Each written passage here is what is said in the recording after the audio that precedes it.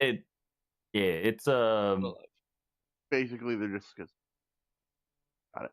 it's technically it's an illness, but they're referred to as demonic possession, and it kind of goes with the environment that they kind of got thrown in, and it gets activated on extreme negative emotion to an extent wait, do we already have a canon crossover? of DDD. No, canon. I know that's a Nasu. Oh, canon. I know. I'm probably, but there's two A's in there, so I never know how to pronounce. They referenced it, but I don't know if they have it. It's a can with a 2A and an N. Yeah, It's K-A-N, Kanan. K-N-A-N. Butcher that for the rest of the turn. I thought that was a tune my art piece.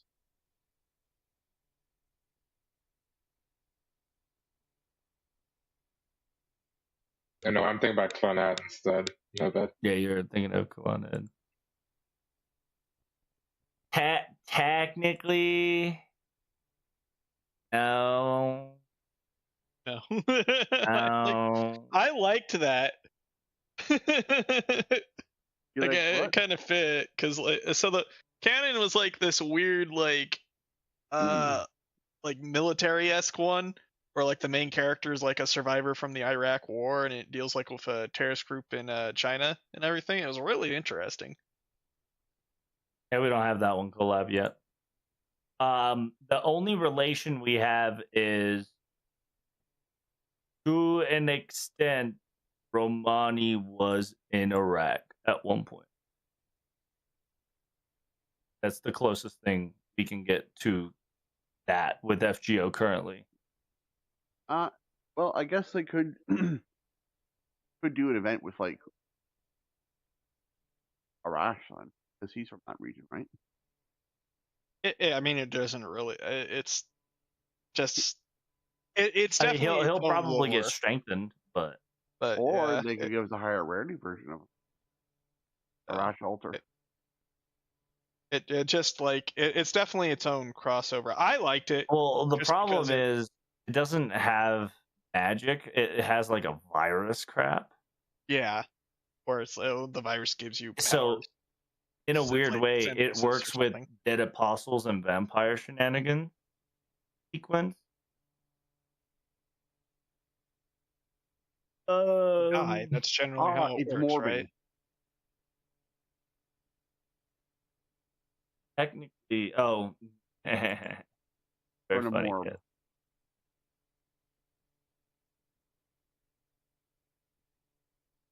A lot of shit. Because technically, Nasu, I don't know if Nasu did. I thought he was a sub. Is it OG by Nasu? I thought it was written by somebody else. I think it was co-founded by Nasu and others, but I don't think it was. Takeuchi. I don't Then know it might who not wrote get. that. Then it Oh might yeah, not. there it is. Writer Mari Okada. He was the So OG it might not get included. of Can. Why not? Strange Fake isn't written by Nasu. It's backed up by Nasu. So if it's backed by Nasu, I see no issue with it. I really liked it. It would be cool to bring this back, I think. But I think that will be one of the harder ones to slide in. I mean, multiverse theory. Who cares? Cat will like the it, but Avengers she's in that. blonde hair, hazel eyes. She's like archetype, Arcueid. I guess they would fall into the same category, serving as what, and yeah. You have.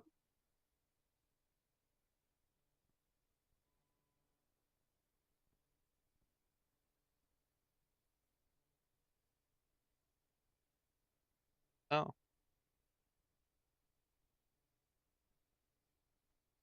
Icon's gonna be a hard. That's definitely gonna be a. I really. But then again, well, no. Continued. I liked it. It's a shame it only got the one run.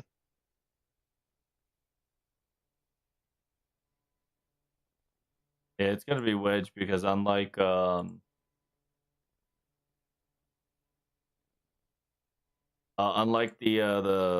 sister girls, it's completely in their own world.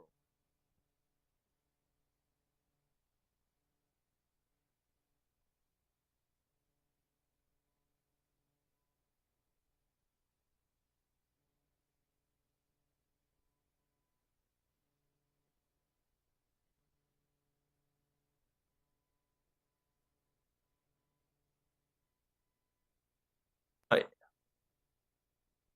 what is? Oh yeah.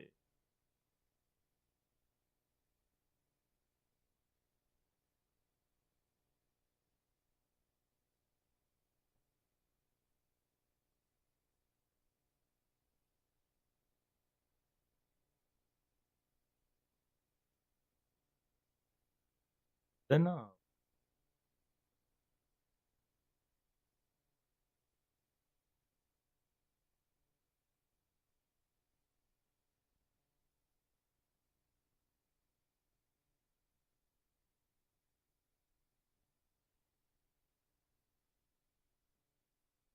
Yeah, the problem I'm currently having is that Abby's story and this current story's timeline doesn't match up at all.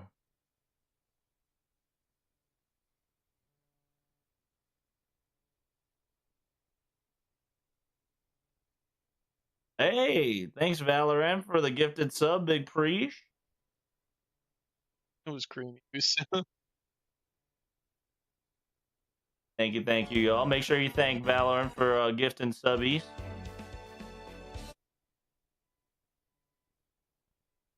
Oh, Creamy is gifting subs too. Thank you, Creamy. And indeed, thanks, Creamy. Save up to 30% on sub. Oh, interesting. Yeah, so it's one of those. Whenever you gift a sub, Valorant will give additional subs.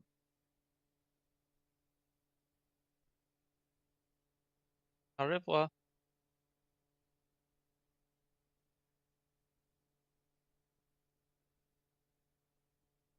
Hello, chat. Thank you, Mr. Creamy, for the gift subs. Chat, if you guys are lucky enough to get one from my man, Mr. Creamy, go give him some love. And can the rest of the chat give Mr. Creamer attention? I'm going to go fix myself a drink, and I will be right back.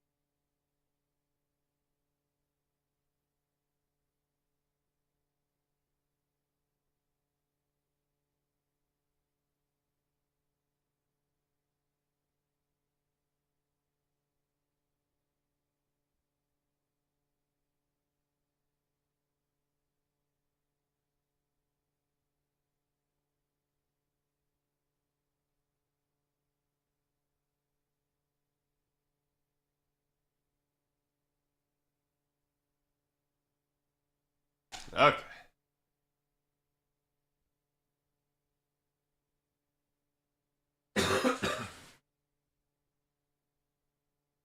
Hello.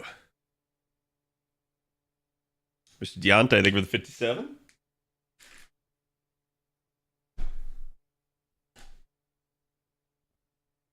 I fixed myself a glass and I didn't grab myself any soda.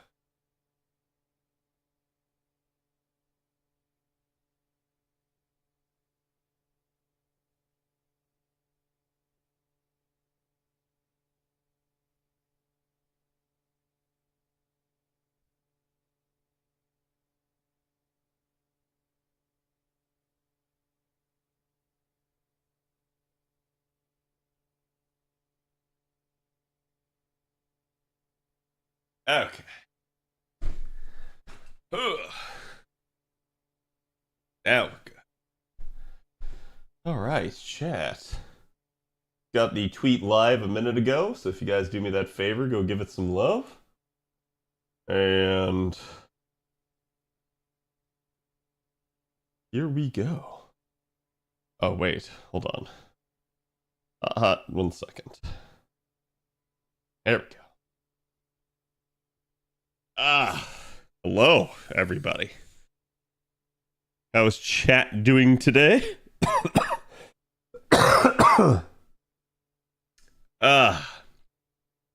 So I will probably not sound better to you guys, but believe me when I say that I am.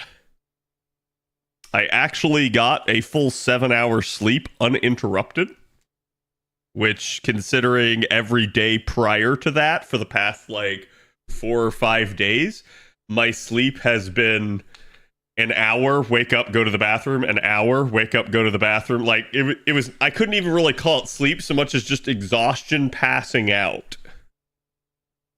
So my body reawoke me. But yeah, we're on the mend. I seemingly have lost a bunch of my like cold flashes and stuff like that. I'm not really getting that anymore. I still basically have the drainage, but my body doesn't feel achy. I'm getting over it, which is definitely nice.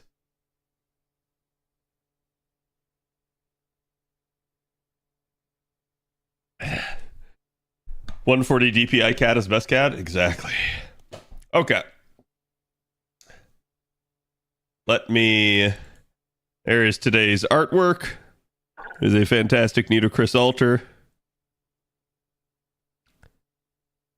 Make sure you go give the artist some love. I probably should have used it for yesterday's stream, but, well, you guys know I'm Lartoria brained, so it is what it is. Okay. Let me fix Aurelia there. Bring her back. Oh, what is this? A hype train or a hype chest? I don't know what that is. That's okay, that's weird. Anyways. You guys can see I've been making blue apples all day. I do plan to start LB7 with you guys. But I got stuff I gotta do first, so in the meantime, let's go over to JP. The JP event is still very much straightforward, but JP has had maintenance, so hold on. Before I dox myself right there, I almost did. That was really close. Because it was opening my account. Apparently, I have not updated.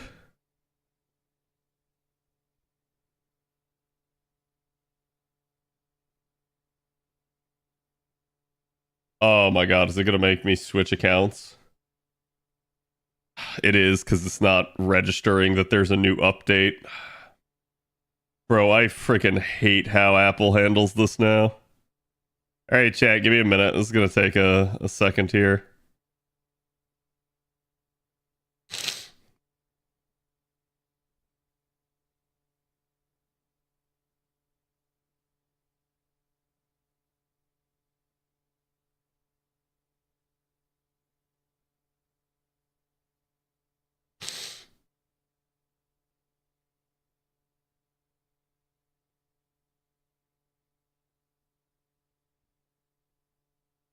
Lucario, I don't know why you keep posting the schedule, man.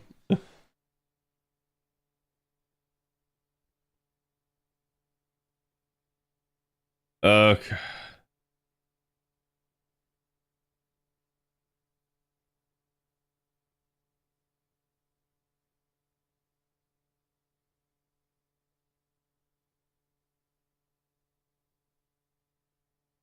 Alright, now it's updating.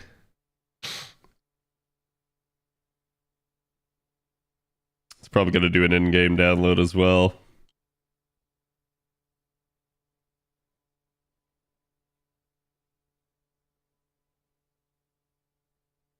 Cat sees Lartoria must share it? Yes.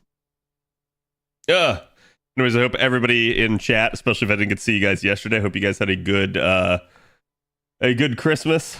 I unfortunately, like I was saying, like basically just had to spend time alone. I did not get to spend it with my family as much. Like, I did go over there, I did open gifts with them, but then I pretty much came right back due to how bad I felt. Mac, thank you for the follow, appreciate it. And Okayus, thank you for the gift. Okayus yourself, thank you for the resub, thank you for the 1 year, appreciate it, my dude. Prophet, thank you for the 61.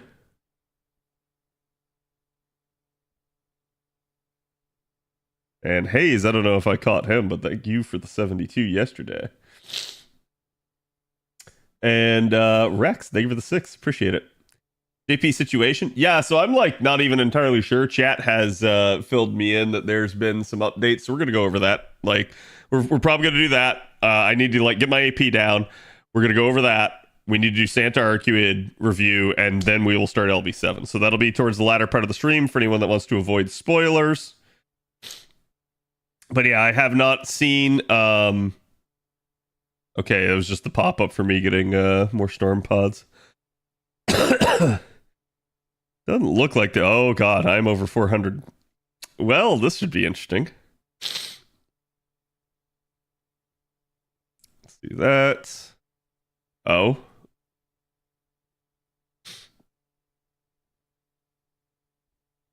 I will certainly take more statues.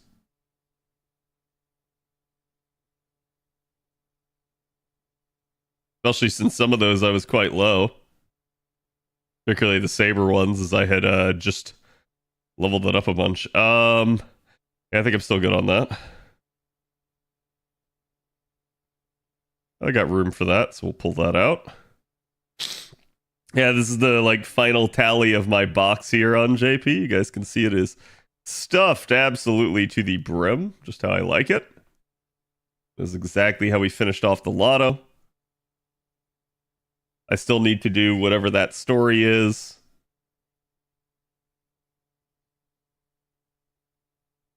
And I haven't really come up with a good composition for this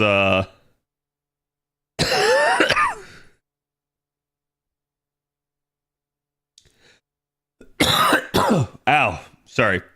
The only thing that's still like bothering me today is I have a really bad cough today. That I didn't have the other days. Like, I was coughing, but it wasn't like painful. Today it is painful.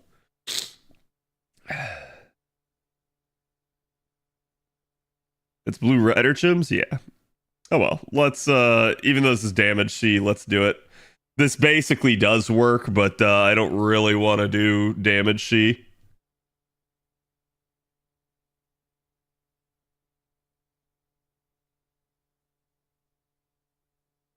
We'll run it through. Here, I think I can turn it on. Since I got the new computer, I haven't heard that we have the audio delay glitch.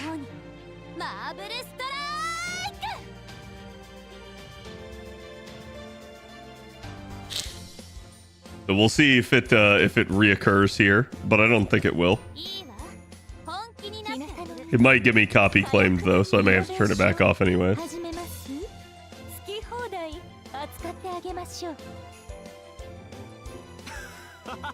Pull one of those out. Arigato.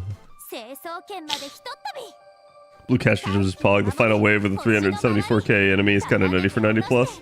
I mean, even that's like pretty doable. It's more this single enemy at as much health as it has. It's kind of nasty because you basically, like, anybody can kind of ramp their damage wave 3 with Oberon, but needing to basically be able to surmount a second wave on top of that is kind of annoying. And that's like them trying to make you do a again, a different sort of like composition so that you use a damage dealer in the middle wave. That being said, I don't think there's actually that many bonus units for this event, so but we'll see. I'm using Arcueid, Baobon, Koyan, no plug. Are you using damage C though? Like, if anything, I would like to stop using damage C.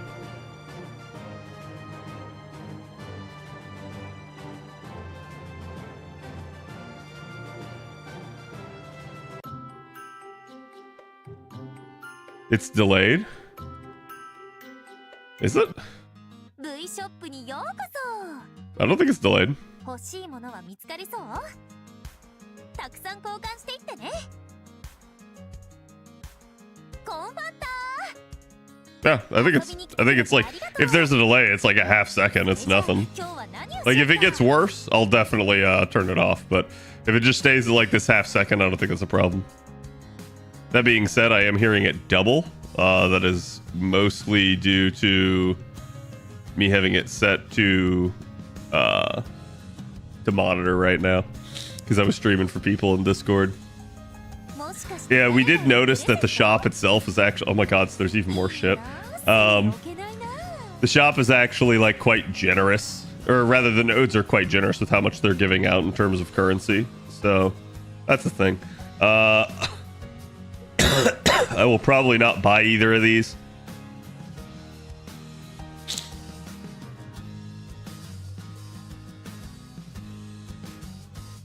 At least, sorry, not yet.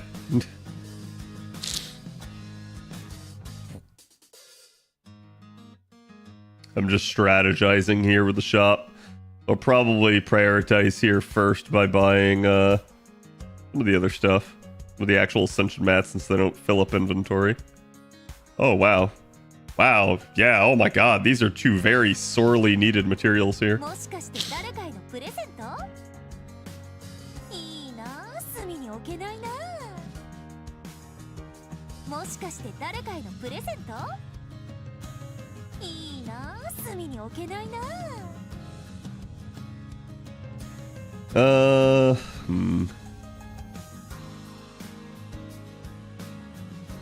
Executive decision. 遠慮しないでどんどん持っていってね。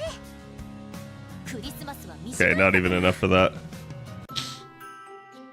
You got good health for Christmas? Oh, well, that's good for you. I didn't.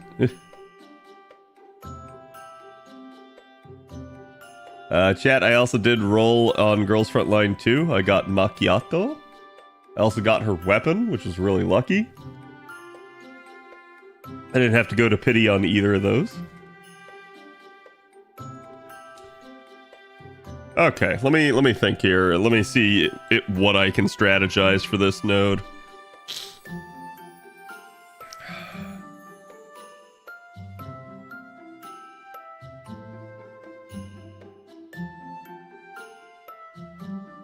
So it's our Santas again. Ooh. It's wild that new Arcueid here is on bonus, but oh wait, is old Arcueid? Let me see.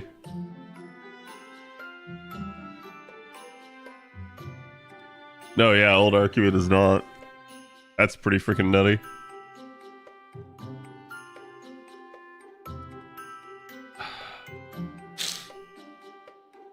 I wonder if I can seal this.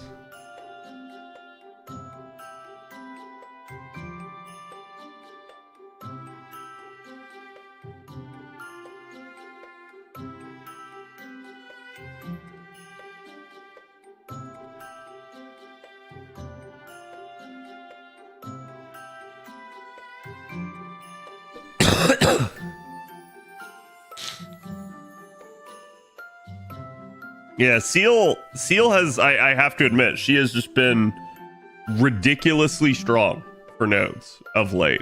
And that is on purpose. That's the dev's design coming through. Like, they keep kind of doing it where the node just works out really well for her. But it's also the case of she is just a very strong unit in general. So.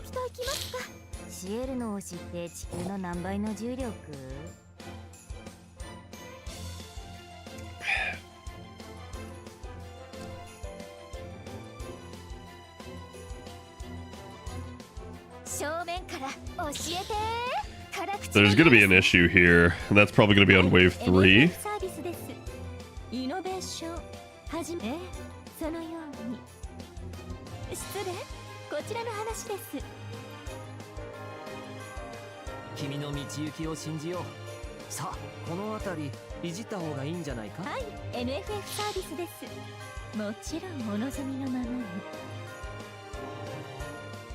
Yeah, Summer BB may actually be more ideal. We'll see. I want to NP.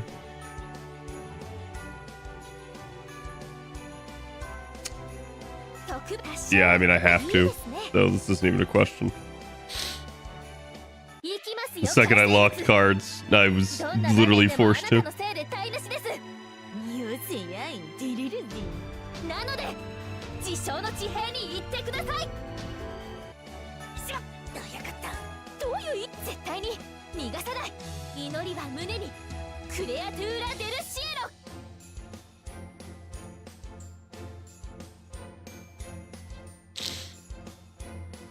エロ。 Okay, that presents a problem.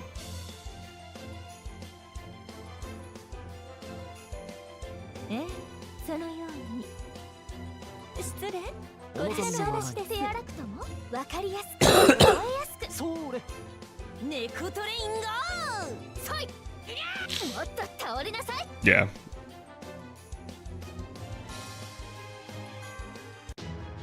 Does it though? No. 始めます。次の授業です。容赦はしません。甘口のようですね。特別授業いいですね。現在固定。主の皆において第7の神よ。火よ。鉄は炎に。精霊よ。Nita Alter does some different stuff than OG. やれいシエル。言われなこれならどうです？ Yeah, that'll work. That's a 6 slot too, so I'll take it. Because I feel like even if I don't like perfectly 3-turn that, that's still very easily capable of like probably at minimum just having to like mop up the singular enemy on the side there rather than anything else. How important is Merlin Steel comps? It depends on how you're utilizing him. So like for instance right there, it may have been better for me to hold off and swap to him wave 2 because the 20% charge there, like, all right, this starts to get hectic, right? But basically what it would have allowed me to do was it allowed me to going back to wave 1, I noticed that I had a need to NP Buster. That generated me 80% charge with basically the refund from her first skill. So essentially, I had 2 choices. Choice number 1 is to use Koyanskaya number 1's second skill, because I used Koyanskaya number 2's second skill and rotated her out. So basically the choice was pop both, or simply not rotate for Merlin, or at least not use him right away. Because Merlin would have provided me with 20% more charge that I just went ahead and did on turn 1, and I probably didn't need to do. So that would have secured me for wave 2 and allowed me to NP there. However, on wave 2, the thing that I noticed as well is that if I have to card, I'm probably going to need stars. And the thing with that is utilizing Koyanskaya's the first Koyanskaya's second skill on wave 2 would have also been better. So this is kind of why I thought like, well, I could have used it here, but it's probably better to use it over here, right? So it just kind of depends. Let me take a look at one.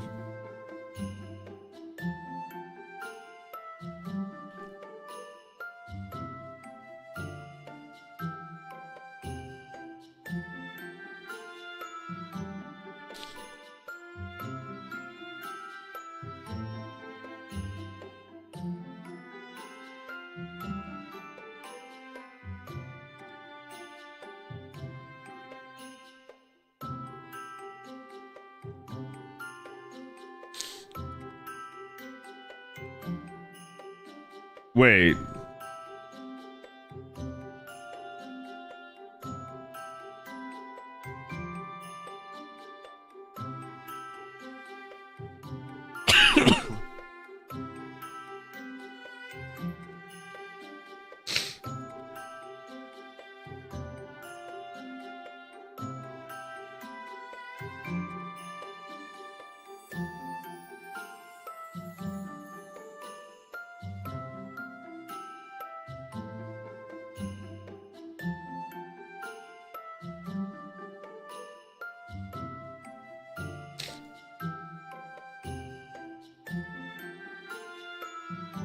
Oh, okay, okay.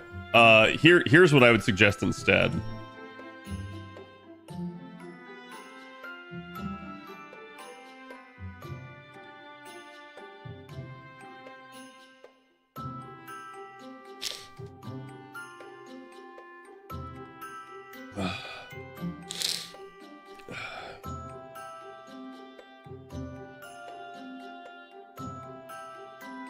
Sorry, Chad. I asked Avalon to do a last-second project for me.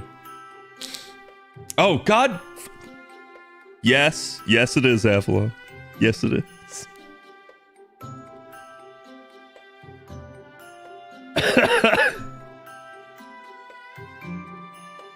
I don't know. I would probably remove those two then, just for the sake of clarity, because people are going to look at that and go like, oh, are they stupid? Right?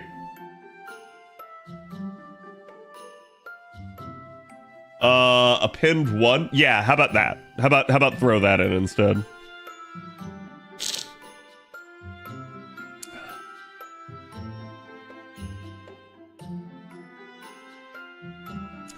As the replacement in case you had it.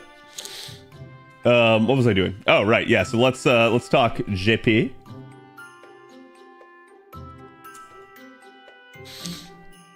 Okay, chat. So like I said, I haven't even read this myself. This got linked to me basically before stream. And that was we watched Infinity War because I hadn't ever watched Infinity War Endgame. We're probably gonna watch Endgame tomorrow. And we didn't have time to watch Endgame before stream, so instead I sat down and played some Marvel Rivals. So I was playing that pretty much right up until stream. But yeah, let's see. So okay. So we do know, like I went in, I did when I woke up this morning, I did my AP, and apparently like right after I finished doing my AP, JP went down for maintenance, so that was very well timed of me. Notification at the end of temporary maintenance to investigate and address the mission reward issue, which I believe this was the original issue that got exploited all the way back then, where people were getting extra quartz.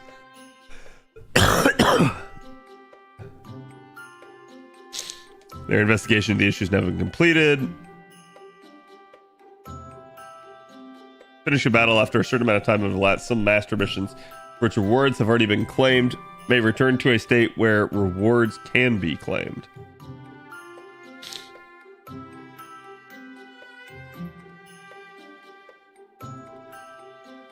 Yeah, so quite literally just between these time periods, basically a 6-hour time slot. And the reason it was this time is because they took the server down.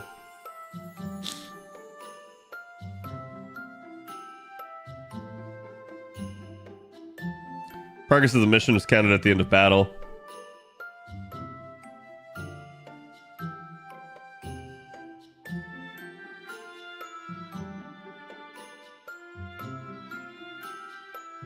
The following rewards were not included in the bug, so that's why you didn't see people with infinite grails, rare prisms, mana prisms. Okay, that makes sense.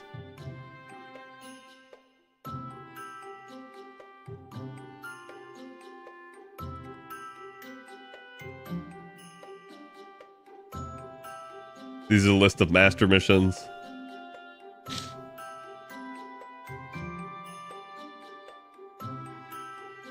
Status of the collection of rewards affected by the bugs as follows.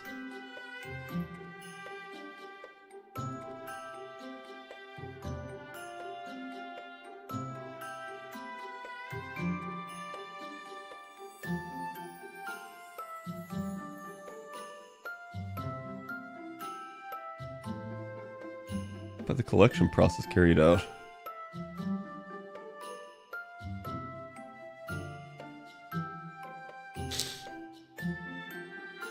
Okay.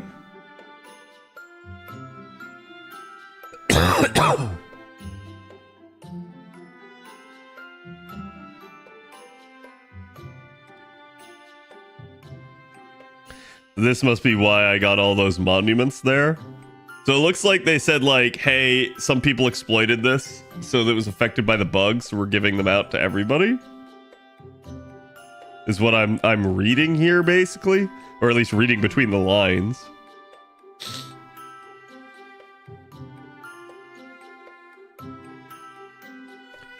Saint Quartz freely obtained maximum of 915 pieces. Wow.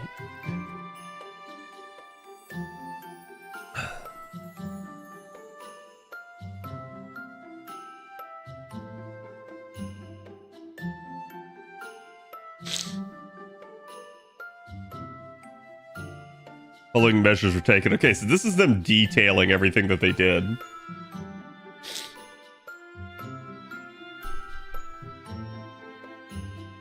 So, Chaldea Dreamfire, this is the, what, the Bond Grail?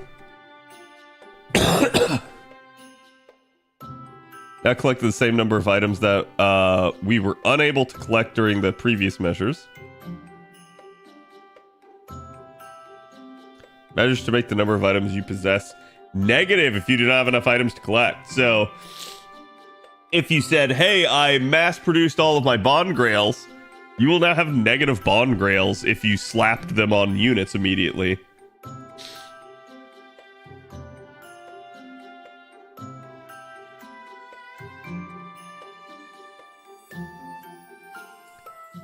This is the Faux Pas Prince.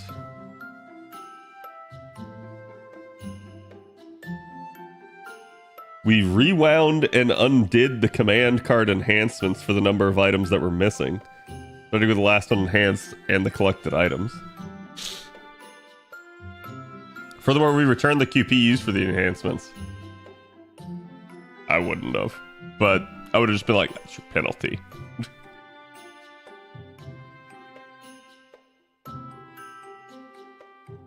Various gemstones QSP. You'll distribute the maximum number of each item that has not been collected. Okay, so basically they pulled back everything they could from the pieces, monuments, and QP. And what they couldn't, they just distributed to everybody. So again, that's why we all got like a windfall here.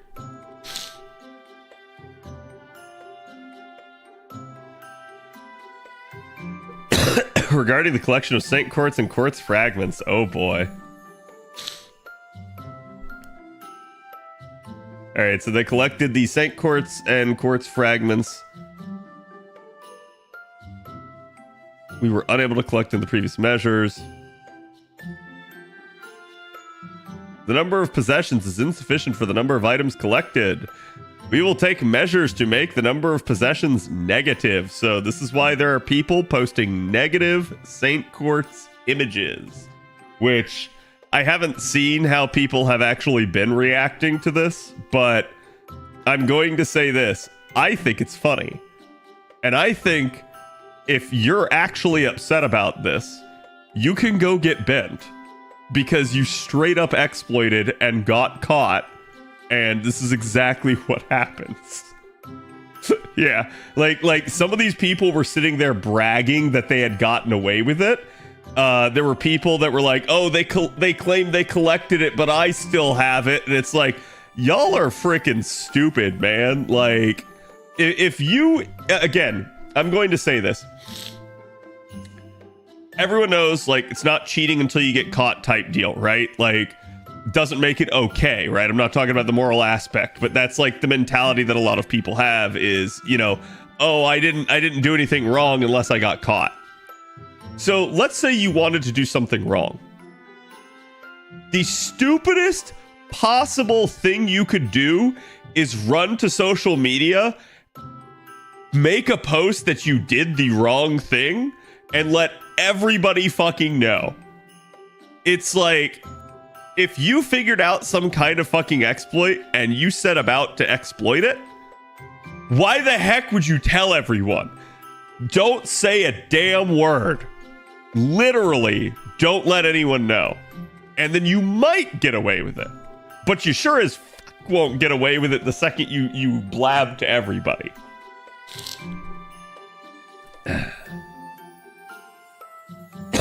Yeah, it only affects free Saint Quartz because it was quartz that was given out for a mission reward.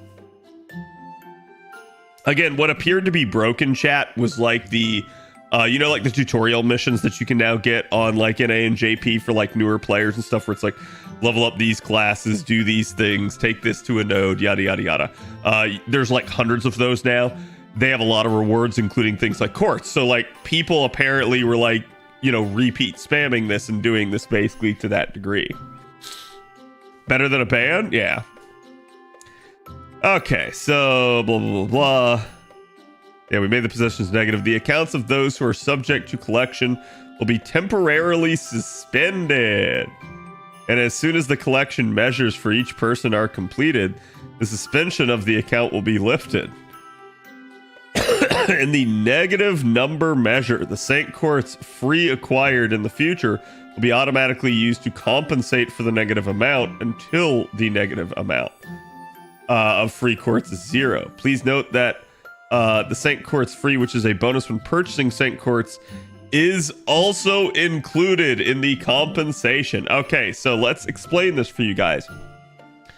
Those of you guys that do not spend any money on the game, whenever you buy a pack, there is a portion of the pack that is basically paid and free.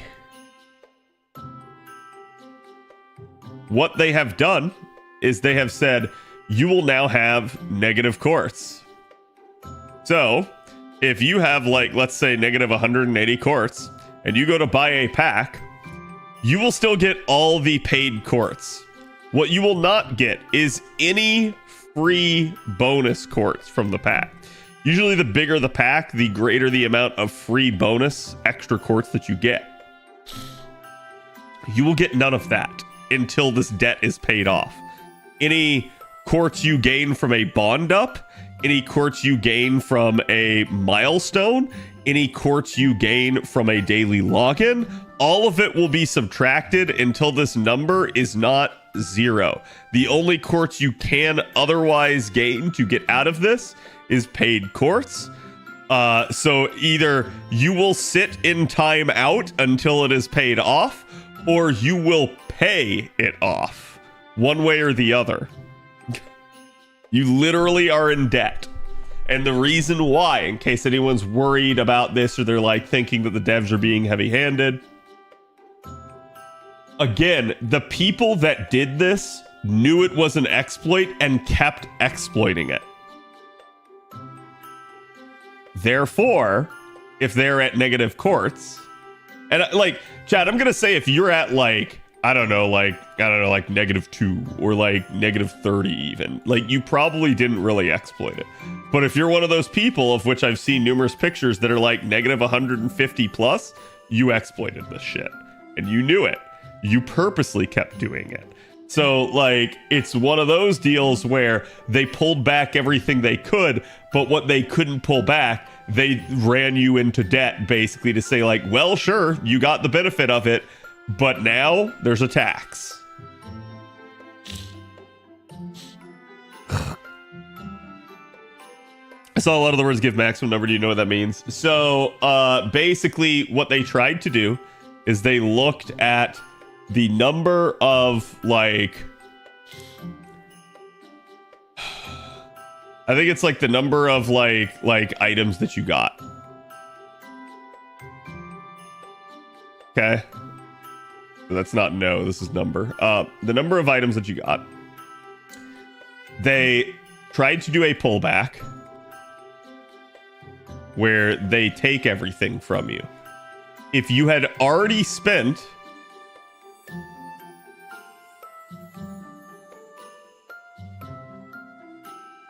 you now go into debt. If you had not already spent, you are fine. They just pull it back and you're back at ground zero. Okay? So that's to me how they interpreted that. Which again, I think that's perfectly fair. It's just all they did was they undid your exploiting. And people that did it, their accounts were suspended until they could undo it. Because they basically had to freeze the accounts so that they couldn't do more. And I'm sure some people are like looking at this as like, oh, they're punishing them, they're suspending them, how dare they? But like, again, chat, they had to like lock down the account in order to stop, like in order to stem the tide, so that they could actually figure out what all went on instead of like the person just like flooding the account so that they could never figure it out.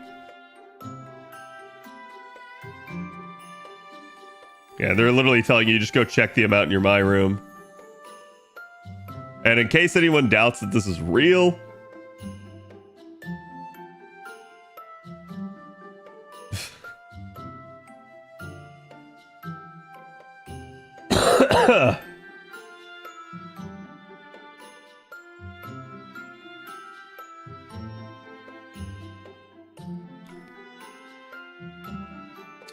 it's definitely a thing. So. Was this JP only? Yeah.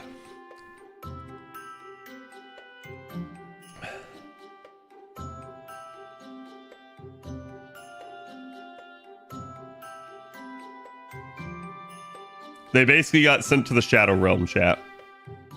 They got sent to negative Quartz.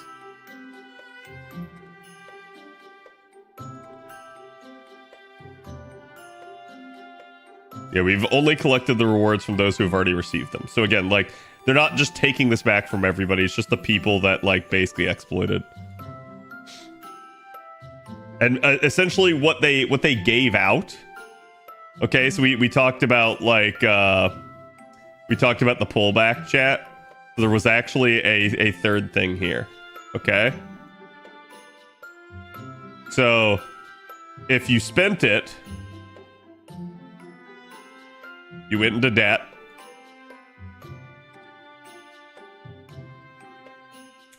If they basically could pull out everything, you're fine. You're back at ground zero. And if they couldn't, okay, then they gave it out to everyone.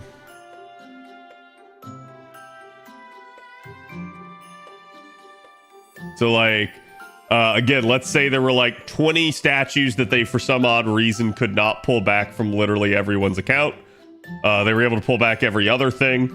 Well, they couldn't pull back those 20, so in order to be fair, they just gave it out to literally everybody else. So that you match what the exploiters got.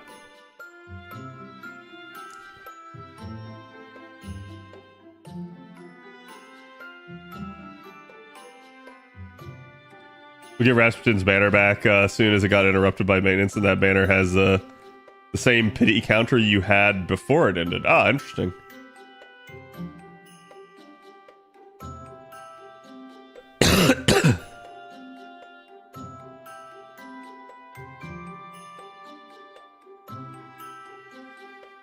Yeah, so these were just all the prior updates. So you can see this has been an ongoing issue. They've tried to, like, let everybody know. This is just... boom, today they actually finally wrapped up everything that they did. People are now negative Quartz. Again, chat, don't exploit, you'll pay for it. It's not a good idea. That's basically what they're trying to say. So it's really interesting. I'm surprised that they dropped maintenance in the middle of again a 6-day event. That's my only criticism in all of this, is that, like, with everything that's happened and how they've handled it, the maintenance in the middle of a Lotto and the maintenance in the middle of a 7-day event, is like, it's just really poorly timed. But I get, it's like, you gotta fix it, so. But yeah, that's basically what's happening on JP. Let me go check NA here, make sure I'm not about to cap. Looks like I have some time here, so maybe we'll have enough time to actually go over Fantasm Moon here.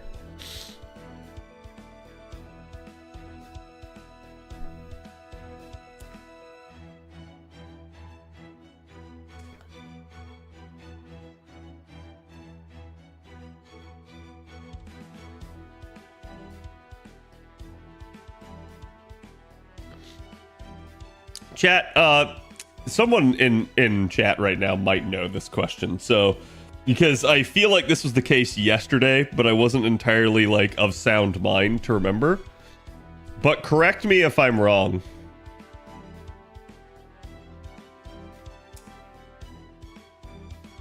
The extra attack performance buff on Phantasm Moon stacks. The change to hit extra attack on all enemies does not. I'm trying to remember because I feel like I got to double pop this skill on the final turn. And I feel like this stacked, this did not gain an extra buff. But I'm not sure. Did I unlock the Girls Frontline platoon? Yes, I did, and I put the like guild/platoon code in my channel in the Discord.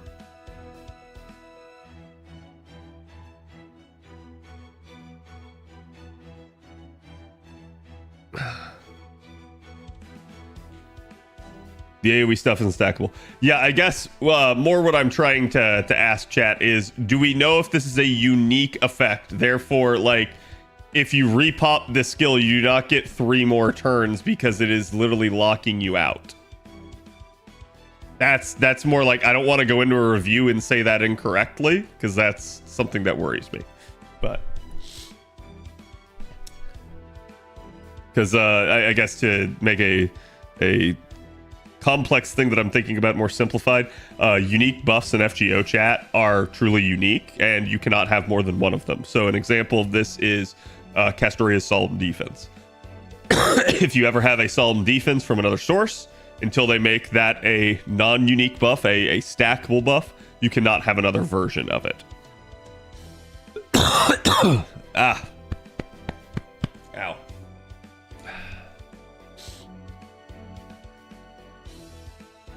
I want to say it's unique. It doesn't stack. That's what I think it is. And I'm pretty sure in yesterday's VOD, we were testing her out. Let me see if I can find it real fast before I make myself a dumb.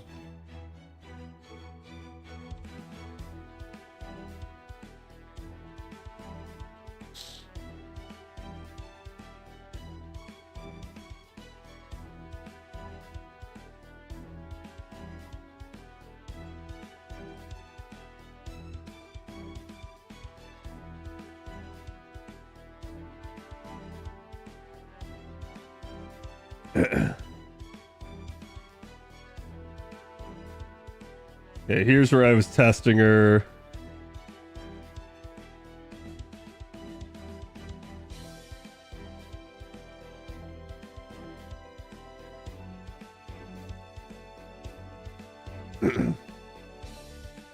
There is not a second.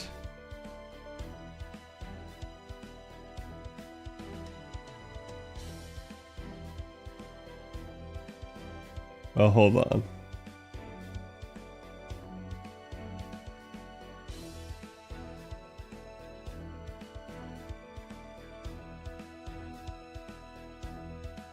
Okay, the first run that I didn't get to double pop it.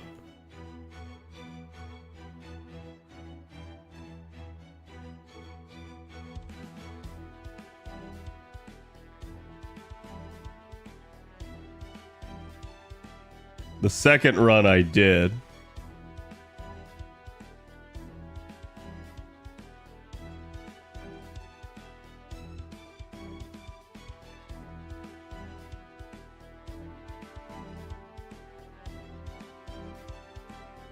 Oh wait, did I?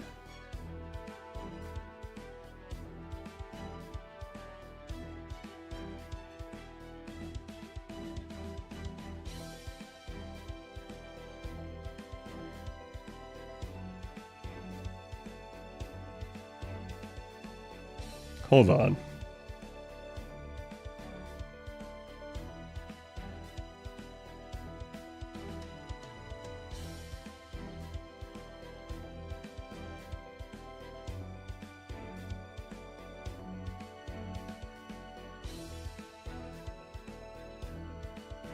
Oh, I did not double pop it either there. Okay, so I never actually got to see.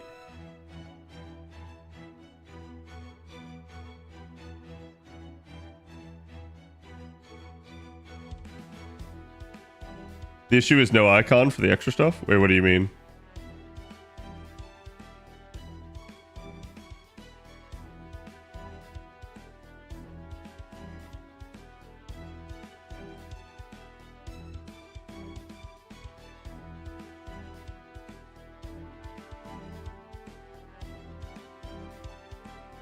I'm confused.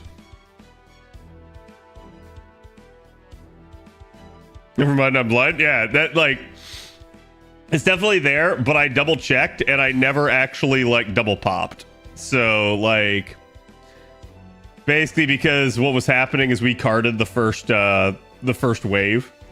So like I didn't actually end up doing this twice.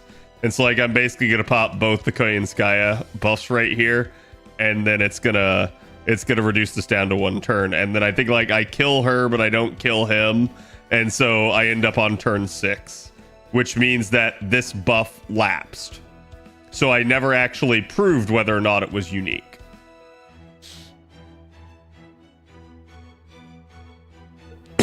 Do I have the AP on JP to test? I can.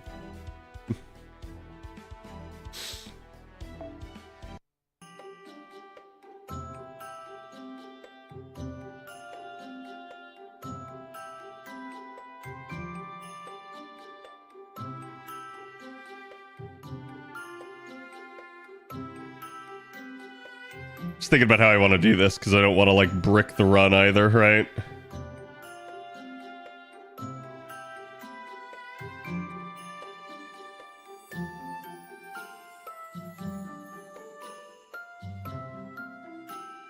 Probably swap it out, give her the damage she.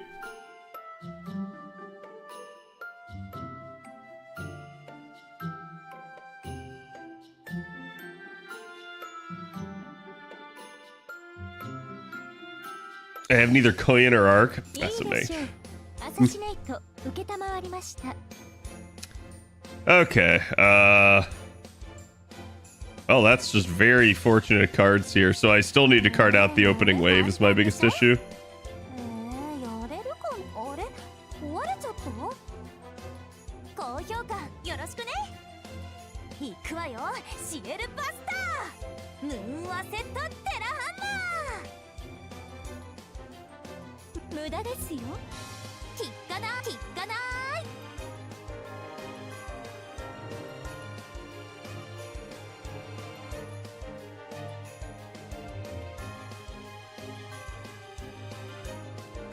Trying to hear if there is an audio delay. I may have sound effects turned off.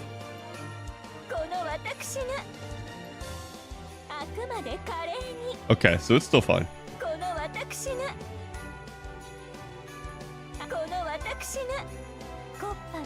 It does not stack, so it is a unique buff. Ooh, that's spicy then. I mean, I'll double check right behind you here just to make sure we're on the same page. So actually, this should be the turn that I should pop it, just to be on the safe side.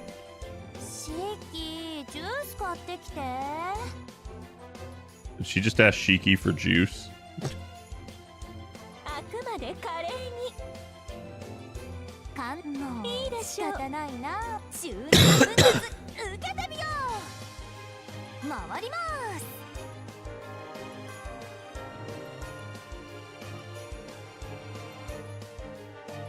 Okay.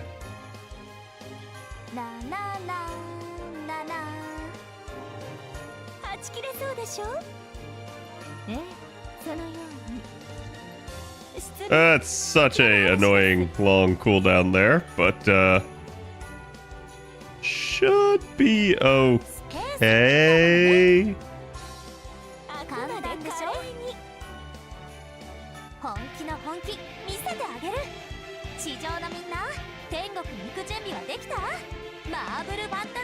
You know, Arc has Shiki hidden somewhere in Chaldea? Probably.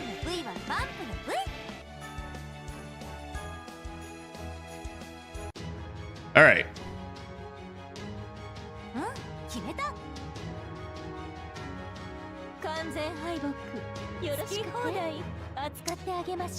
Just stack everything here for the purposes of going boom.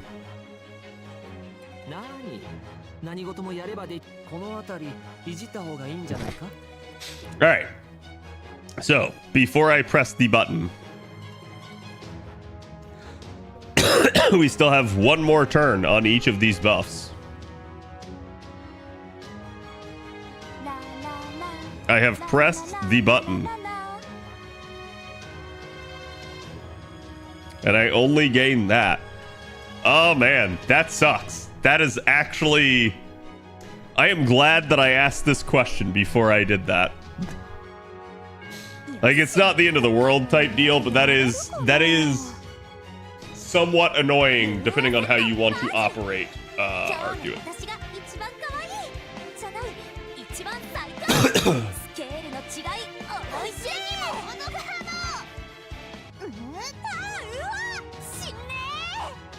Annoying and disappointing? Yeah. Okay. See, chat, sometimes it pays to ask a question, even if you don't know the answer. Someone in chat might know the answer, or we can find it out together. And that's how I've always operated this channel, and I vastly, vastly prefer it that way, where I give you guys the opportunity to prove me wrong, or again, ask questions, and then I also ask questions of you sometimes.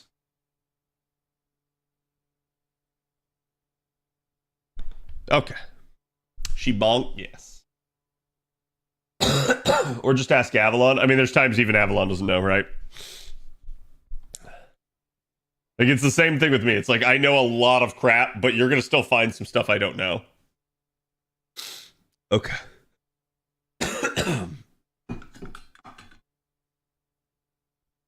Don't want to drink my soda in the middle of this. I'm adding some honey to my water.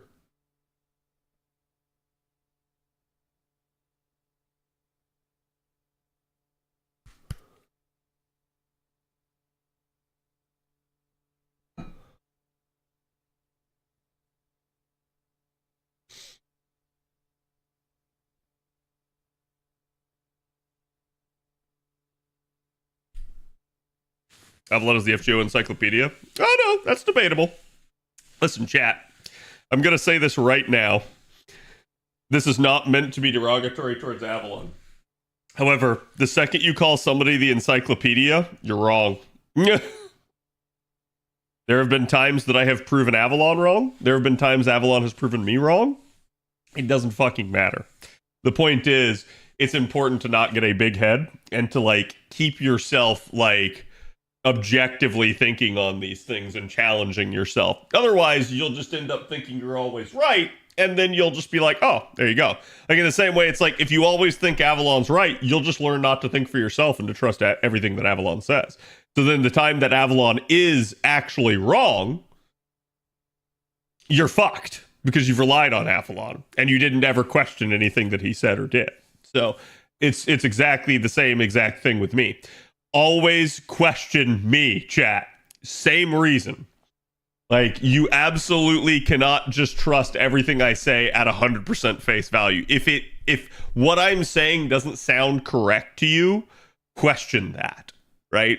Because at best, you'll get an education from it. Like, I'll sit there and I'll talk about, like, okay, here's why that is the case, and you may have a misconception. Or you might end up encountering a misconception that I had or that Avalon had.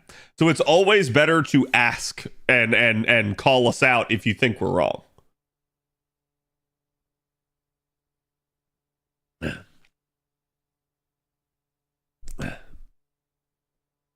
I know a lot, but I could be wrong. See, it's the same thing. Like, both me and Avalon will tell you, I have had people that have tried to hold me up as, again, like an encyclopedia or an expert in the game, and it's like, do I think, like, both me and Avalon are at that point? Yeah, to a large degree. Like I think most people would look at us and consider us to be that way. But I don't think either of us thinks as ourselves as that way, for that exact reason. It's like, it's kind of that whole statement about, like, the wisest man knows that he's not wise type deal. It's like, the second you start thinking that you are, it becomes a sort of like self-fulfilling prophecy of like you not being that way. So it's like it's better to just not assume that you know everything. Therefore, you'll be smarter for it. You'll think more critically about things. You're a Saberface expert? Oh, listen. I think most people would probably assume that to be the case. But could somebody figure out something about the Saberfaces that I haven't? Yeah, absolutely. Like, without a doubt. That's the only reason why I say all that. Ow. Ow. Okay. Anyways, let's get started on this.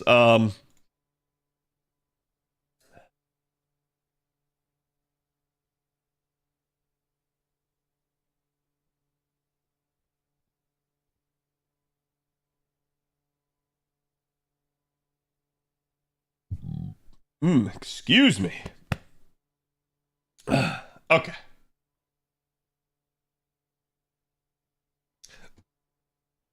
Let's pull open. The heck is that?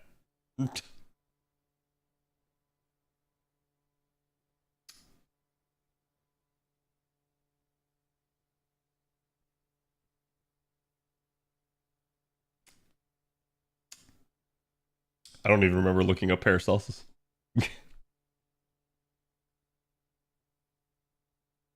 Let's see. What do I want here?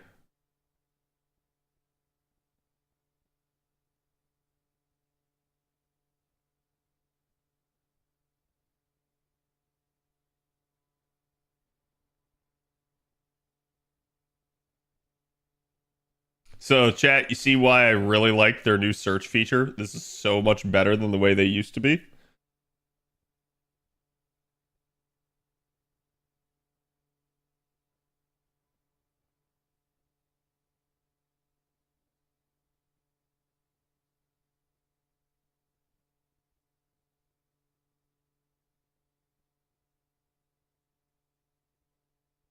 Well,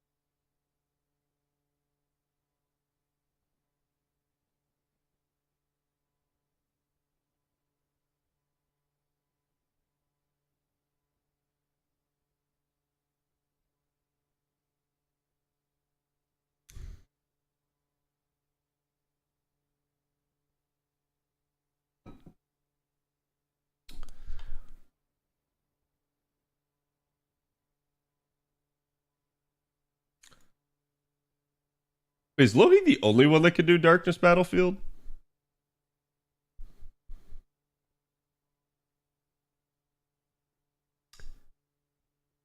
I thought we had another.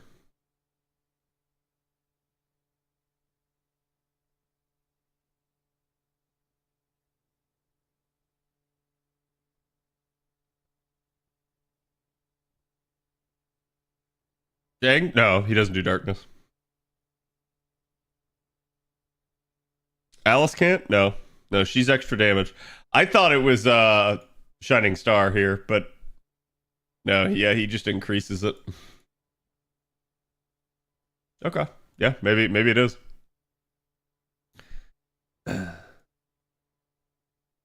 Only Lucky.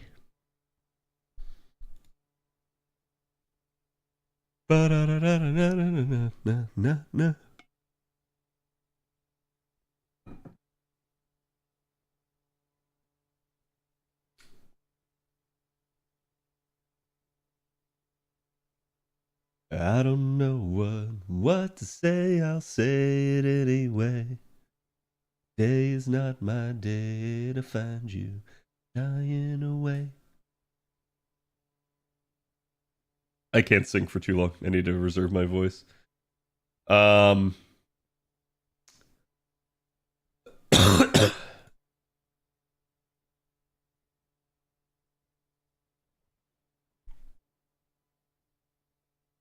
This like resize itself really weird or something. Can't tell. Or no, maybe it's the extra border here I'm not used to seeing.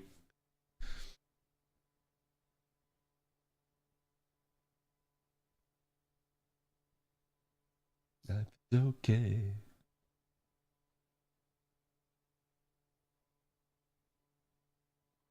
All right, I think we're good to go. Hey guys, my name's Khadroth, and today we're going to be talking about Fantasm Moon. Basically, Santa Arcueid, as we have taken to calling her. She's actually technically not a Santa unit, but it is what it is. She's essentially Magical Girl Arcueid or Christmas Arcueid, depending on how you want to think about it. But basically, E-Girl Arcueid, as she is in her second form, Streamer Arcueid, is going to be a very interesting addition to the game. Now, she is a limited unit coming out with the week-long event that we have here that is basically our second Christmas event that's going to have a raid.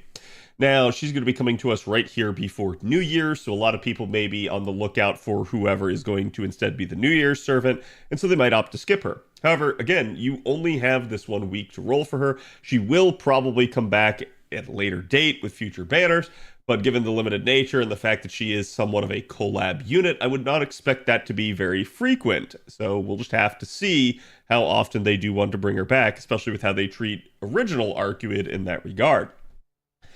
Now, what Fantasm Moon here is going to be is she is going to be a single target buster-based pretender. Now, this is very strong given the fact that she's an SSR because we basically don't have a single target SSR pretender in the game until her here. So with her coming in, she's representing an upgrade in terms of something that the game has never had. We have had a Hephaestion who's been very serviceable. She's been a permanent unit, and she does have 100% charge. But admittedly, having Arcueid being more buster synergistic and having a little bit more firepower in terms of the actual carding capability as well is definitely something to pay attention to. Let's start out though here first by going ahead and talking about Arcueid's raw stats. So you can see here right off the rip that she has already just a very high attack power stat. This is going to be 12.4k. It's not in the 13k range, but this is definitely in the upper echelon of units and something that is very nice to see, especially on a unit that's going to be doing a lot of carding. The downside here is going to be that she's absolutely anemic when it comes to HP for a 5-star, but this is just going to be something that you're going to have to learn to live with. I think this will be made a little bit worse if you're trying to run her alongside Double Koyanskaya. So keep in mind that if you are doing her in some sort of, Double Koyanskaya setup for farming or something like that, yeah, you'll probably be fine unless you somehow mess up and the enemy ends up with an ability to hit you and then maybe kill your Arcueid, but otherwise you'll probably be okay. It's more in challenge content that you're really going to want to watch out for this sort of thing, or if you're trying to somehow, let's say, solo with her, which may be something that people want to do due to her unique carding mechanics. She is a star attribute, which is at least relatively unique in that sense. And again, taking a look here, she has 104 star absorption, a little bit higher than your average pretender star absorption. Her star generation rate here is 20.4, which is definitely not bad. Her NP charge rate is 0.58. This is pretty much right around the average. Her NP charge defense is 3%. Her death rate is 21%, which is a little bit below average. She is lawful good, female gendered, has the basic traits of Intima Elish nullification, again, partially due to the fact that she's star. Immune to Pigify, humanoid, non-hominidae servant, and then in stages 1 and 2, she is both levitating and space flightable, as, those are kind of unique traits as well. So taking a look at the deck here, you guys can see she actually has double buster, double arts, and a singular quick card. Realistically speaking, all the hit counts are average or better, with the quick card especially being, at 5 hits, 2 above average, and the buster cards being 1 above average at 4 hits. It's not super imperative that they be, but definitely you're going to be wanting to try and land Buster crits with Arcueid, especially if you're running her alongside someone like Koyanskaya. So that's definitely going to be a thing I think you'll see a lot of people do. Now, talking about the actual deck in terms of what it has to offer you for carding, yeah, having that second arts card is going to make it a little bit more beneficial to you in terms of being able to, again, like get back to a noble phantasm and stuff on its own. But you're really, again, in a Koyanskaya type setup, going to want the Buster cards, not only because they're going to crit, they're also going to, especially with Koyanskaya's second skill, be able to generate, force charge based off of that. But you don't have to use her with Koyanskaya. It's just going to be sort of one of the more optimal choices if you're trying to get a lot of Buster synergistic crit damage out. But again, some of her carding mechanics here are actually going to deal with her extra attack. So again, it being a 5-hit and just kind of being average right now is okay. There's nothing concerning there. Taking a look at the active skills here, you guys can see the first one is going to have parties in P gauge by 30%. This already is just a huge clue into the fact that she could be used in a supportive aspect. Again, we have a lot of discussions nowadays about sort of multiple damage dealer type setups and running alongside maybe only one or two supports. This is definitely an interesting thing when your damage dealer can also act as a support. So Arcueid's going to function in that capacity. She could also here, because she increases the party's NP damage, provide some more support to that degree. This is up to 20%, and even more so due to the fact that she can increase the party's overcharge by one stage, one time over 3 turns. So this is going to allow allow her to not only help other people out, but it's also going to allow her to function in somewhat of a invincible/immortal comp, depending on how you're trying to run that. If you're trying to run the Buster version alongside Castoria and Merlin, then obviously she would be a very nice synergistic fit, as she will have that extra sort of overcharge rank there. She's not going to have it tied to her NP like someone like Morgan would, and she is a single target damage dealer rather than an AoE necessarily, but that's just with her NP, so we'll talk about that more in a little bit here. The skill, however, is on a 7-turn cooldown, so if you want to double it up in a like farming setup type deal, do understand this is going to mean that you're going to probably need her 5th append if you're trying to get back to it within the conventional 3-turn setup.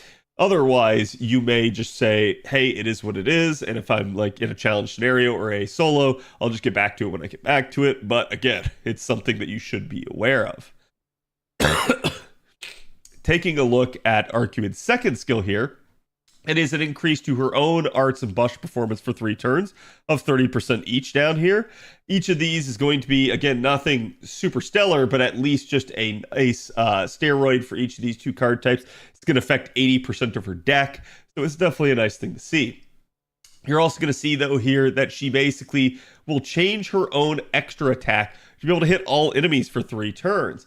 This is the same thing as Aoko's effect in that regard, as it's going to allow her to basically make her extra attack do AoE damage. And this is going to mean that depending on how you're handling things, especially if you're, say, following it up in NP, you might still be able to like card it out and have sort of her extra attack finish enemies off. This is something that we really need to talk a little bit more about, and I'll talk about it after we get done with the kit. I have some numbers for you, and I want you guys to be able to see that so that you can understand kind of how this is going to work. Again, what it's trying to tell you, though, is that the damage in NP star generation per target is halved compared to single target attacks. What that means, if you are, let's say, attacking 3 different units, normally if you're attacking 1 different unit, it would do, like, let's say 1.0 times damage. Instead, it's going to do 0.5 basically to each one of these, rather than dealing 1.0 to 1. It's going to cut it in half, but deal it to everybody that you're targeting. That is an interesting thing there. It's going to do the same thing with the NP and star generation as well. And then again, you guys can see she does at least have an extra attack performance boost for 3 turns here by 100%, sort of trying to negate that capability there and allowing for her extra attack to still pop off. She's going to, from there, charge her own NP gauge by 20%. Do note, though, that this aspect does not scale with the skill. So in theory, you don't need to lower the skill just for the charge. You could definitely skimp on it if you want. But again, I'm going to say if you're going to be trying to use her for her carding mechanics and her AoE attack, you're definitely going to want to lower this skill just to have the boost to the extra attack there. All this is on a 6-turn cooldown, so it can't be doubled up on turns 1 and 3 in a Clean Sky setup. However, and do be careful with this, the extra attack change here is a unique buff. What does that mean? That means that if you double pop this skill, you will not get a second version of this buff. Meaning that at the end of that third turn, basically, if you're popping it on turns 1 and 3, at the end of that third turn, if the enemies aren't dead, your extra attack will lose the capability to deal damage to all other enemies, rather than you having a new buff overlapping that, allowing you, again, say like 2 more turns to do that. So be very careful. Again, if you try to double pop it, this is a unique buff. You will not get a second copy of the buff. Her third skill here is basically going to be a crit star bomb. As you guys can see, she's going to gain 15 crit stars. It's going to increase one ally's critical star absorption as well for 3 turns by up to 5,000%. This does mean it's another supportive type skill, and it's very nice in the sense that it's 5,000%. This is enough to basically make even Berserkers and Avengers be able to soak the stars. So it's definitely really, really good even for your low star absorption classes. It's also going to grant the ally the critical star regeneration buff for 3 turns, which means it'll be located specifically on them. So if they die, you'll lose it. So just be aware of that. Again, 15 stars per turn there if you max it out. And it's going to increase the party's attack for 3 turns by 20%. So definitely another really, really nice supportive aspect here. From here, it's also going to increase the party's critical damage for 3 turns by 30%. So again, Arcueid is kind of just helping you power through. Do keep in mind, though, when we're talking about Arcueid herself and putting this on her, her extra attack cannot crit.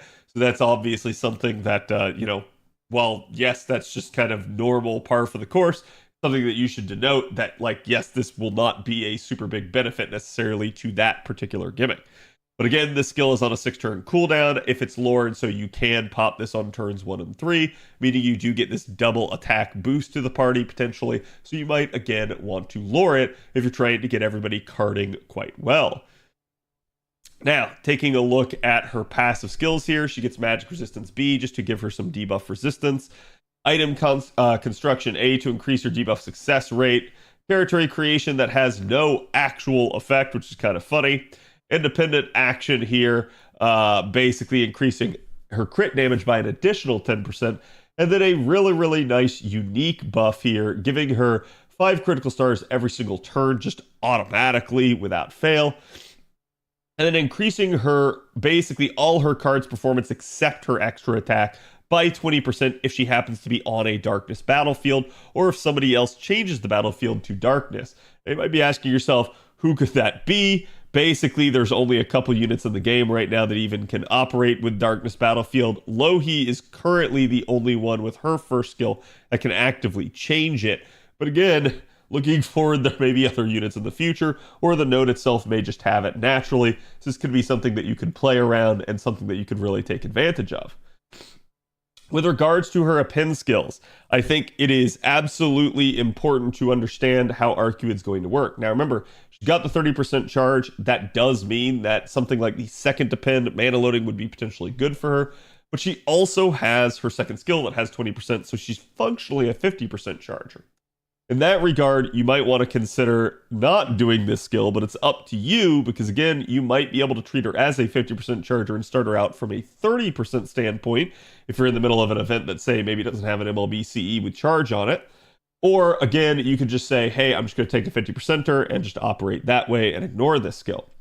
The 5th append would be really nice for getting back to the cooldown on the first skill since it's set at 7. Kind of an annoying aspect that they did that, but this is probably one of the reasons why. I don't like when the developers do sort of push you to getting the 5th append like this, but it is what it is, and it is sort of in line with Arcueid's original design with her original copy, given that she has a 7-turn cooldown on her charge skill there as well. Her first skill also bears worth mentioning, as again, this is extra attack performance by an additional 50%. It's not just NP Gen and Star Gen, it's also going to be damage. This could definitely function well with, again, that AoE attack that she will have. And again, her third append here being against assassin enemies. This to me is a non-starter. This is the absolute worst thing you could take for her, given the fact that she is a pretender. She's really not going to be wanting to go up against assassins. The fourth depend being the critical damage one. This could also help out your carding potential, depending on how you're trying to operate her. Take a look at her Noble Phantasm. It is a single target 5-hit buster NP. As you guys can see, it deals damage to one enemy, seals their skills for 1 turn. Sorry, seals their NP for 1 turn. And basically from there increases her own extra attack performance by 50% for 1 turn. What does this mean? This means that obviously you're going to deal damage, and then you're going to want to try to combine the cards that she has to form an actual Brave Chain so that she can get the extra attack out on the same turn that she NPs. This way you're going to actually be able to get that extra performance boost. It will only last for the duration of that NP turn, not into a subsequent turn. So they are sort of limiting you in that regard. You can't just sit here and stack these up, but admittedly, this is still something where you could have maybe had the second skill popped already and gained the benefit of this. You could have already had the first append as well, or maybe you've even double popped the second skill. You're on turn 3, and you sort of like all the stars line up for you, and you get that really nice Brave Chain with that extra attack. So again, it's something to consider that yes, like if you have the possibility to, you should probably try to chain it into a full-blown Brave Chain, but it does depend on the amount of damage you're going to be able to pump. Particularly her overcharge effect, she's actually got a really just disgustingly good lineup here, as she has multiple effects. The first one's going to deal super effective damage to enemies that are evil alignment. The second one is going to charge her own NP gauge, and the third one is going to further charge the NP gauge of living human allies that are not her. So what does that mean? So again, she gets the super effective evil damage. This will not apply to any of her carding. This will only apply to the NP, so it's not a power mod in that regard. It's just super effective. But again, super effective is really, really strong in terms of boosting the NP's damage. Charging after the NP and having it scale means she works like the Saberfaces that have charge in the back of their NPs, which does mean that, again, the overcharge mechanic that she has on her first skill, if you guys will remember that, it's 1 stage, 1 time for 3 turns. So basically, at least once somewhere in there, you're going to be able to get 25% basically refund instead of 20. But again, you can probably double pop it if you have the 5th skill there. Just keep in mind that I wouldn't necessarily rely on this. If you can get her to a 2nd overcharge rank, though, that would at least be 30% to be a much better break point. It's definitely something to think about. And the charging of the living human NP gauge, except for herself, here are basically your living human units that are out there in the game. Do keep in mind, this is not necessarily the best list of people to pair her with, but Seal is an interesting choice, as well as maybe some of the other supports like Reigns or Waver, and even, you know, somebody out there basically like Alice or Mew. So there are other options here. You do have interesting capabilities, but admittedly, it's going to depend on the type of composition and situation that you're in. Now, with that in mind, let's talk about some craft essences. So basically, right off the rip, something like Black Grail should be possible, especially if you're going to be carding a bunch. But admittedly, this is going to favor her NP more and less her carding. So naturally, this is just going to be your strongest option. Rising Mudrain, on the other hand, is going to be, again, sort of the overcharge variant of Black Grail. This combined with her first skill, obviously, it's going to end up giving her quite a bit, as you would be sitting at 35% overcharge. Even without the first skill, you would still be looking at 30%. So that'd be a way to guarantee that you at least got 30% on that first sort of, again, NP out of the gate, and allow you to maybe get back to the next NP a little bit easier. Victor of the Mood could certainly be good for some of your carding applications. Wouldn't be the best for the extra attack and it being AoE because it's buster centric, but it does at least scale all attack. It is a 2400 scaling CE, which is the highest in the game. And again, it does have a ton of crit damage on it, so it's definitely a good one to consider. Golden Sumo can also be pretty decent. It is permanently available in JP's Mana Prism shop, and basically it has 2000 attack. It's basically going to be starting charge of 50%, as well as increasing your attack further by 15%. This will affect your extra attack and something that may be pretty decent for you. Honey Lake, on the other hand, here is going to be sort of your go-to invincibility pierce option. it is going to be markedly good because if you put burn command codes on Arcueid, you're going to be able to take advantage of a 40% power mod that will impact her carding and her extra attack. So definitely something to pay attention to if you can manage to get your hands on Honey Lake. But admittedly, for other units out there, there's just other options. Or again, if you maybe don't have Honey Lake, you maybe just say, okay, well, I maybe just need an invincibility PRC, and you take whatever the heck you have. So it's up to you, but these are sort of the best options that we can kind of give you for something like that. Okay.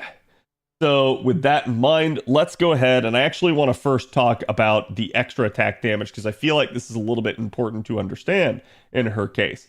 So again, I asked Avalon here to model for me some of the actual damage numbers. These are neutral numbers, so remember with a Pretender, you're at least going to be effective against obviously your Knight classes. It's only that semi-effectiveness, right? But it is something to denote that you won't necessarily be like as neutral as some of the other extra classes are. So keep in mind here, this is an extra attack. We do have something like Black Grail equipped, but that's more just, hey, like it's level 100, you'd have the high attack power from it, but you wouldn't be getting any actual carding effect, right? And there is Man Niche here included because potentially you could be carding, you know, in a Koyan Skya comp, and that's probably your most likely setup.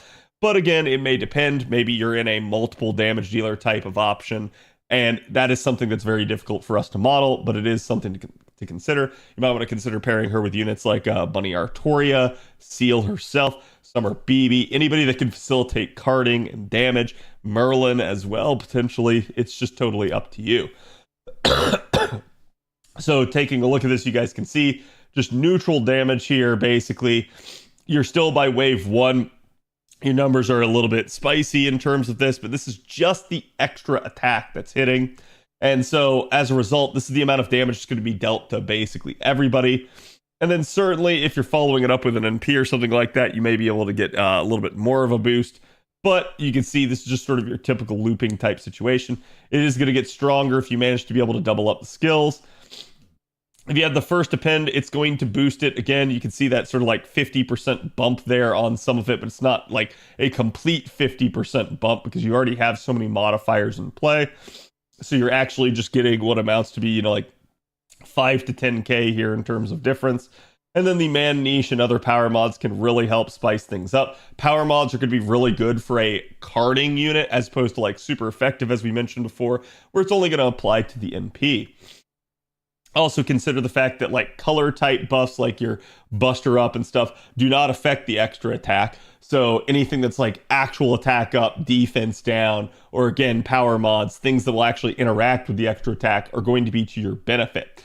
So you can see you can make it manage to do a little bit more damage. We do have a confluence of factors here, the man attribute potentially, and even the first append there, and how much damage you could actually manage to make it do.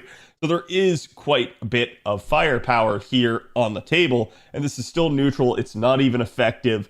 So you could maybe modify this a little bit more. Maybe would have damage bonus in certain events, or maybe a damage CE flying around. So it's totally up to you to determine how you want to use this. And if you feel like she'd be a good unit for you to try and go for that sort of AoE extra attack there.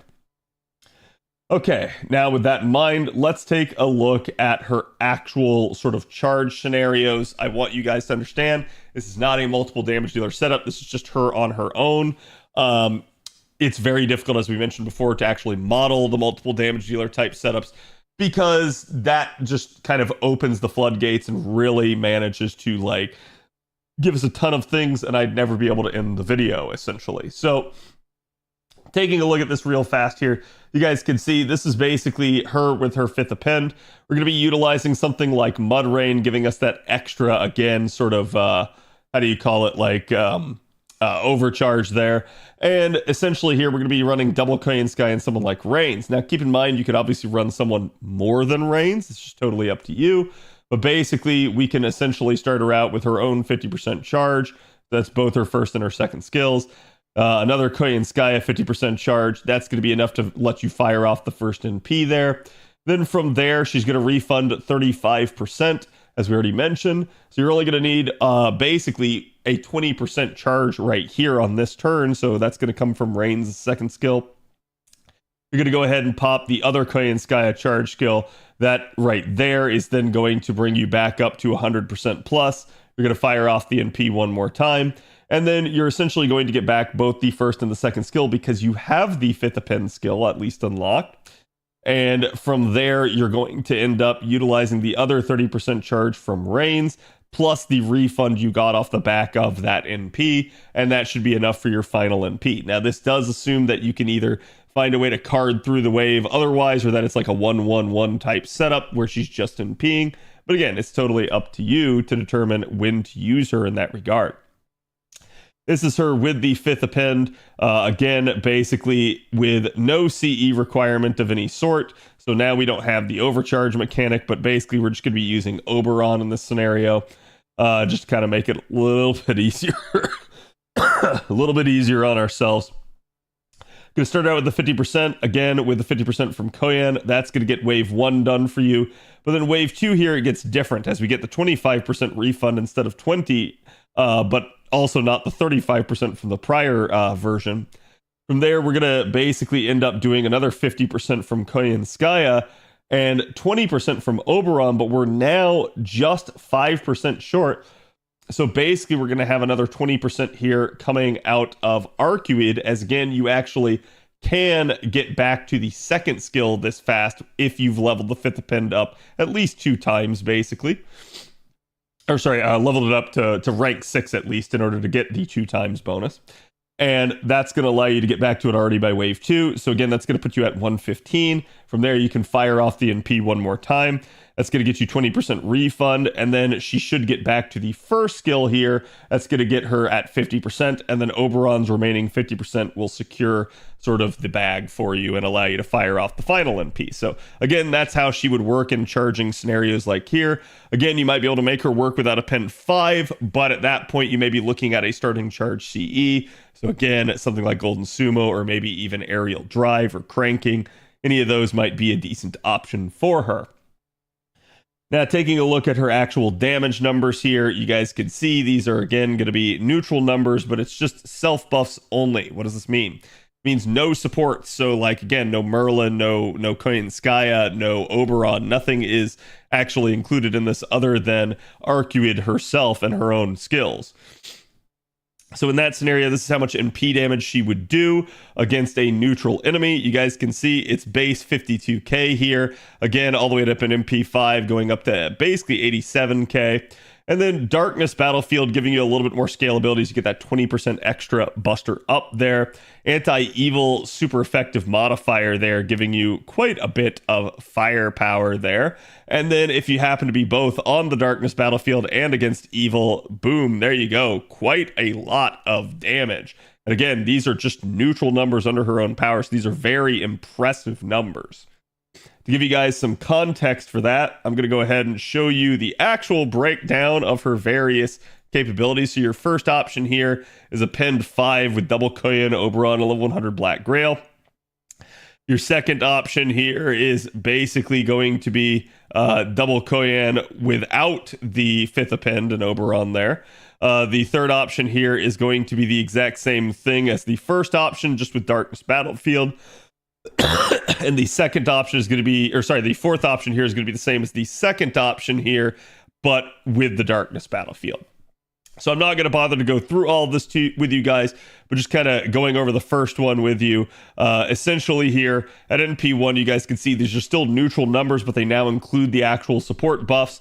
You can see decent numbers coming out there. Wave 1's obviously going to be your shoddiest, but it really spikes by wave 3 if you manage to get to it.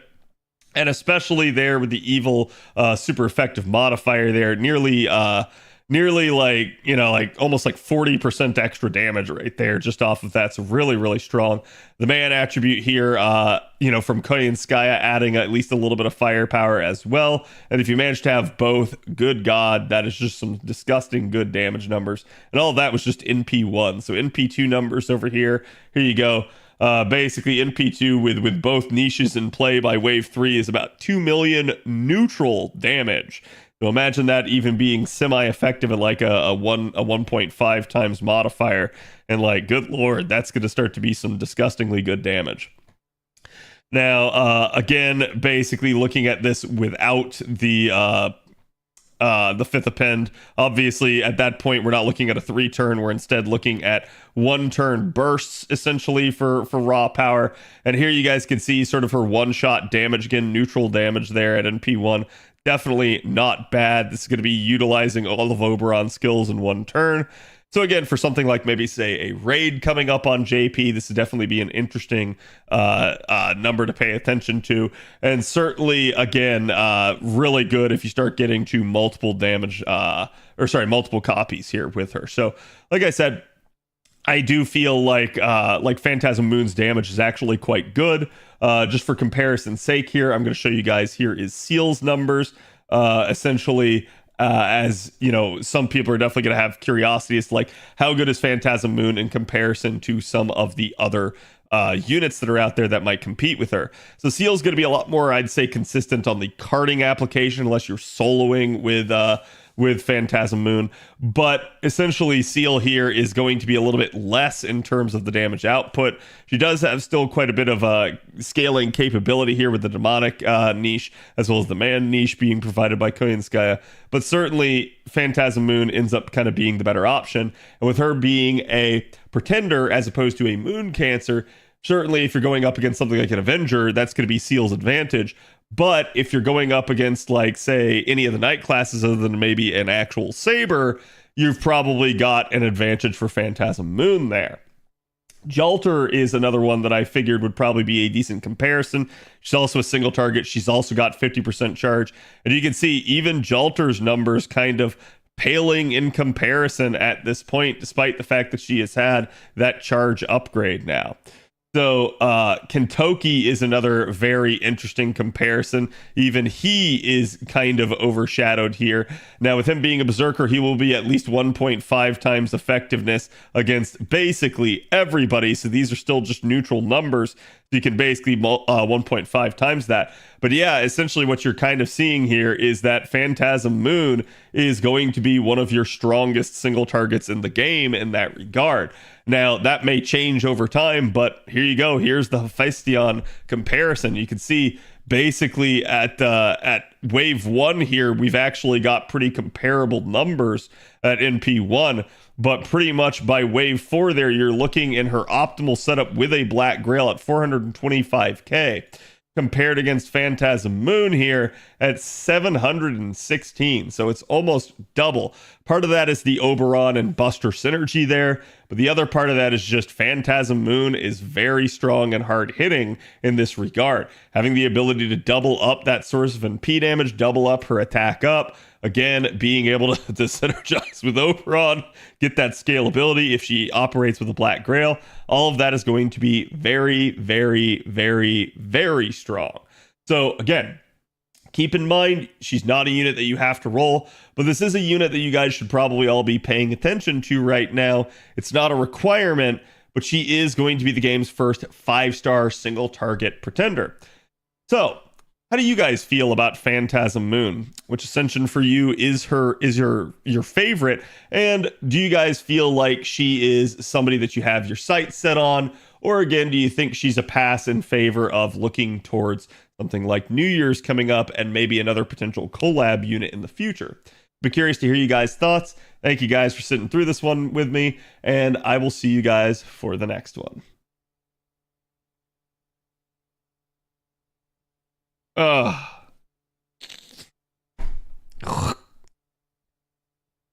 had to really hold back my cough a couple times there. And it still like forced its way out.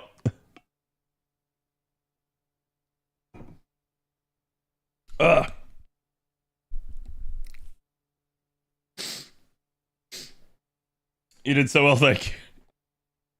I was trying not to let all of that like kind of come out there, but it just did. Looks like the song request just stopped. I'm sorry about that.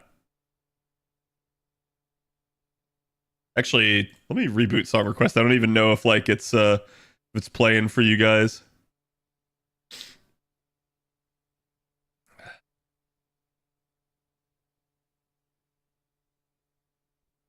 Okay, just nobody song requested. That's fine. Sometimes when I see nobody song request, I'm not sure if the bot didn't break.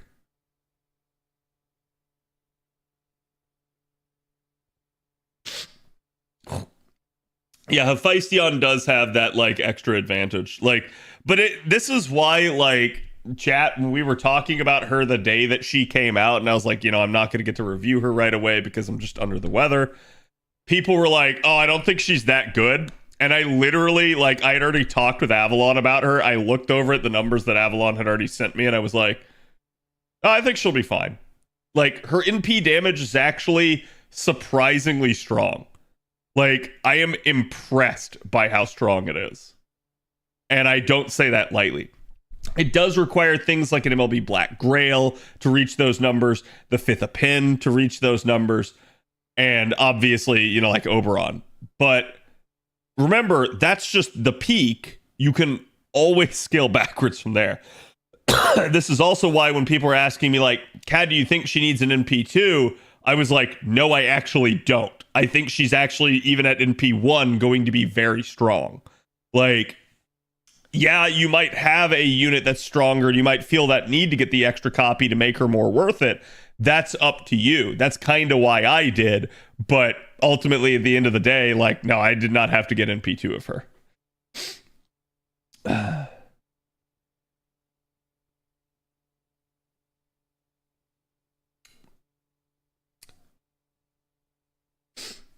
Her extra attack damage is probably the more concerning thing.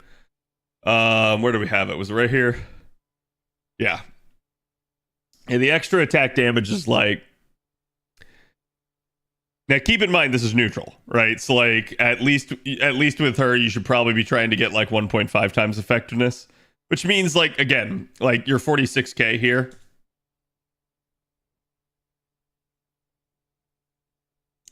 Should be more like 70k. That is strong enough to, like, kill, some side enemies and stuff. It's just, yeah, is this, like, ideal for, like, a 90 plus? Probably not. But, I mean, there's ways to boost this, and there's ways to again, like, really try to hammer this home. So, like, again, getting the first depend unlocked, so.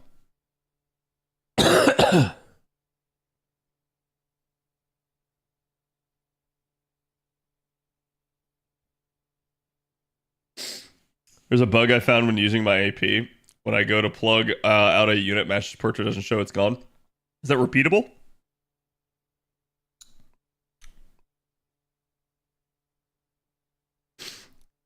Are we getting a Destiny Order summon for New Year NNA? No, I don't think so, Colt. Basically, Destiny Order so far has just been anniversary. They could surprise us, but I don't think they will.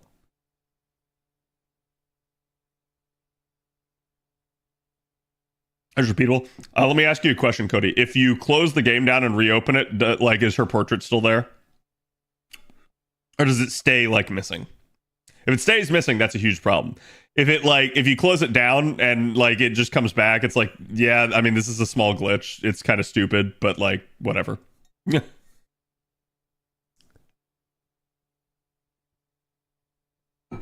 Oh, and also, chat, in case you were wondering, we did get some news for Renee.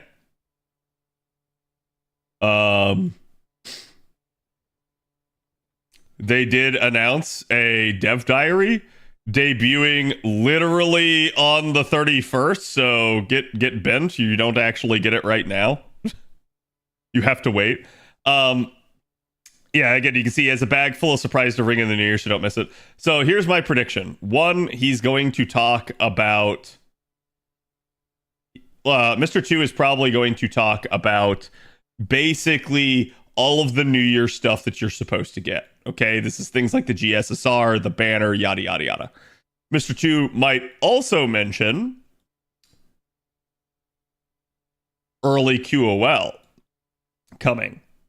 This is everyone's hope and cope, but I'm not sure that this will happen. So this first one is for sure. The second one is maybe. And the third one here is also maybe. There may be a simultaneous collab for Strange Fake. What does that mean? I'm not saying there's going to be a simultaneous event on both servers necessarily, but you may get a simultaneous campaign Why do I say this? They did the same thing when Babylonia came out. So I actually do believe this will probably be the case. And if you guys remember, the 31st is the debut for Strange Fake on the JP side of things. NA technically already had the first episode debut, but same thing with Samurai Remnant 2. Yeah. So like I do think like these are probably going to be your 3.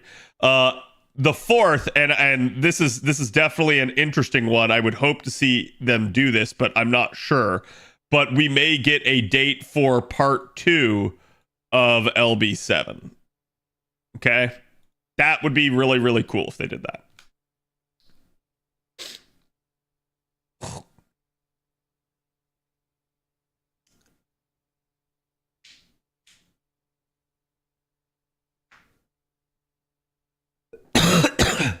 I found a date for it. Yeah, we think we know the date. I did see that message. I'm sorry I didn't respond to it, Evelyn. And I agree with you. So basically, there's a second set of wallpapers that come out, chat, for LB7 Part 2. And because of that, because there's a distribution period that's like right here.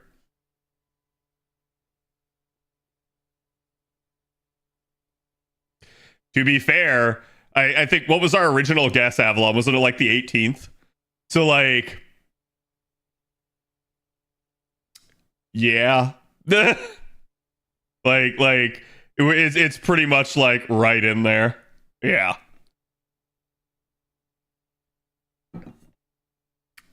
With all the content creators not streaming LB7, I haven't seen anyone like not streaming LB7. Other than like, so chat, keep in mind, it's also the holidays. Like, content creators are not always here. For instance, if not for 2 things: one, me being sick, and me not having to go down to my sister's as I normally do for Thanksgiving and Christmas, I would not be here. Which means I would not be doing any of these streams, which means you would not be getting LB7 as you're about to get here in a minute. So, do you work for us? No, I do not. So, like, yeah, I'm not going to assume that, like, people are, like, not streaming LB7 because they're worried about it. People are going to stream LB7 when they feel like it. Some content creators slack and they don't stream it right away. I, for instance, gave you all one because like I'm sick anyway, so it's just like I'm gonna sound like trash if I try to strain my voice too much.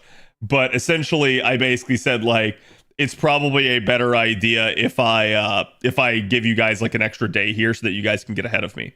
Now, that being said, 4 AP, you're right on target. Actually, chat, before I go in here, do I need to like make a bronze apple before I do this? I actually don't remember from having done it on JP. No? Yes? No? Maybe? Yes? Yeah?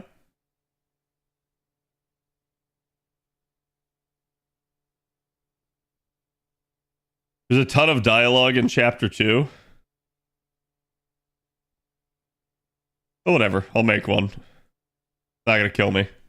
Actually, like, again, it's not like I've been overzealous with making blue apples on an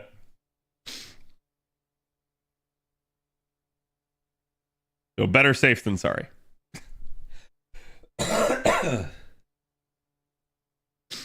Also remember, capture card might have issues. What do you mean? The capture card will be fine, chat.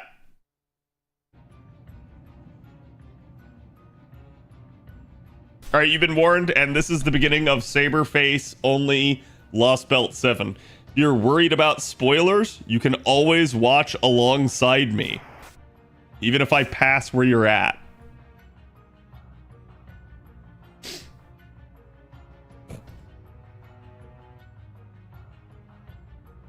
Don't do Trom, they said? No, they said you don't have to do Trom, but they also said if you don't do Trom, it will spoil you for some of Trom. They did actually make that announcement, so that's on you.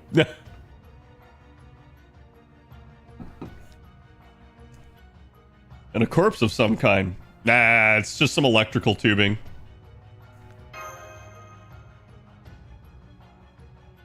No skipping? I never skip on an A. Unless it's like an event I've already done.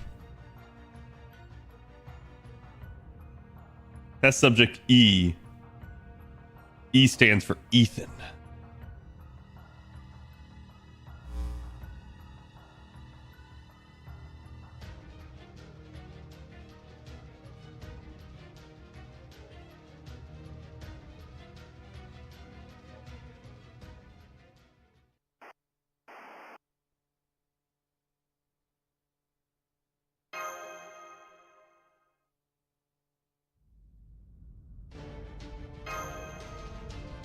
Yeah, you don't think something's wrong here?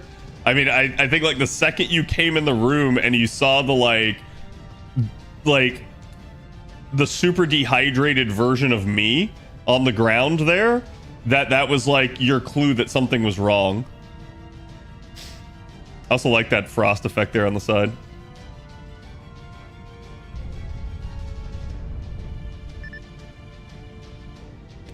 I need to turn the music up.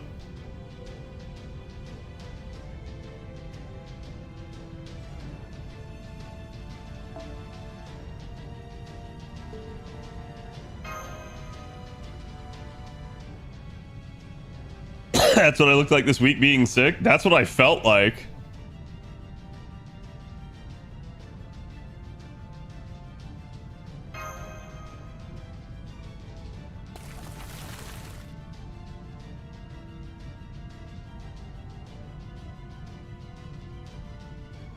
Bro, like, you're gonna get upset that we touched the priceless sample, but if we get out of here, it's going to, like, be lost forever.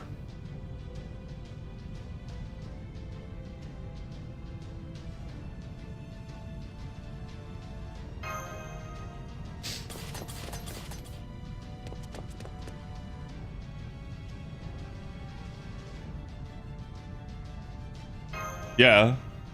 Why would you leave a good toothpick there?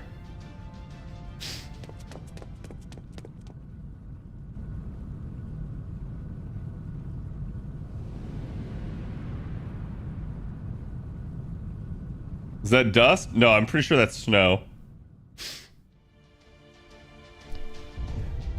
No, you're not allowed to have snow.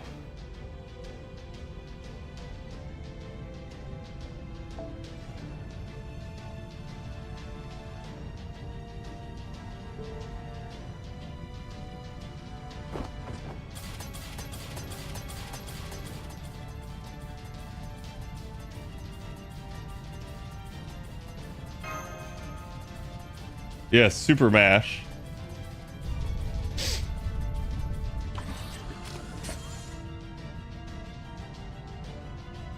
This means that Mash is actually a strong woman trope, chat.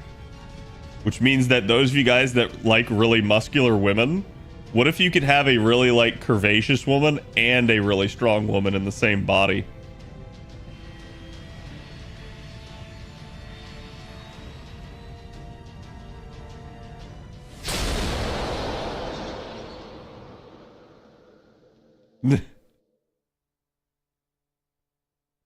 That's like, oh my god, it's the best of both worlds.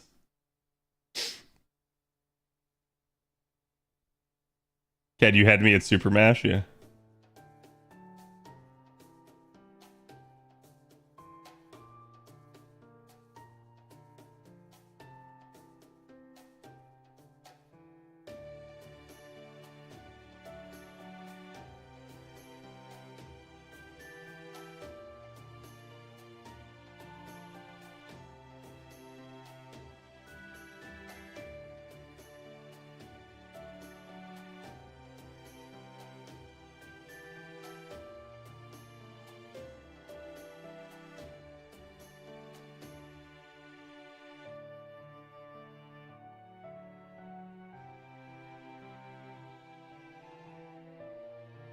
Wait, what?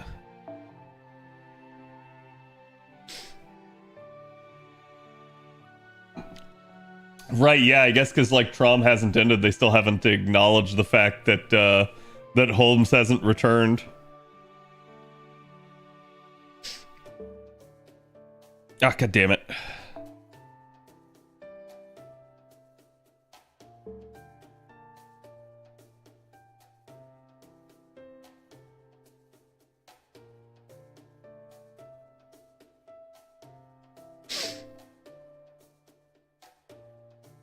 Who the fuck is Elron? And Marcus? And Octavia? I feel like we've never heard of these people.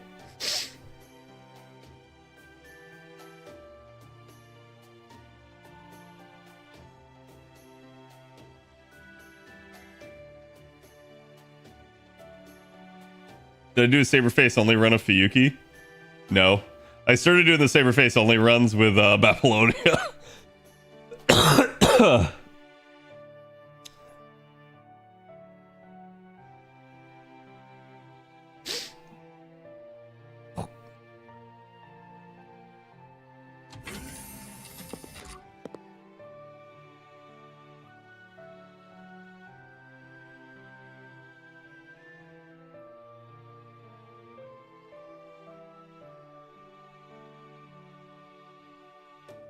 Early game is all possible Saberface only though, right? I mean, nowadays, sure, right? Like, the issue back then is like we just simply didn't have the Saberfaces.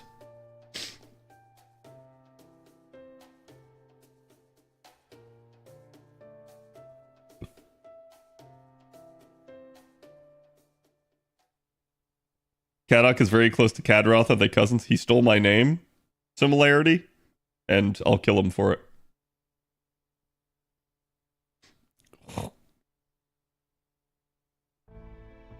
Wait, I'm sorry. Khadroth, are you an idiot? Moriarty didn't beat him. Like, I don't understand.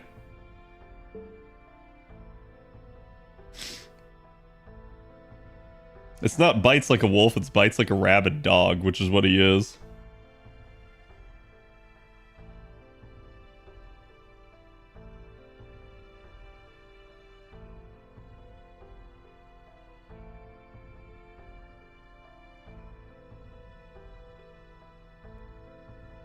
Yeah, so this is one of the reasons why a lot of people had just been sus of Holmes for all this time. You kind of learned it in Trom, but like people had been sus of Holmes since like all the way back in freaking Camelot.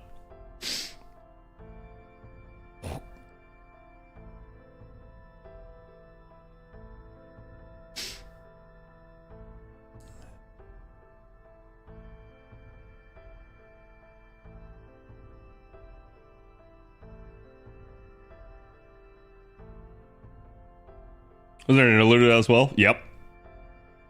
Yeah, Moriarty's interlude in particular, like, he warned you about Holmes.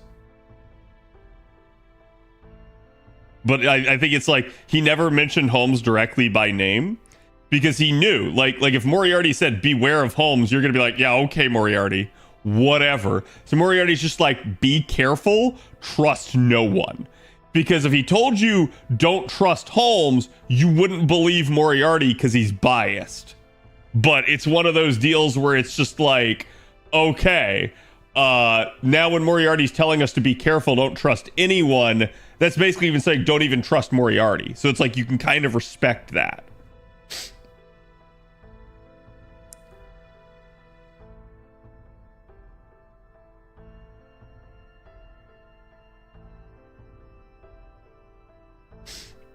Yeah, I think it was... He tried to stay away from anything foreign god related because, like, intrinsically inside, he knew that even thinking about the foreign god was probably going to trigger what he had already tried to, like, bury deep down inside. Like, to a degree, you could have almost considered, like, Holmes to be a pretender. Because he was believing the truth so much... Sorry, believing the lie so much that it became the truth type deal.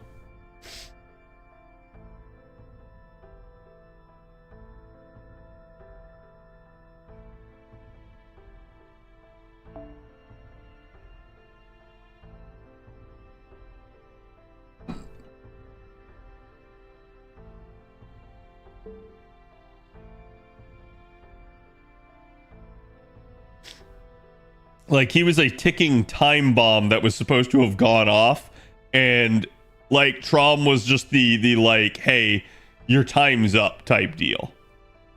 But he was supposed to have gone off a lot sooner than that. Now, here's the other thing I want you guys to think about, chat. Holmes was the disciple of the foreign god. And the clues to this were given to you back in Camelot. Technically, even before. There's like Holmes actually leaves you a message in London somehow, like he knows that you're there type deal. So like Holmes had been watching Chaldea for a long time, even before he showed up. Which tells you that everything with the foreign god had been in place from part 1. And that's something to think about, chat.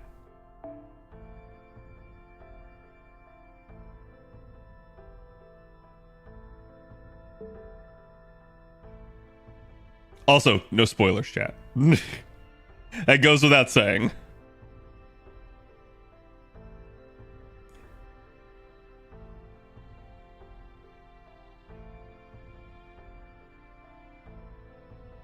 I'm not sure he necessarily agreed. Like, he was doing his best basically to protect Chaldea, despite knowing that he was like a double agent. Like he really wasn't a double agent, but he knew that he was like a trap. He was a bomb waiting to go off that the enemy had planted.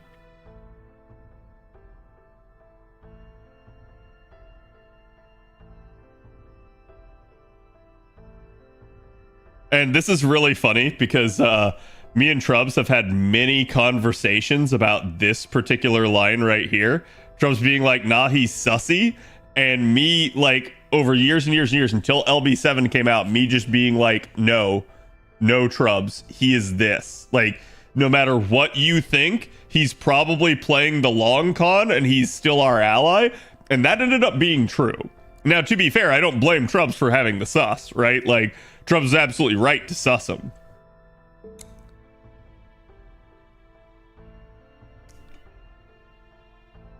Harmful quartz problem on JP? No, just some people have negative quartz because they exploit it. Which is really funny, actually.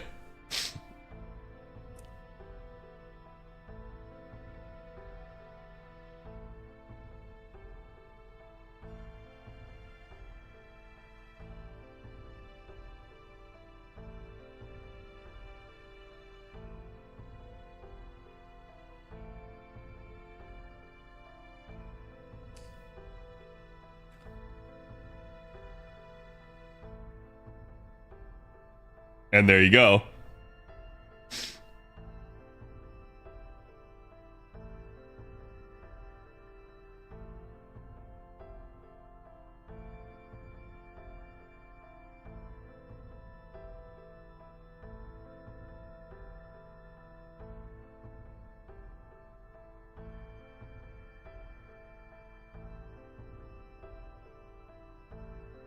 Yep.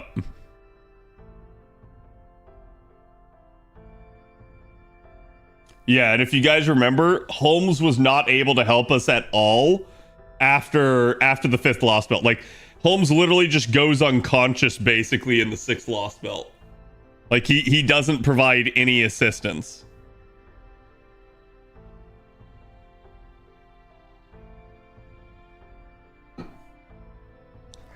He chose Holmes the administrative advisor.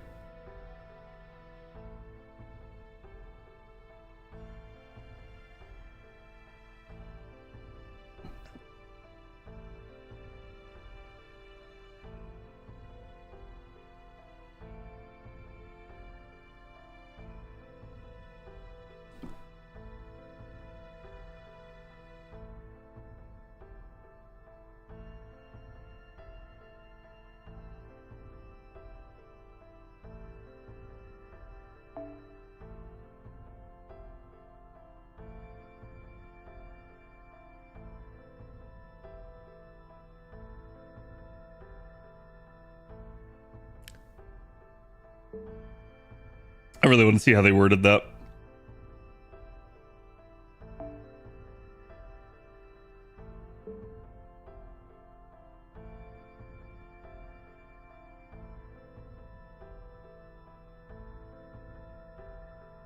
There's no quartz problem. Some people have negative quartz, yeah.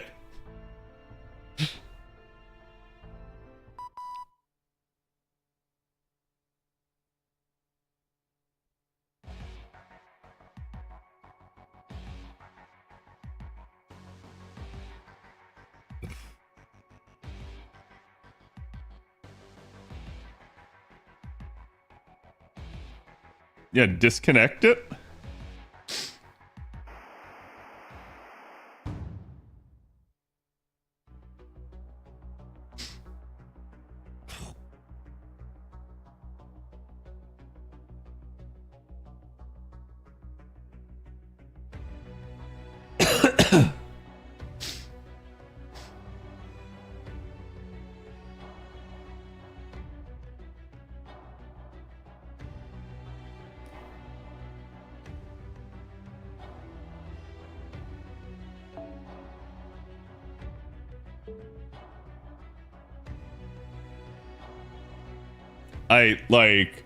Bro, have you not learned? Have you still not learned your lesson?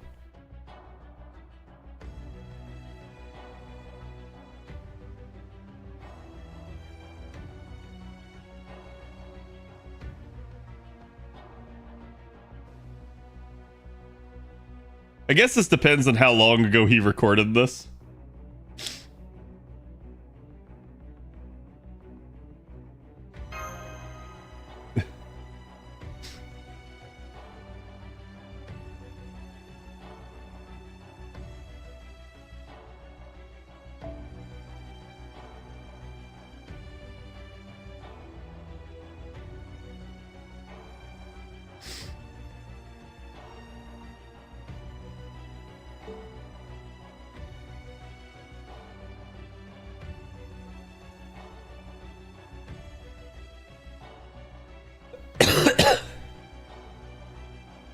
I believe its cries of agony as it lay dying are what drew the foreign god, its compatriot, here.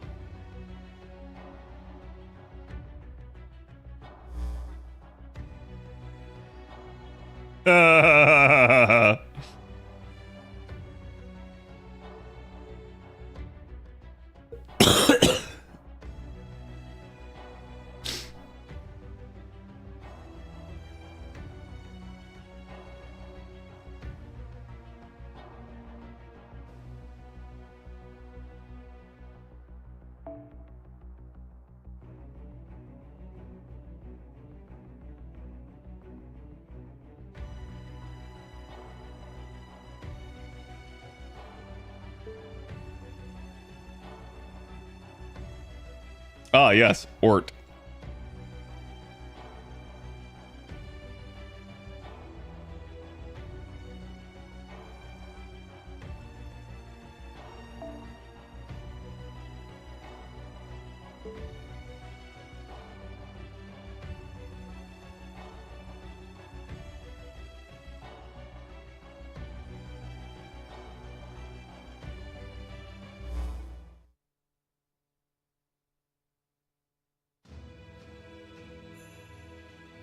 What's an Ort?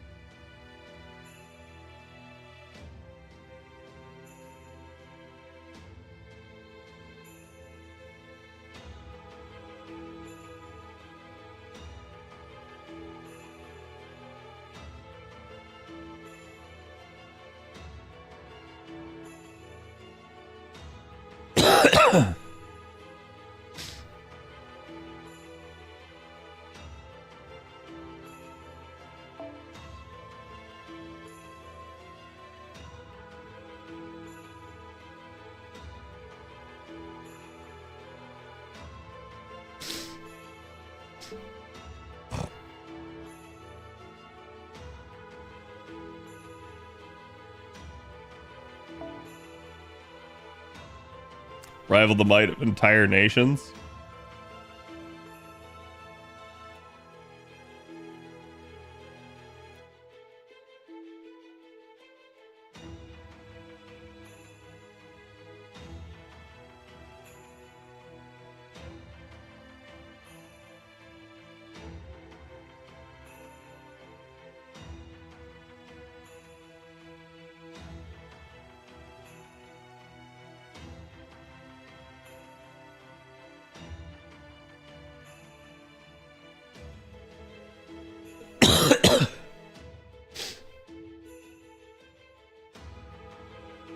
Ah.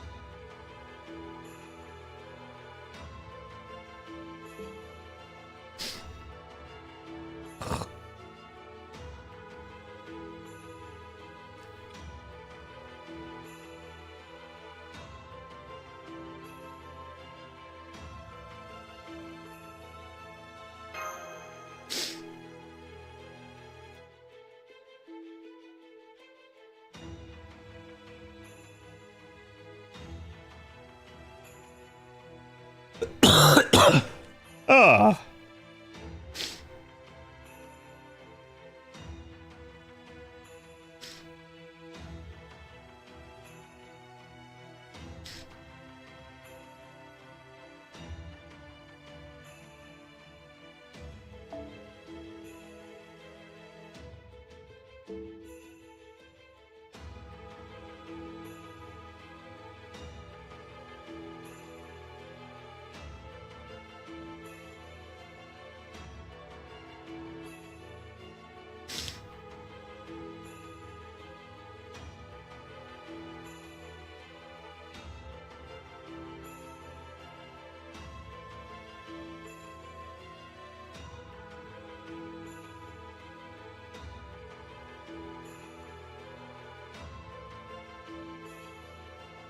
Damn, Chad, I can't wait to be playing Fate Grand Order in the year 3000.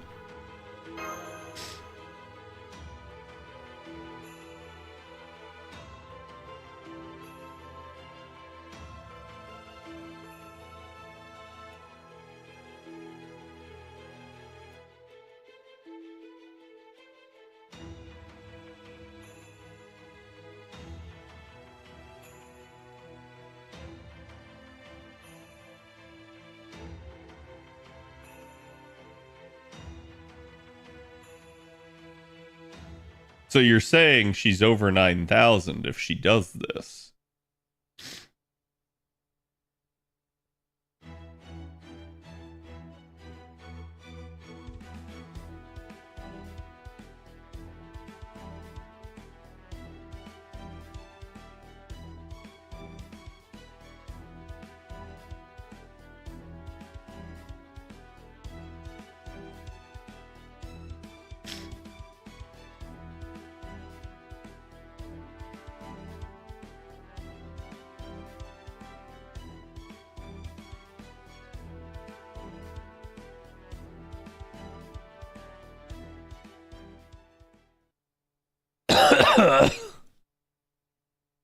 Feeling any better? You're sounding better.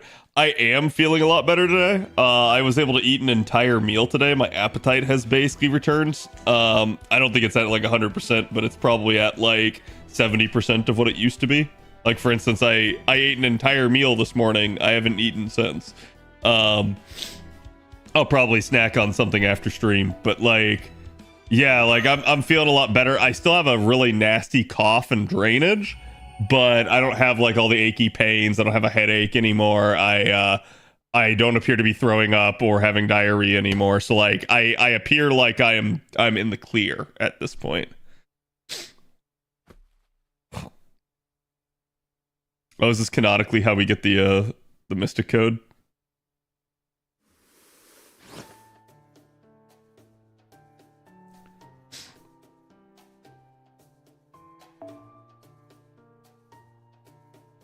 Oh, damn, that Mystic Code was designed for the 7th Lostbelt? Fuck, I already maxed it.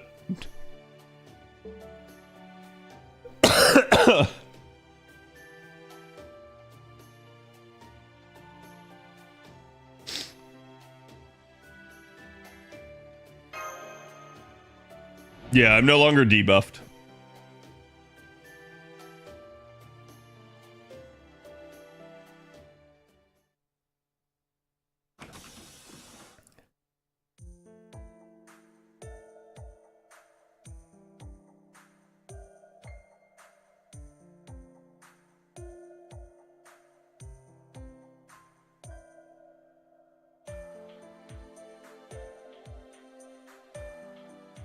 I'm glad Mash is recovering now.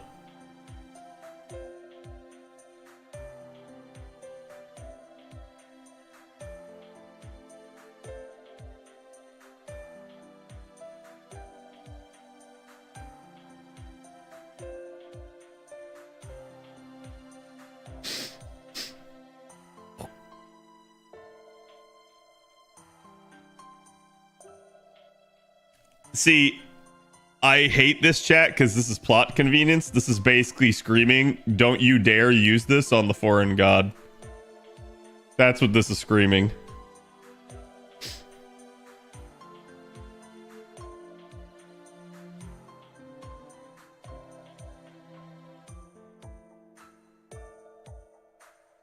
And certainly not against Dort.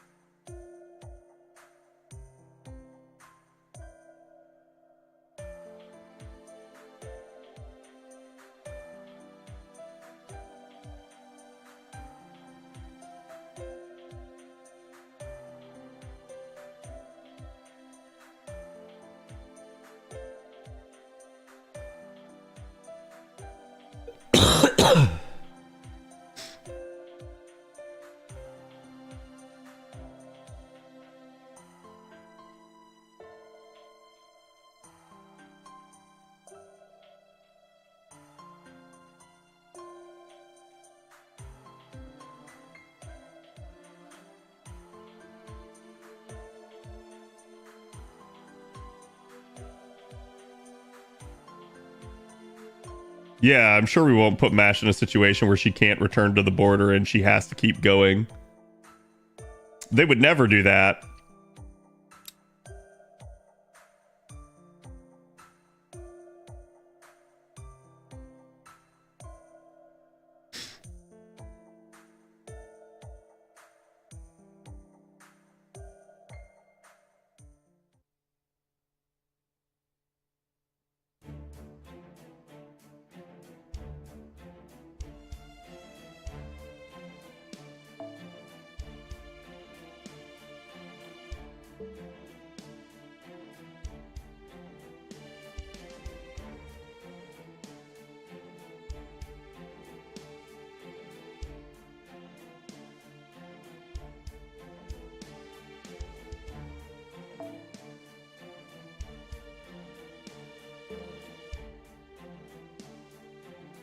Yeah, what could possibly go wrong?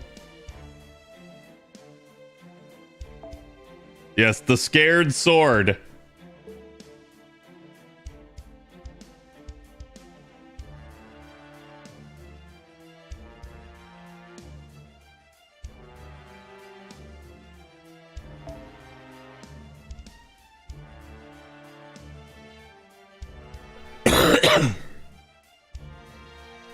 We'll be loading it into our primary cannon, the Hume Barrel Ray Proof, which uses both proper human history's legitimacy and humanity itself as ammunition.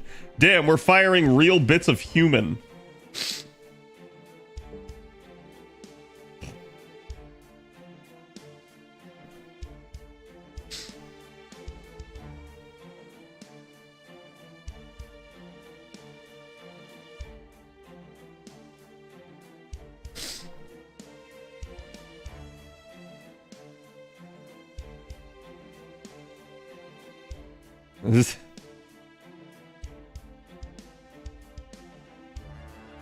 Yes.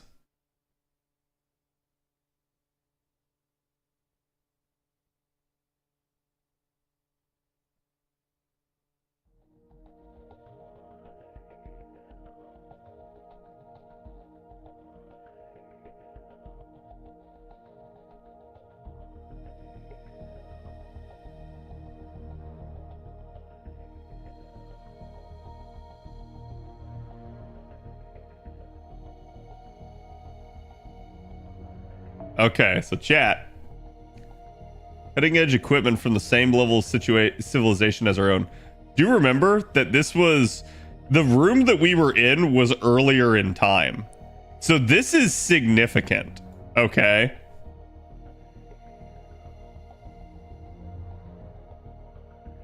This is also significant. And this is also significant.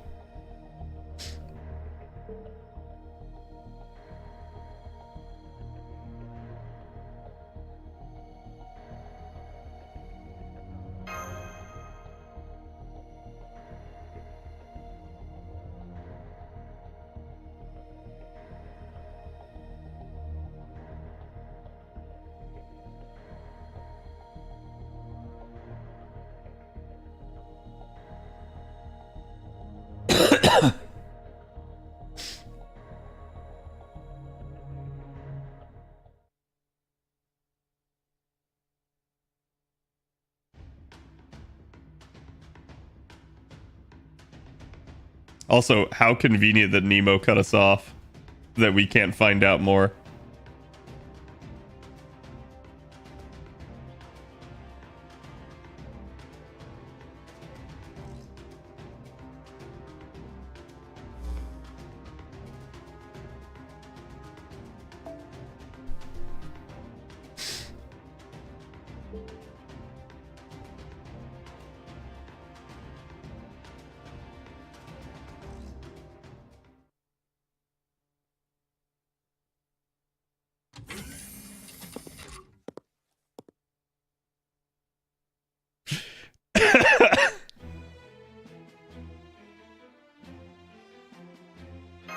Yes, the lady inside the Great Medjed.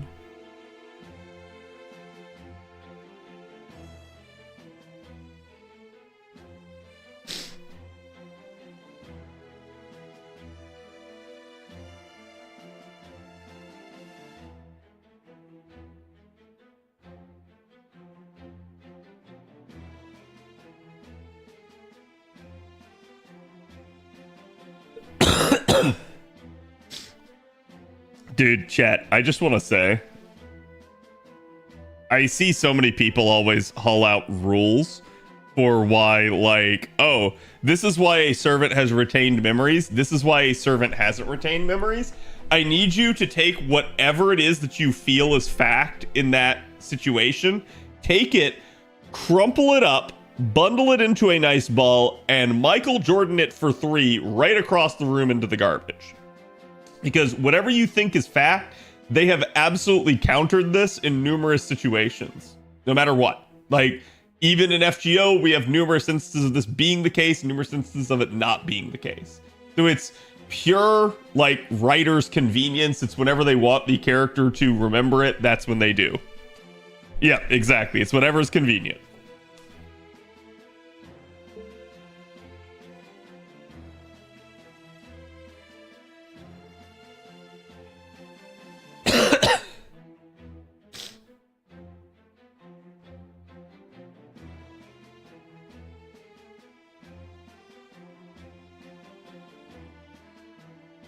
That's right, you may pay her homage, chat.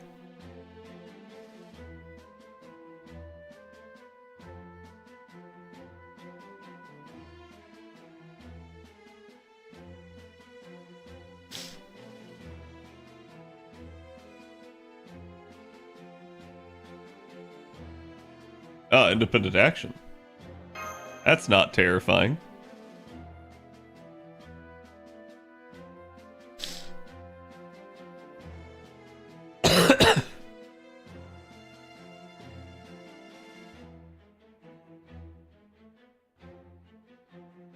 I just...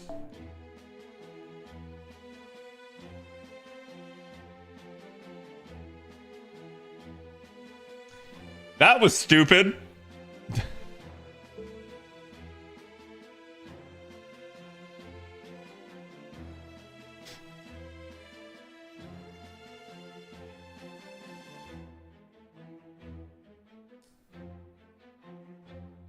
But Chad, I'm not saying that because of like knowledge of future events. I'm saying that just in general. Not binding a servant in any way feels hella dumb. Exactly. It's like, yeah, you must really freaking trust her.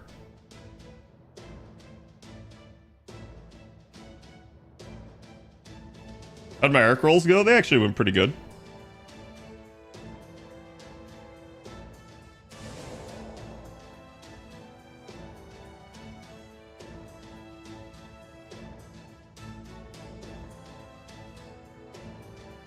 What's a bastard?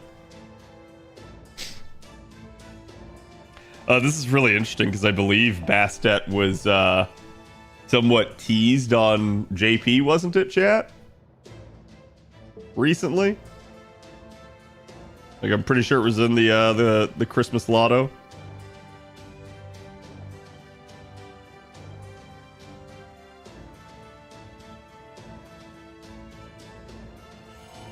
It's nice to see like that get dropped here because maybe they're setting her up for the future.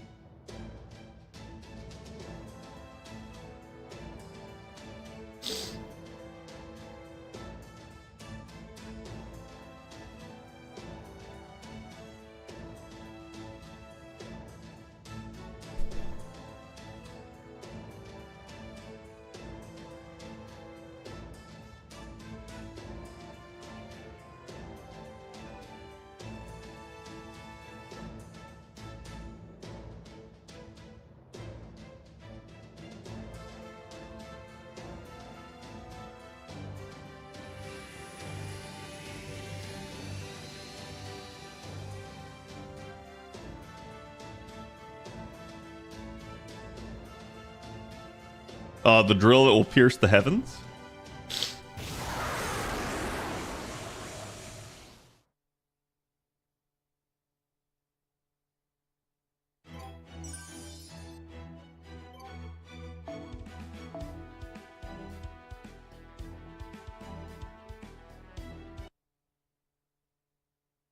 Finally, 23 AP that'll get spent.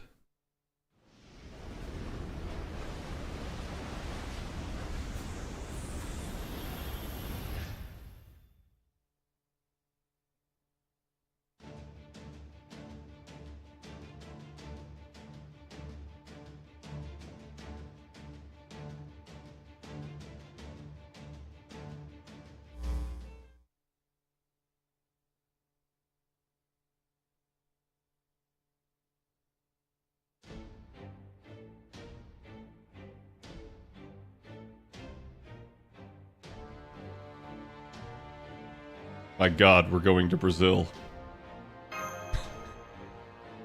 Yeah,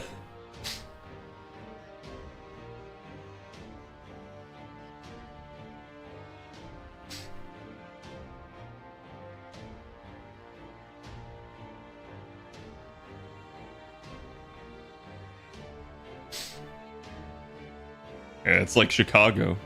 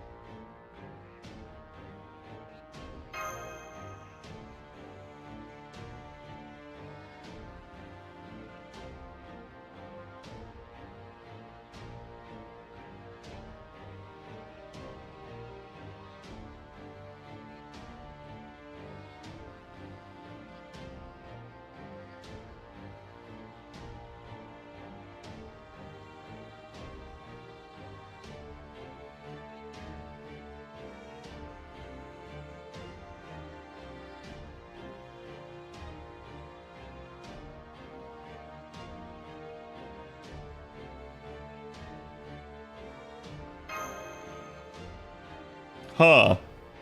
Yeah. Wonder what we'll find on Earth during this time. I have no idea. Like, I have no idea what it is that we might see. It's not, you know, like it could be anything. It could be like strange crab people. It could also be like the Ratmen, or it could be like, you know, anything like dinosaurs.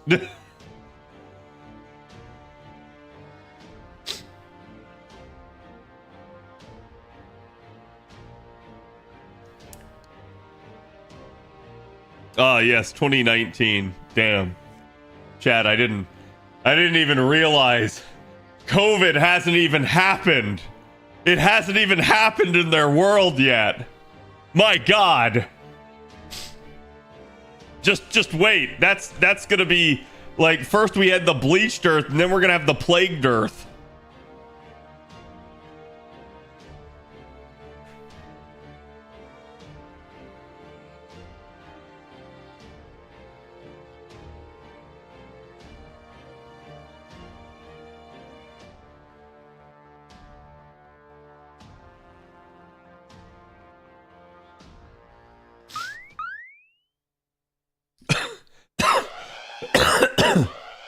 Or is it a flat earth syndrome? Is that what it is?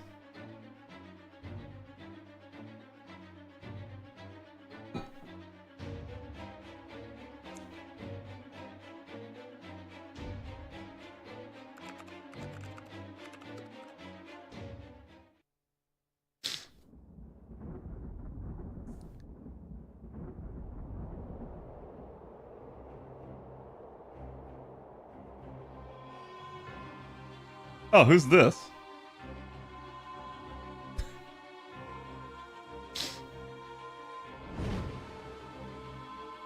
He wants a hug, chat.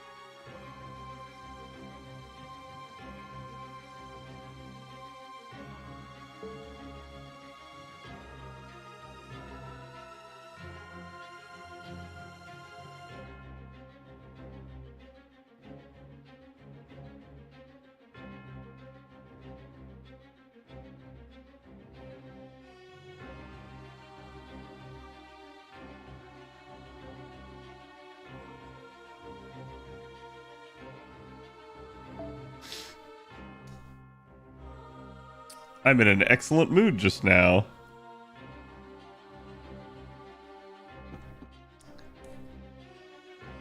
I just killed 7 of your grand servants at once.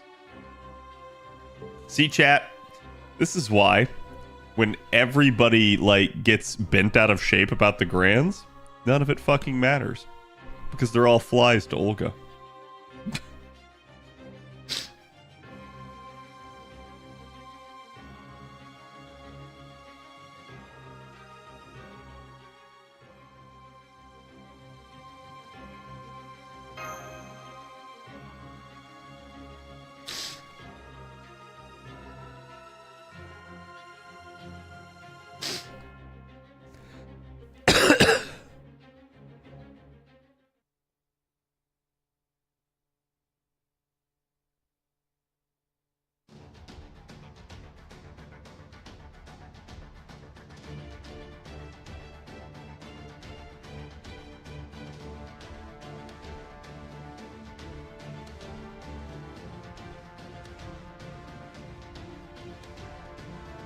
All right, maybe I should go get my my handy dandy spreadsheet here.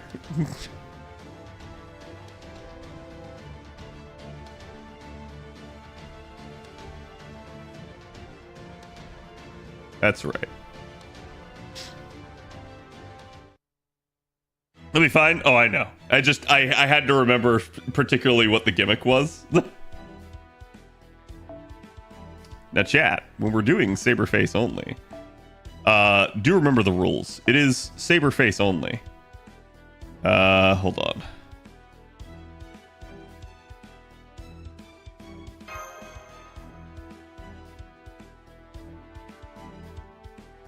Yeah, we'll do this composition. This is an old event. So there's a couple rules. One, again, Saberface only. I can basically only use units that have the Saberface trait. The only exception I've ever made to that is Arthur. In the future, I might make an exception for Yamato Takeru, but we'll see about that.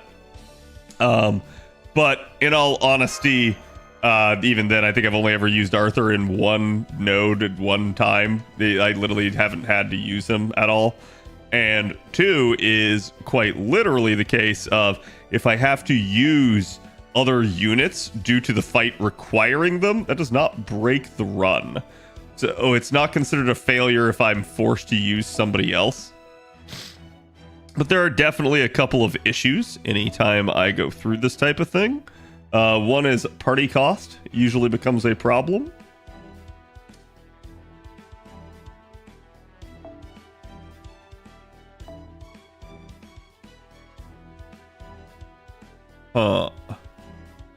Gonna keep taking me all the way down to the bottom.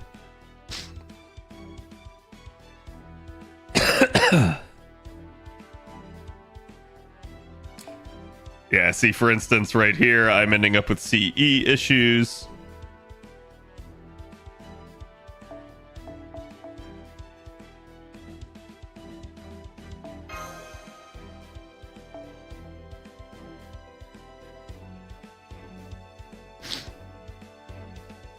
Oh, it's restricted to 4-star. There we go.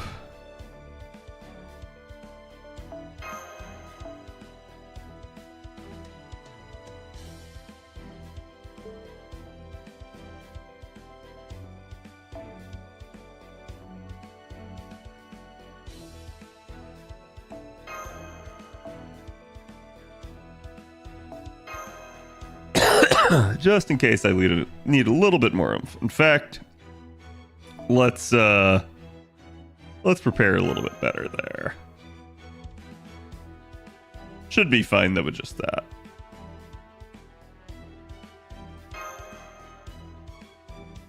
Actually, what I'm gonna do here, basically that.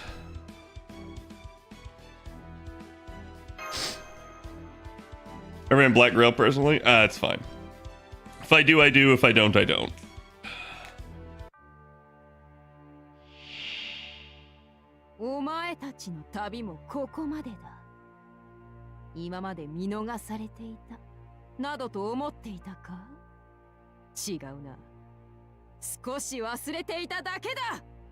Dude, she's so like chuny, I feel like.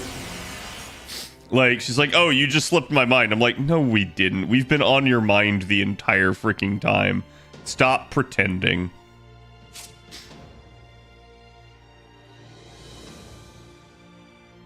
Okay, so if she ever defeats someone, she gets maximum charge. She also will decrease her own MP strength. She's immune to all debuffs, which is fine, but she's not immune to one very important thing. Rain.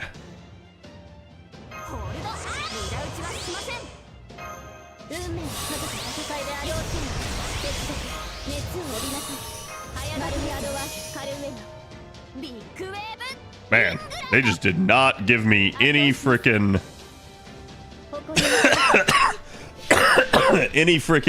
Squirtoria cards.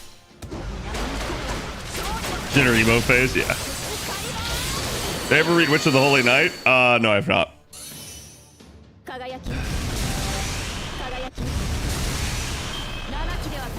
Evil power sealed away, yeah.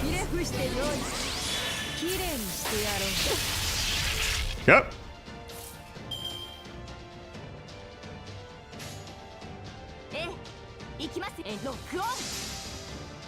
Probably should have done just an all arts chain there, but it's fine. Okay, first break bar down.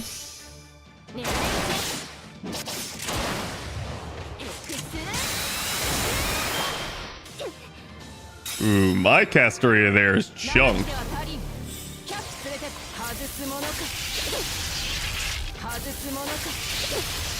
神にひれ伏してよい。盛り上がってきた。戦線を離脱します。ひとまとめになれ。神にひれ伏してよい。7機では足りん。100機連れてこい。疲れました。あるまじき失態です。盛り上がってきた。7機では足りん。100機連れてこい。少し落ちたかった。 So about the Black Grail? I mean, bro, that's not the issue. The issue isn't the Black Grail. The issue is the bullshit burn. Like, I'd have been fine without that. I'm actually withdrawing. I don't even care that I'm gonna waste 23 AP right here. That's an insult to me. So, I totally forgot she had that burn. Ugh. The burn is an issue because it took you another turn. Yes, the burn is an issue because it took me another turn. However, again, I'll switch it, right? Like, my point is, the burn should not have literally fucking killed a 120 unit that fast. She also got crits in there in on that too. So it's just like, good fucking God, right?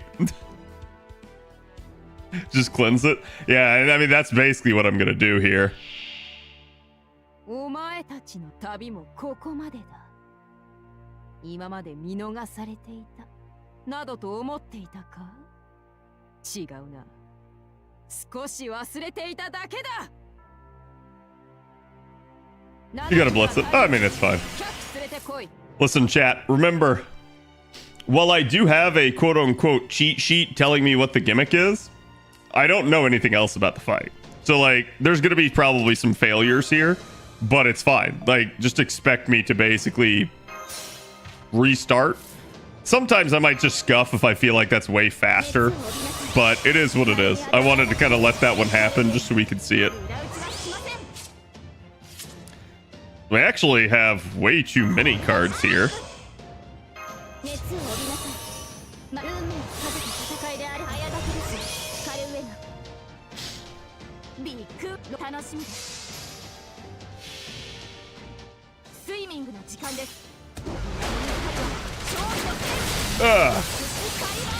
Bong.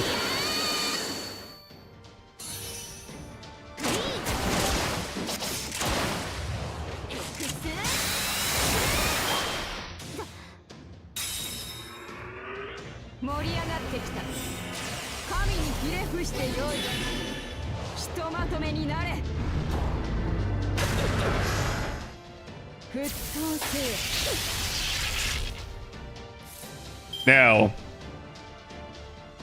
still almost fucking dead just from that, right?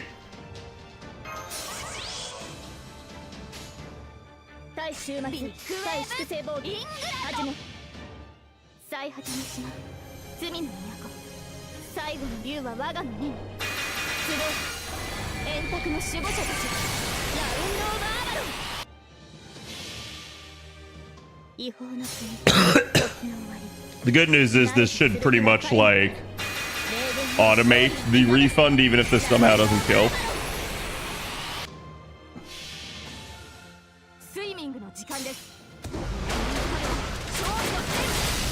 Am I used to a good chunk? I mean, again, chat, y'all are coming at this with like perfect clairvoyance. I'm not.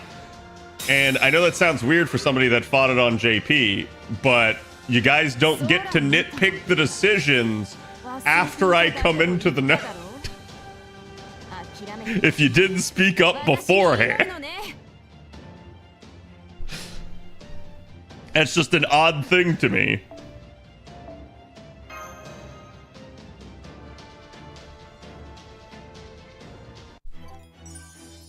Almost already finished it on an A. I know that's what I'm saying. Like, people are being like, oh, like I just did this. I'm like, yeah, okay. I'm literally going through it myself. Chat, now I can say like, oh, I just did that. Like, I don't know why people like actually sit there and like go like, oh, you know, why didn't Streamer Man do this? Why didn't Streamer Man do that? It's like, I don't know, because I didn't think about it. It's that fucking simple.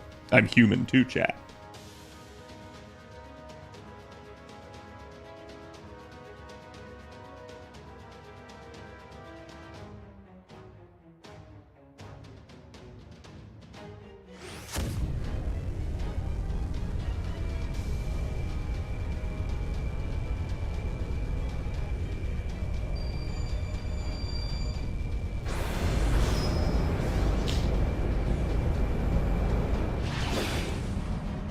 Yeet.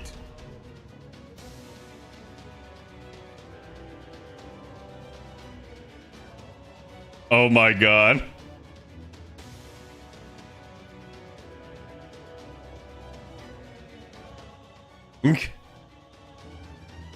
She wants to play tennis.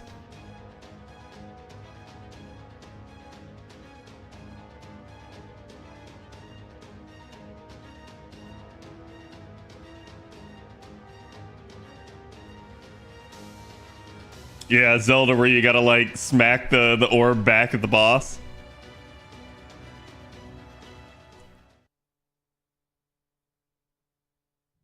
Yeah, that's true. This is the one fight that you can command seal revive. Not that I would. I haven't used a command seal in a Saberface run since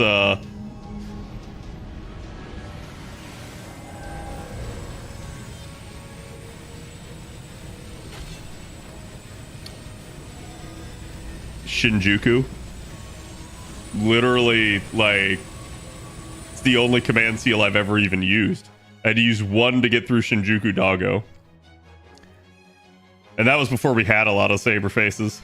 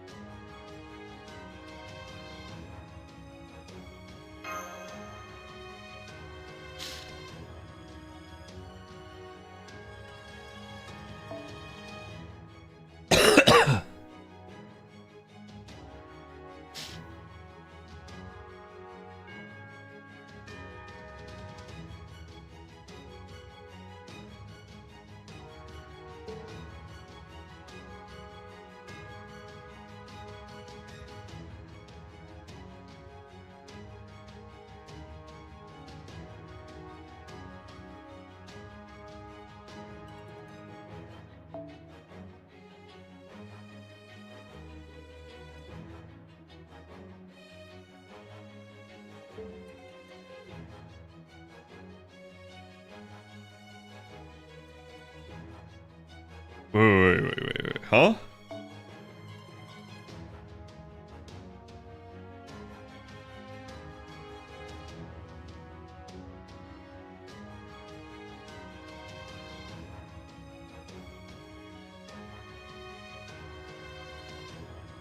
This is such a fucking weird line. Because if it's actually the Sacred Sword, it does all of this automatically.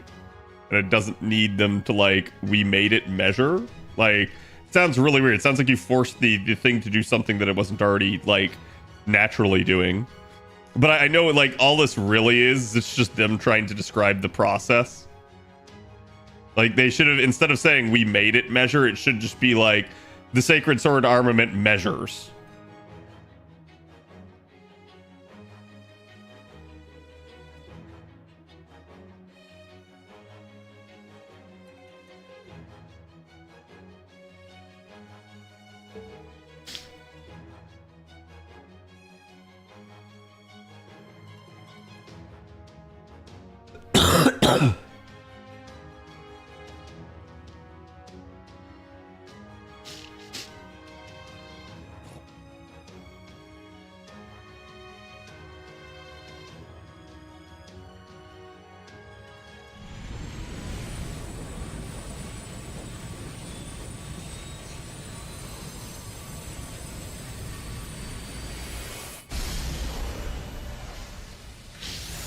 Yeet.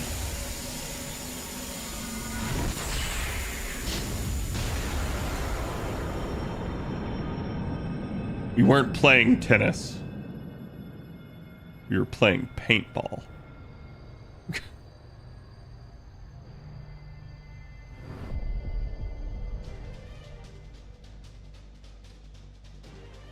Did nothing? Oh, I wouldn't say it did nothing.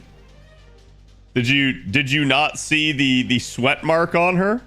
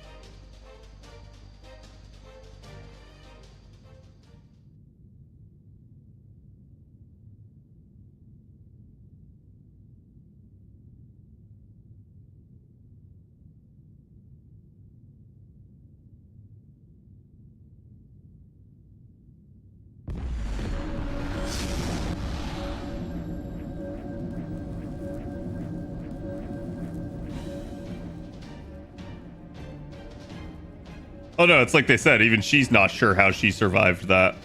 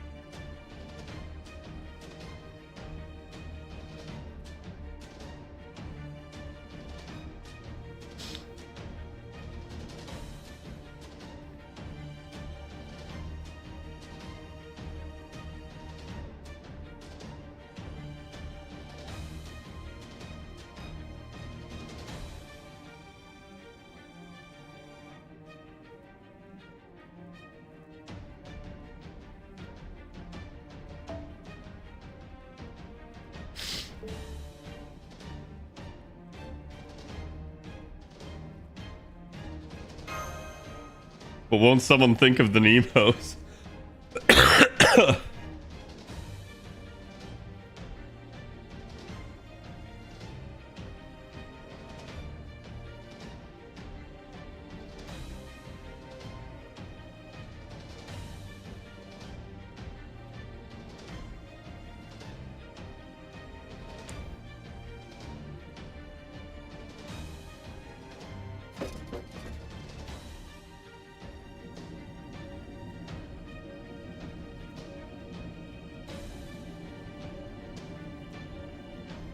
Yes, the ship was basically Excalibur on crack, but not like it was, but it wasn't, right?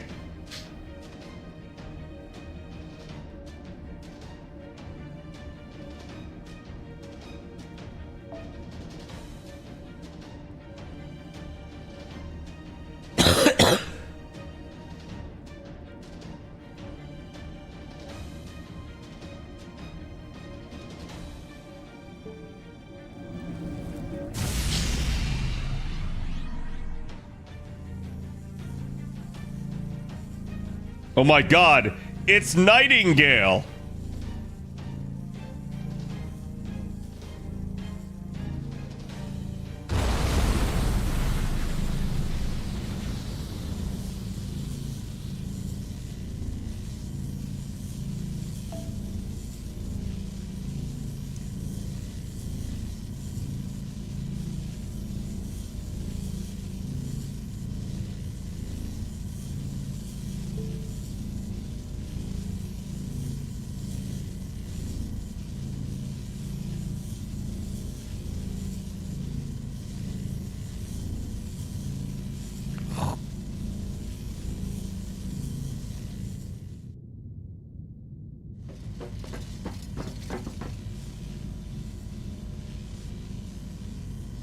Chat, just be careful. It's a very critical moment. I'd try to keep, like, even guesses in right now.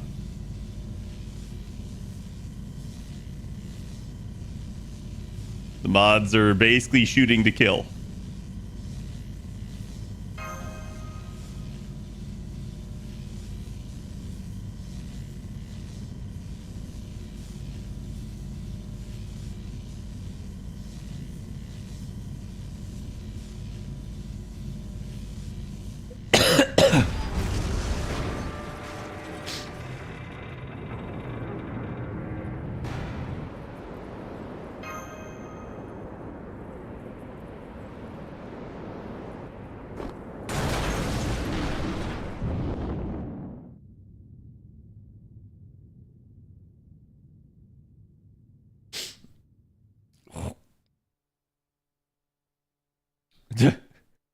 We fall out, it's like, damn.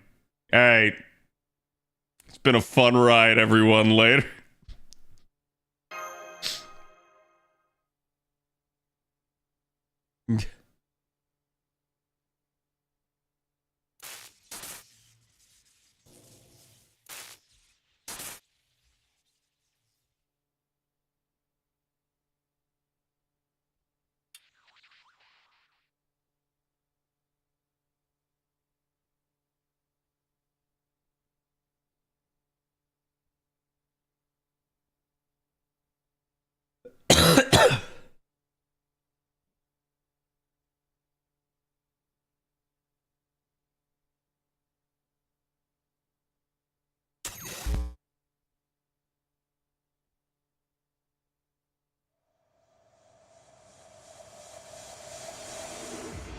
Well, that was certainly the start to a Lostbelt. All of that was just the freaking intro. Jesus.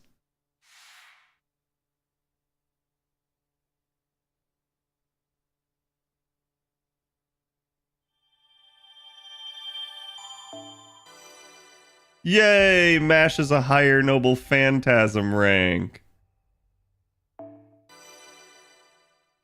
And a better skill.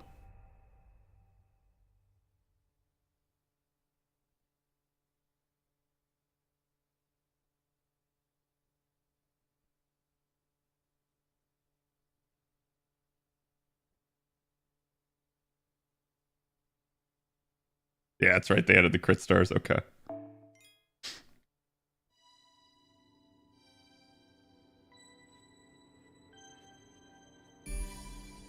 Well, damn. Where could this be?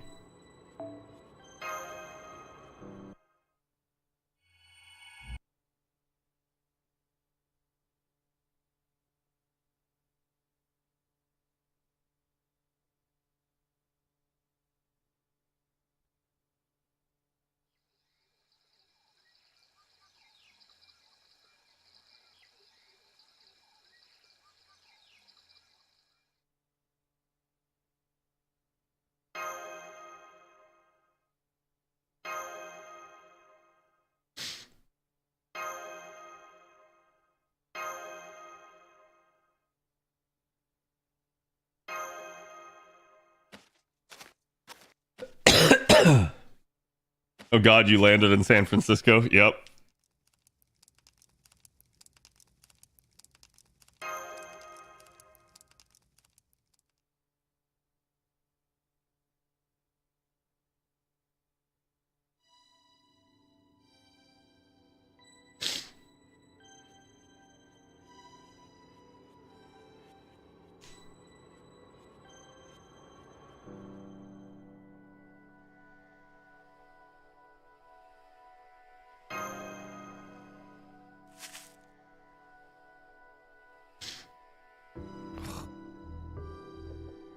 I think we just don't care at this point. We know you're not going to kill us. Because no one ever does. No one's ever that nice.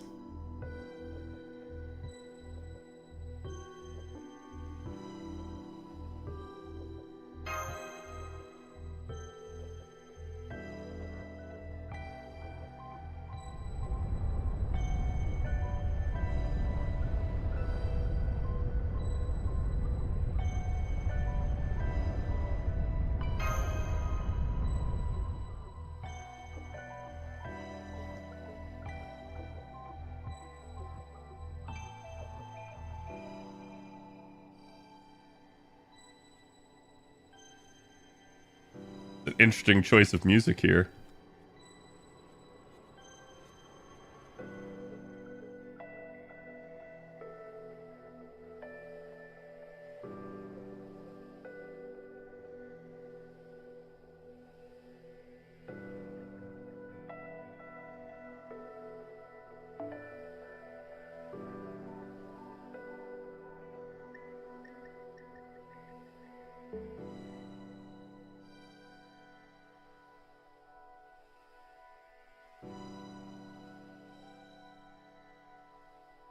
Well, I mean, we technically have lost a human.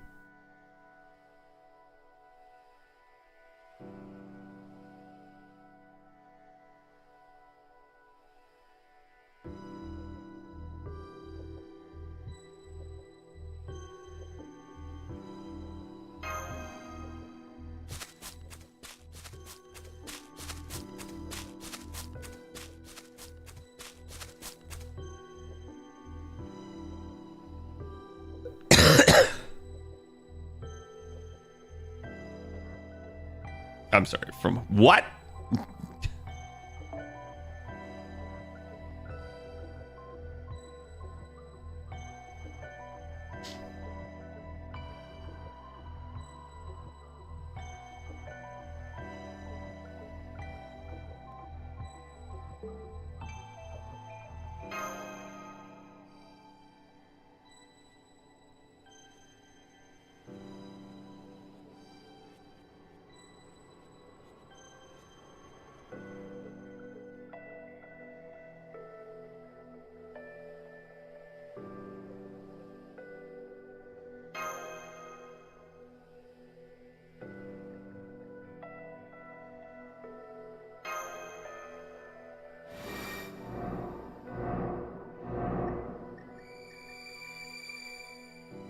Damn, we're a fucking idiot. Yeah, no, I completely agree, strange man. This is incredibly breathtakingly stupid. In fact, let's save that image. That was a good reaction.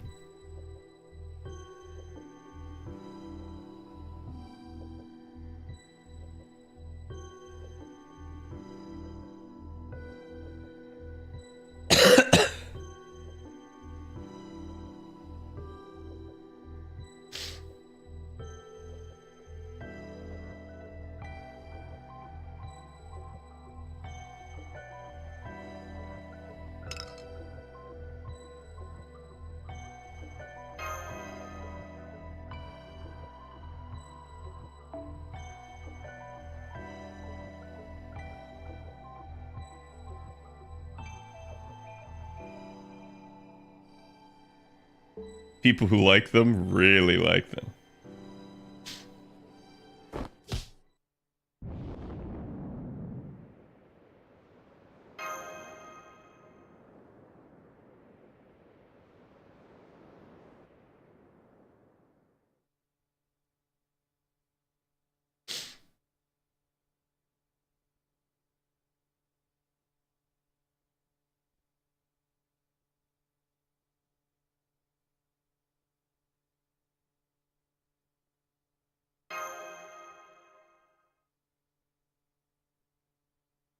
Yeah, I wonder who's here.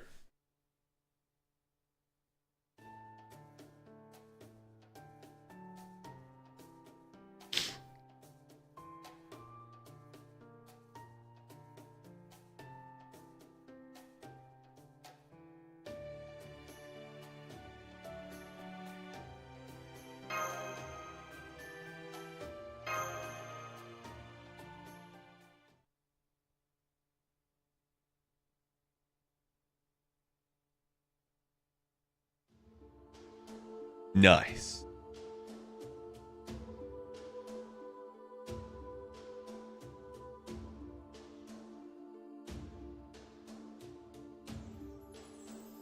What? Jeez, chat.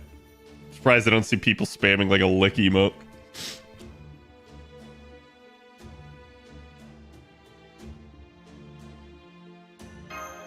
The president of Earth.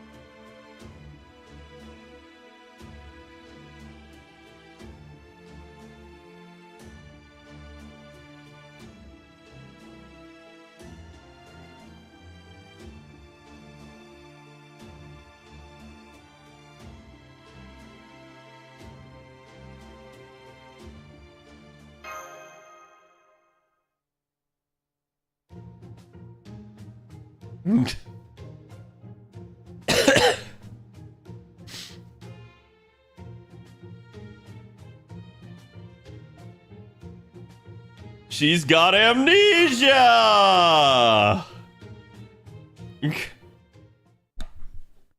God, this is such a fucking meme.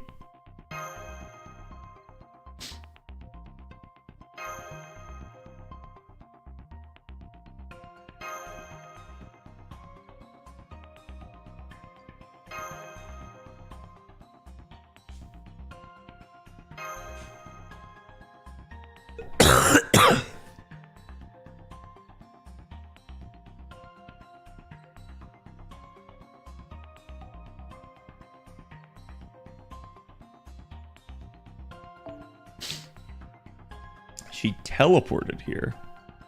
She made this vessel in order to let her operate in this space-time.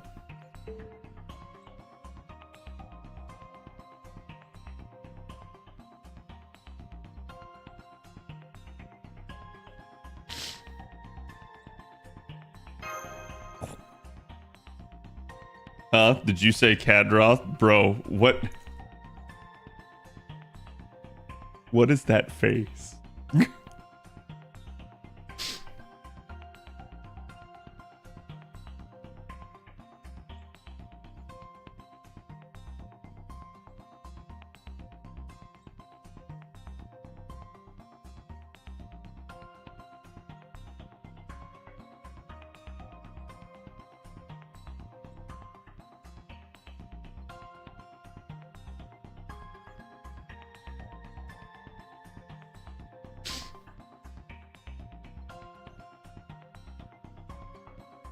I've really moved up in the world. Me, an interstellar ambassador.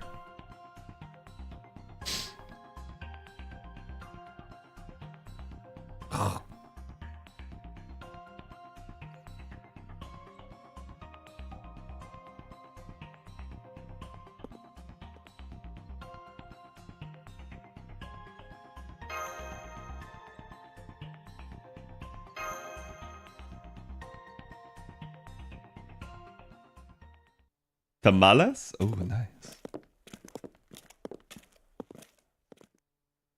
She's the director from Arknights? Clearly. Can we add this to our job resume? Yes.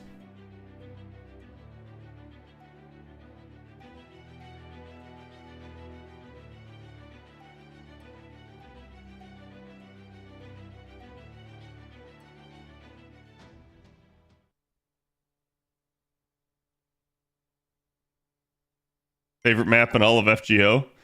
So, it's actually my least favorite map in all of FGO. But that's because, Chad, it's very likely to break my capture card. Right now it appears to be working, so I'm not going to question it, but it didn't break the card. To be fair, we backdoored our way in. We got karate chopped, fell down a pit, rather than me clicking a button.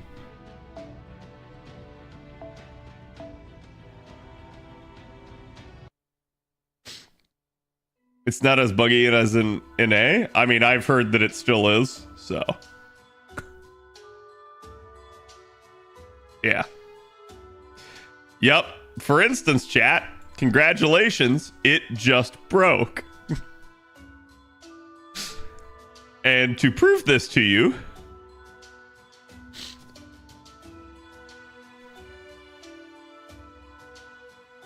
Where did it go?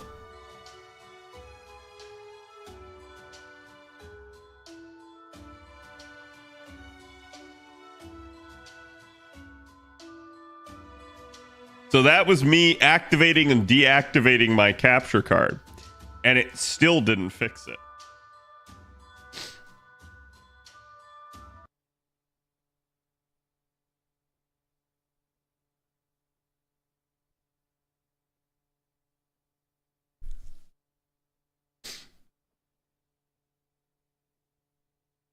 Yeah, it's the only way I have one. I'm just trying to prove it to chat that like it actually does brick capture cards. It's fucking hilarious.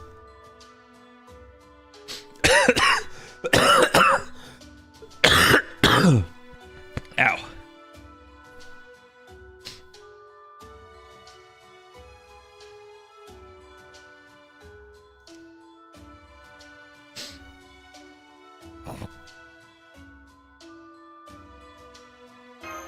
Madam President. Damn, chat. It's Earth's first female president.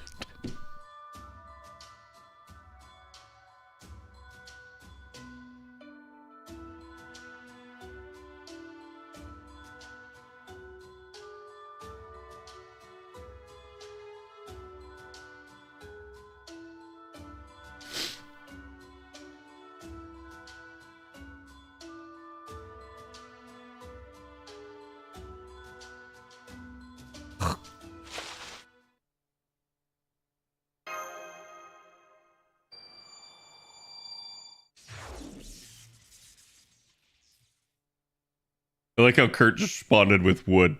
Everybody else had various reactions to that comment. Kurt's just like wood. I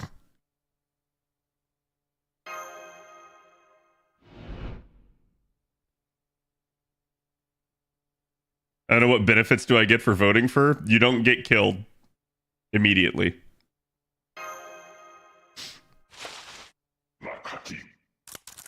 Ah, they speak wingdings.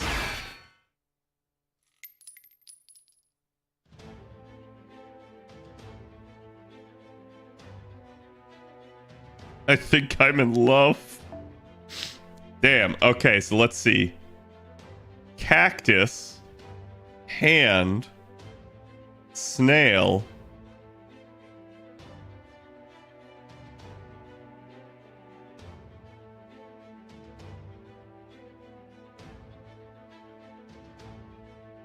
Sword?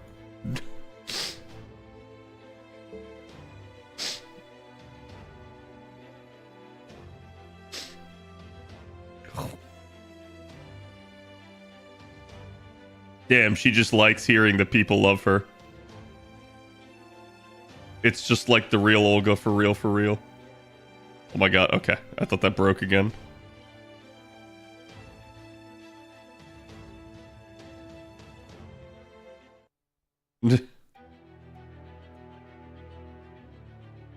Snake tail or lizard tail? I don't know. Alright, chat.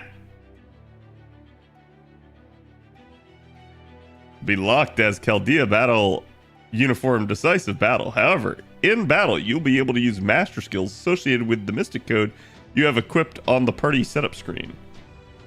So in other words, what they're trying to tell you is you can choose any mystic code you want, but you will always appear as if you are using the Chaldea battle form. This is actually pretty hilarious because I think me and Avalon were talking about something the other day and we had to go look something up when we were making the guide. And I literally was like, oh, he's using plug suit. And then Avalon was like, no, he's not. And I was like, oh, that's right. I was like, I totally forgot about that. All right. So, So, just to talk about this chat for any of you guys that are here, when this came out on JP, this was like what the fuck is this, right? Like, it is a completely unknown class, which is interesting because I think we can highly theorize that this is supposed to be Beast, but who knows, right? And the other interesting thing here is that there is, again, you know, crap like a rainbow border, something that we have just never seen before. None of this is normal with regards to Olga.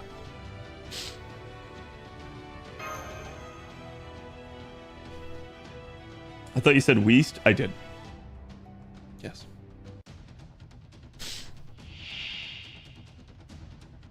仕方ない。私の居場所を確保します。 Okay. Now, let's see. You can't use her NP if I remember correctly. Reduce skill cooldown by 2 for yourself. Apply a state where command code becomes selectable for all allies. No effect when using one servant on the field. One time, one turn. Excluding self. Redistribute command cards. Gain stars and inflict NP seal. And decrease HP recovery amount 1 turn to all enemies. So basically, this reduces their skill cooldowns and reshuffles the cards, if I remember correctly.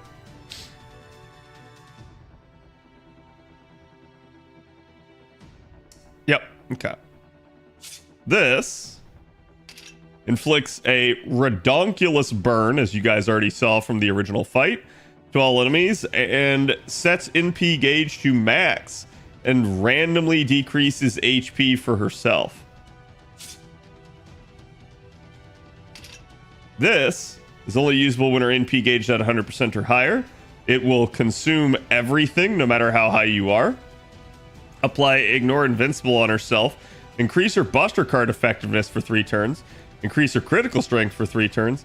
And increase her NP gain for 3 turns. For all allies. So, yeah. Shall we? 演説の時来たわね。言うことがあるでしょ。この星を滑るものである。ちゃんと指導して。 Oh, I probably should have shown chat the NP. It's fine. I'll get a chance to later. あ、もう。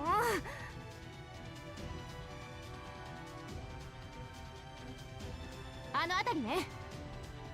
ちゃんと指導。あ、もう。ははは。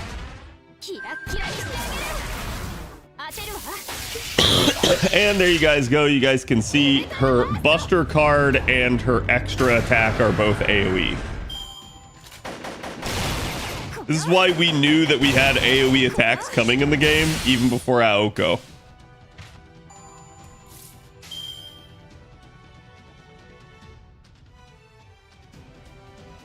Let me go with the triple arch chain here. 動かないで。じゃあ。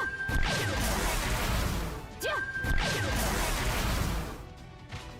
拍手は必要ないわ。 Almost 2 years later? Yeah, kind of wild, right? 今後の行動で示しなさい。 It's almost like if we ever get her as an actual unit, chat will know just how long she was in the works for.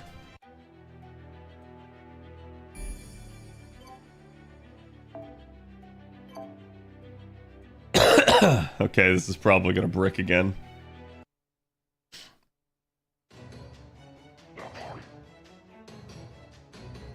And it did.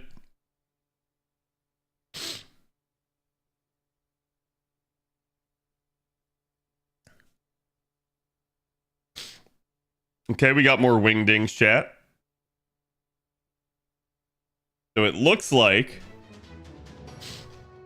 we have, I don't know, like a fin, like a sickle, and an eye.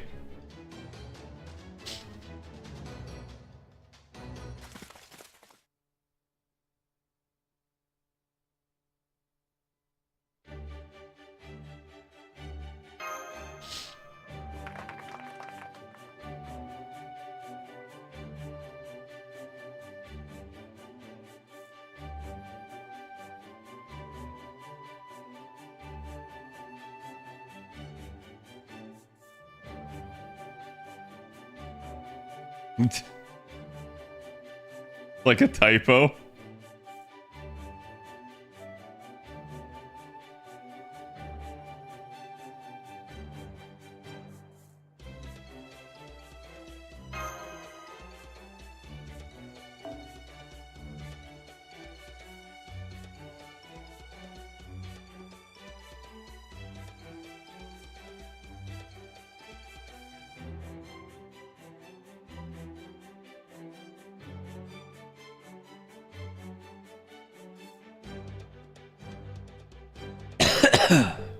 Interesting.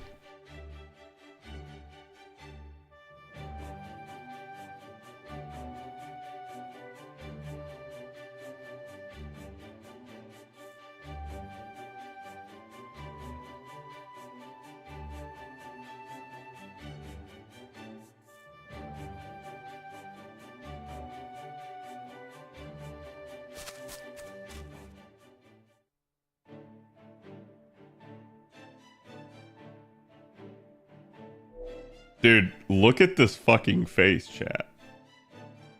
This is like the...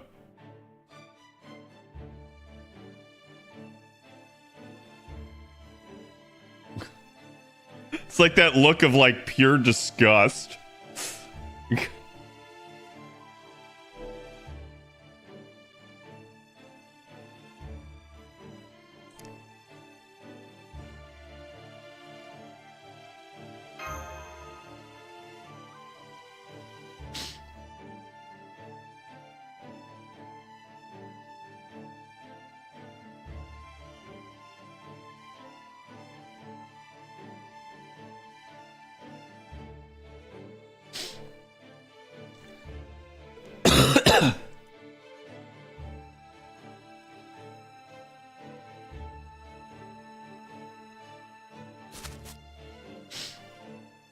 How does she remember our vessel, and how does she remember that we've been in operation for so few years?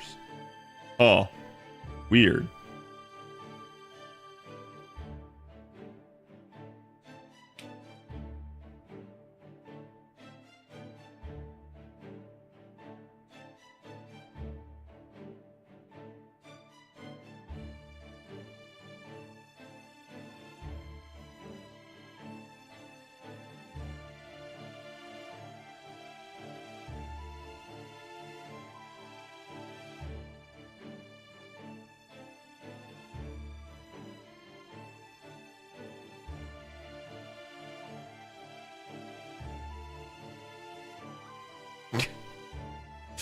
I gotta admit, this is at least like a really funny like way of going about things. So it's great that the writers did this.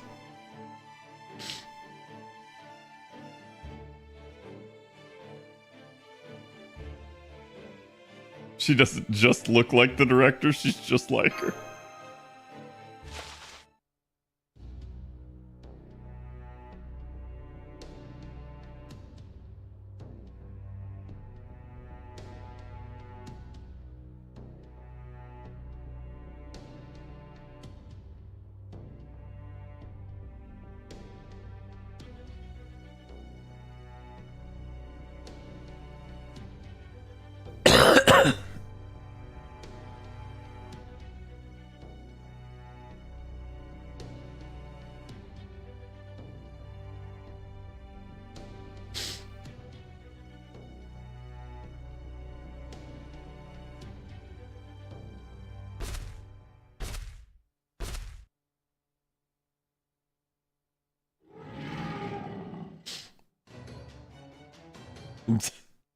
And it's dinosaurs, chat. Oh, the doges are asleep. So, admittedly, even though this is Saberface only, right? Like, I mean, it's just, it is what it is.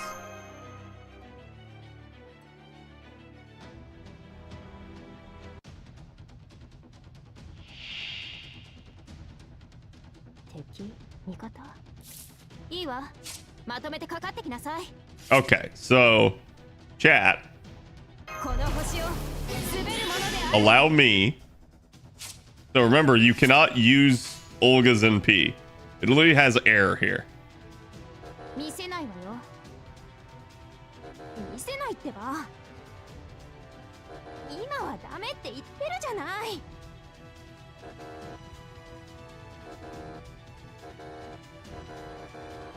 And she will not respond after that.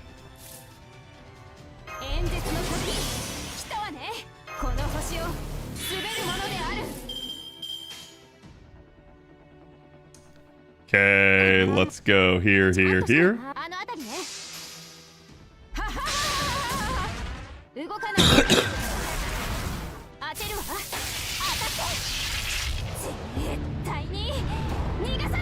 You can see her AoE attacks don't actually do very much. But they are a thing. Really, the dot is actually like doing some hard carrying here.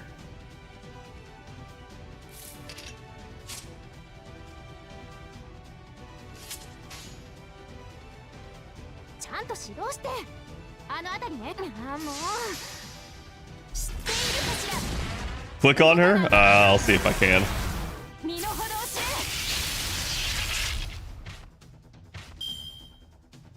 That's probably gonna have to be the next time we fight.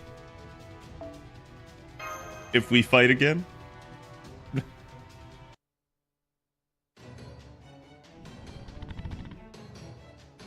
Definitely a dinosaur.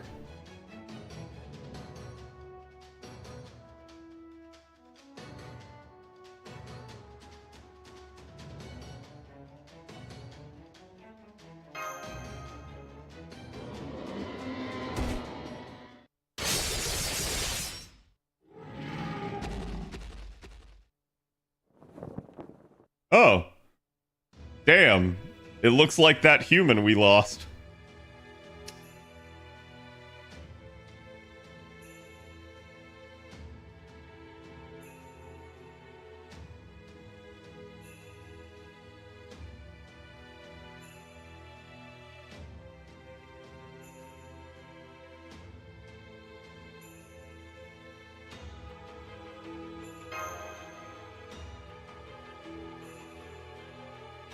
Yes, John Chaldea.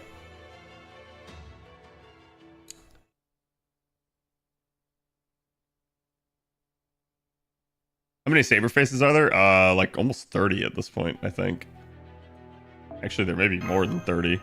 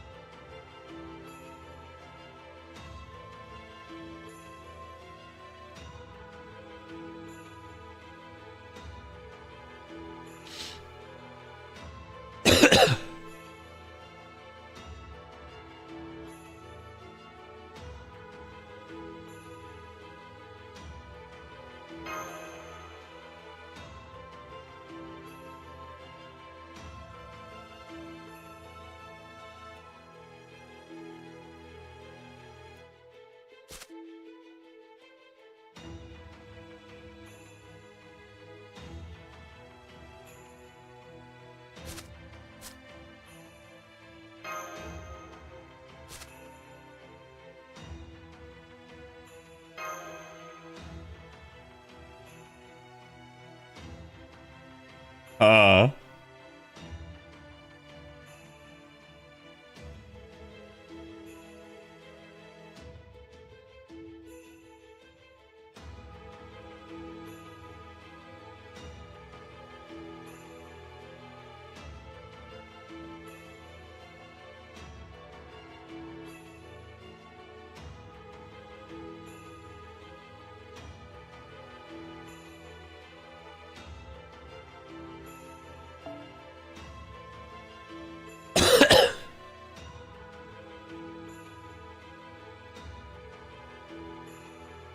This is a weird line.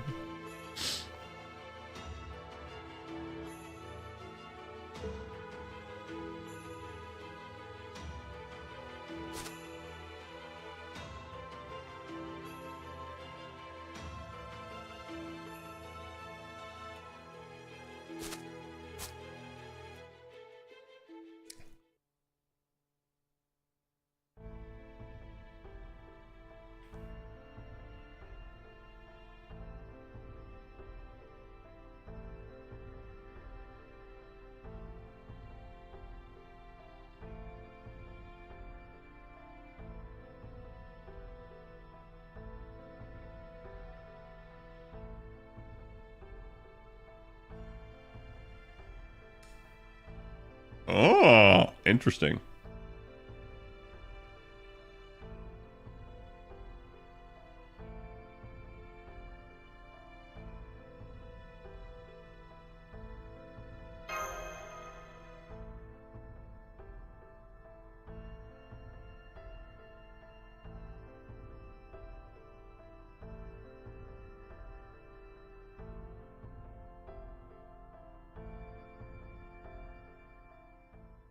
I like how you're like trying to break the amnesia in the worst way possible, Nemo Marine, but please stop.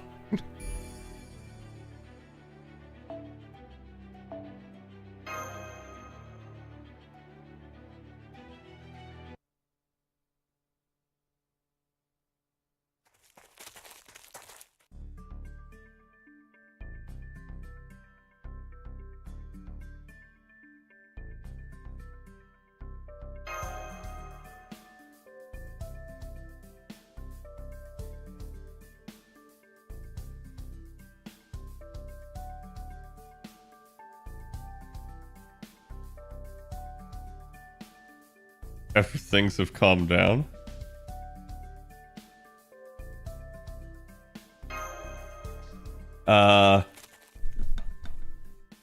It's Minadeco. Thank you for the follow.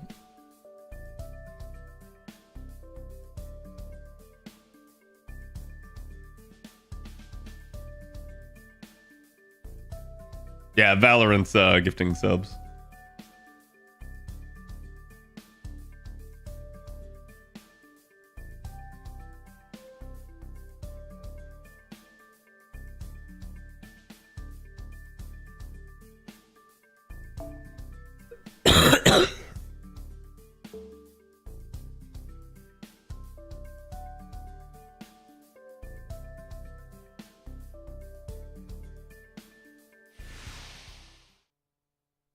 What?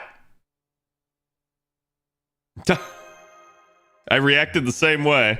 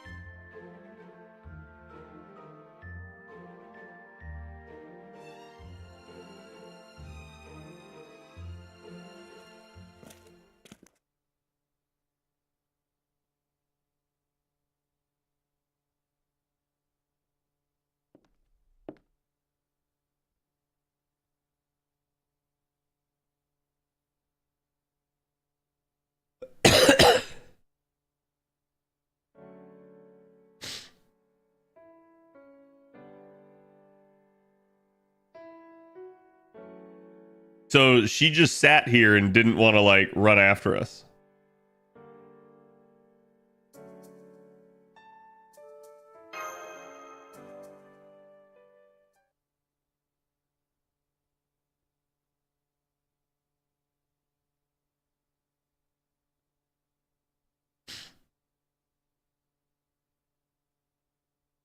So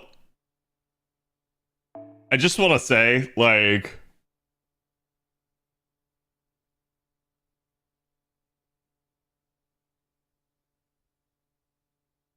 Olga Marie's like terminology is really fucking funny and interesting.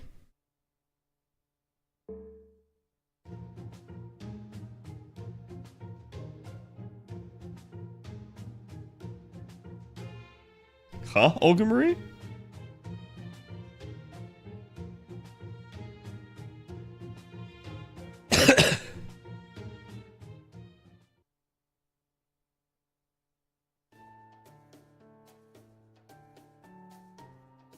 Pre-watch, Cad? No. Pre-discussed.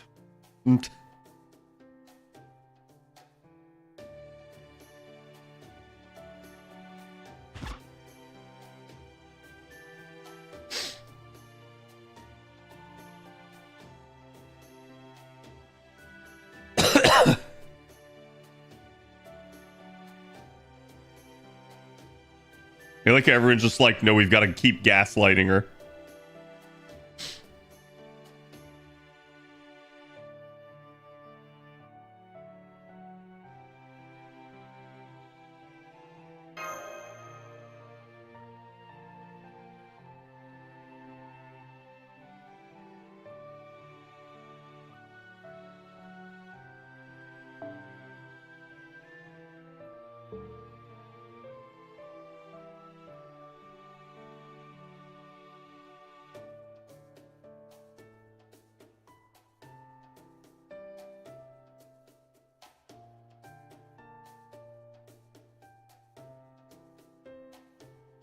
Now, how does Tepeo know that?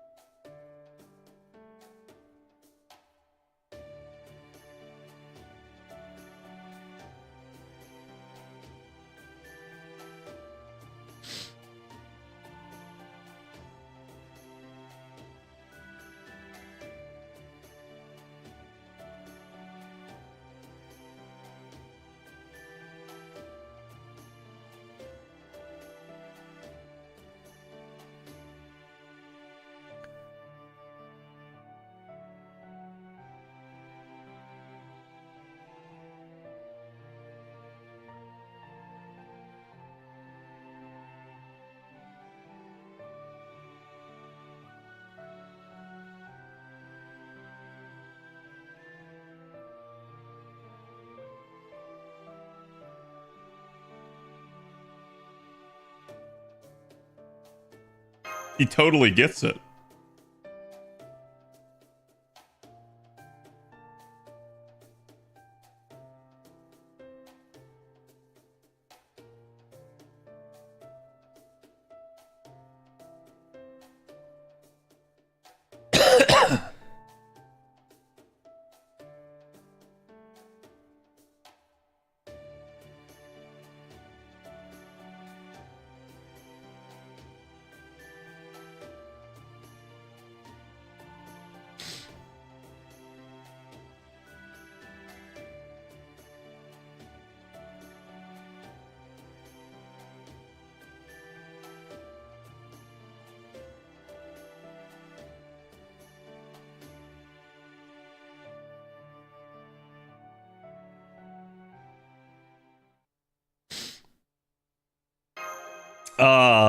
Journey to the center of the earth, chat.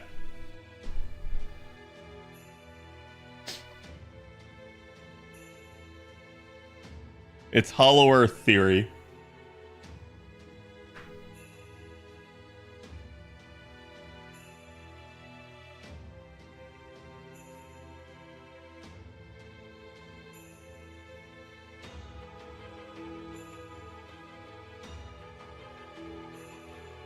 And this is exactly why it breaks my capture card.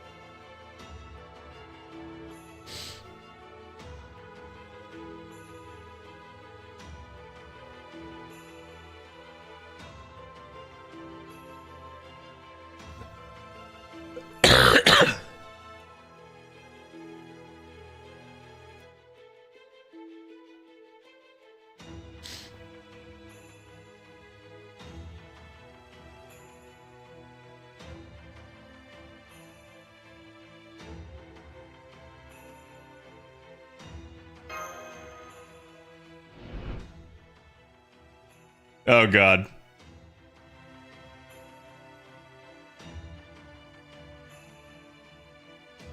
Oh, God.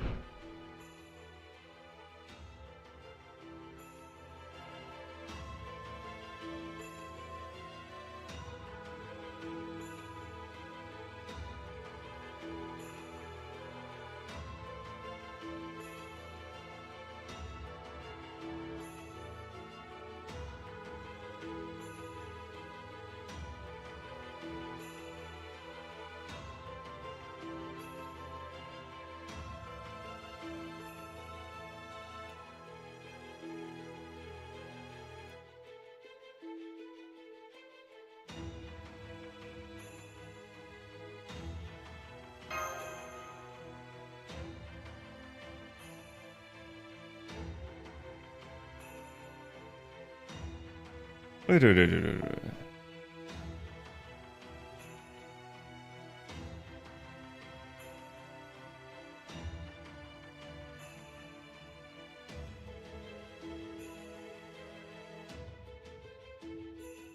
Ah.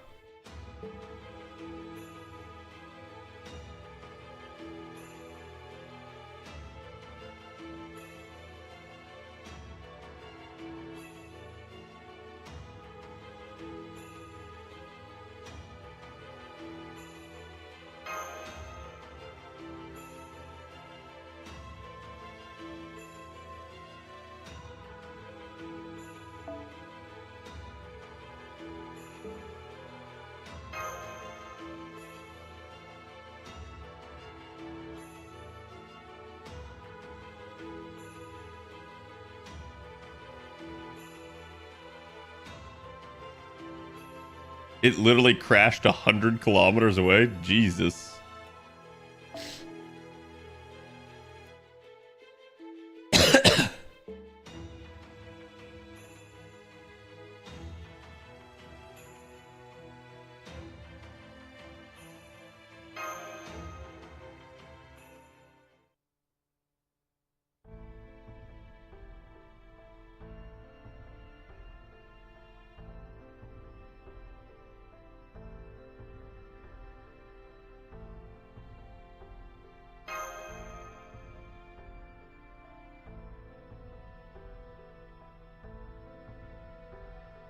Sick, thank you for the 48. Thank you for the 4 years. Appreciate it. True love give you at least 5 golden rings? No.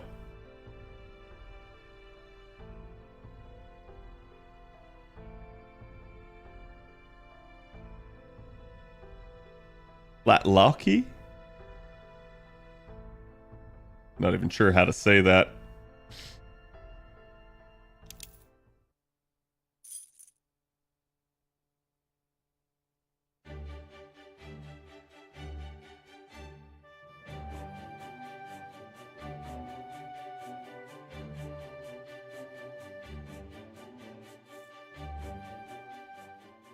I like Tepeo. Way better than Pachi. Like, way better.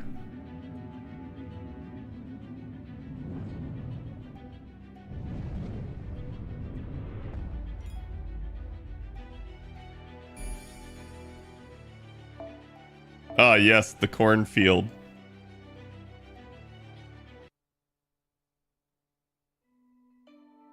The Spanish looks weird, not gonna lie. Yeah, Spanish. That's what we'll go with.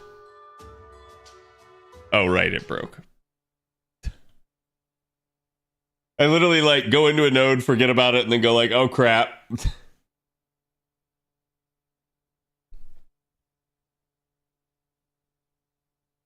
Come on.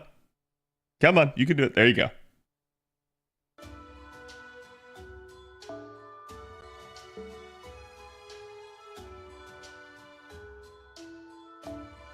(136°F). Jesus.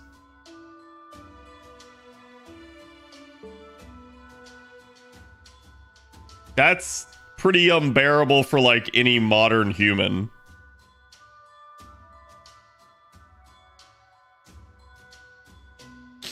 Like, yeah, like our mystic code would probably save us, but like I guess the servants themselves would have some like other stuff.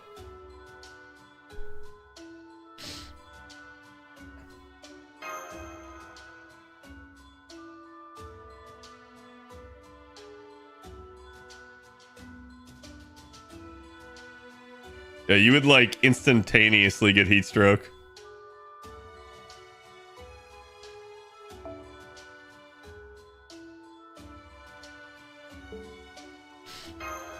Like, I'm sure you could walk outside in it, but it would like almost immediately affect you. And you would have very little time to find some way out of it.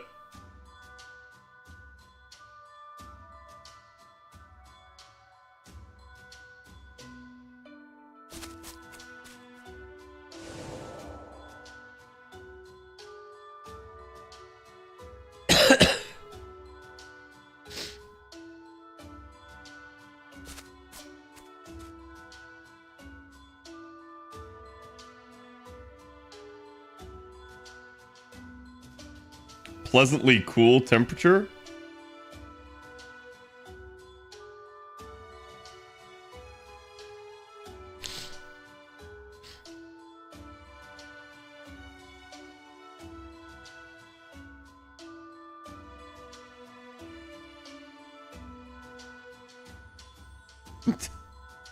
She's literally overwhelmed.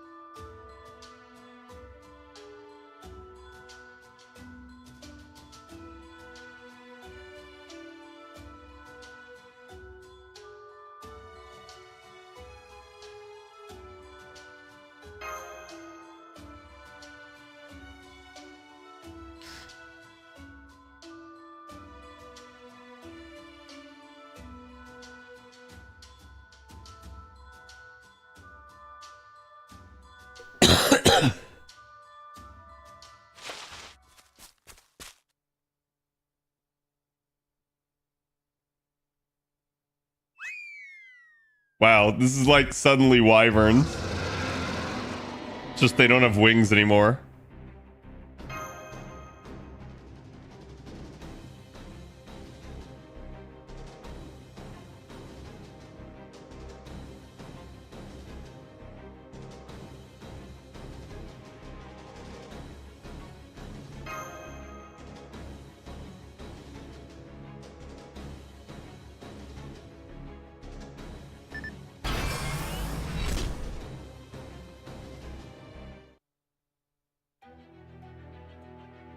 Yeah, it'd be the worst at an MMO, yeah. Up to 2 servants from your party can be set, and I bet one is MASH. Oh, Habitrot.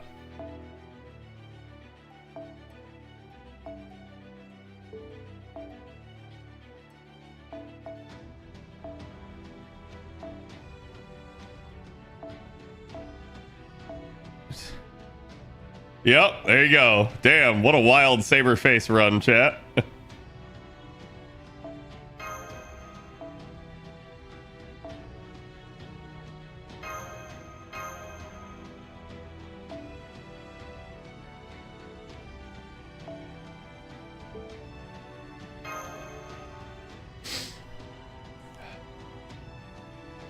This is LB6? Yes. Haven't you learned, chat? LB6 never ended. You merely thought.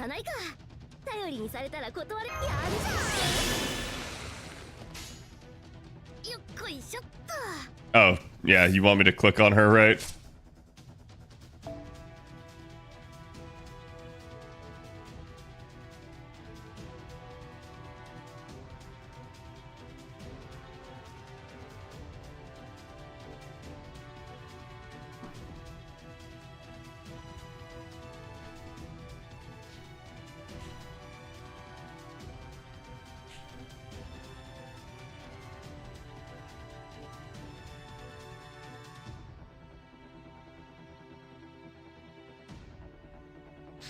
Buster card effectiveness and extra card effectiveness for yourself.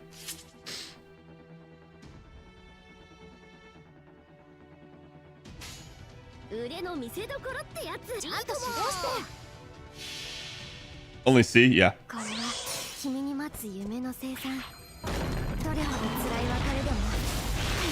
Yeah, you guys didn't realize Fuyuki was actually LB6.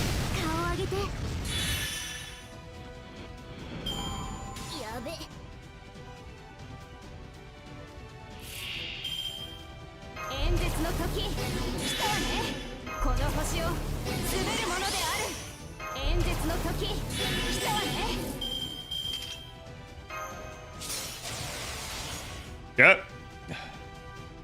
Let us yeetus deletus.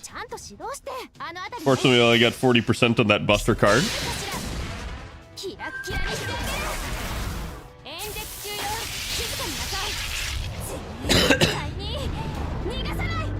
Okay, we're gonna kill everything except the poisonous snake, which will probably die to the burn. Yep. ほらみんな服ボロボロになってるわ。仕方 Mashed ない our な。 up. ほら見せて見せて。 Oh yeah, we already got a sun scale fragment. Let's go.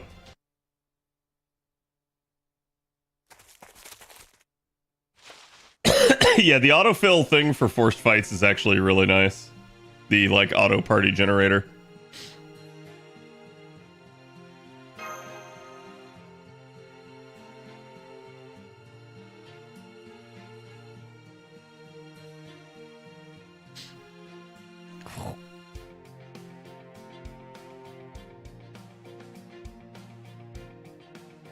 Ethanol. How does she remember ethanol?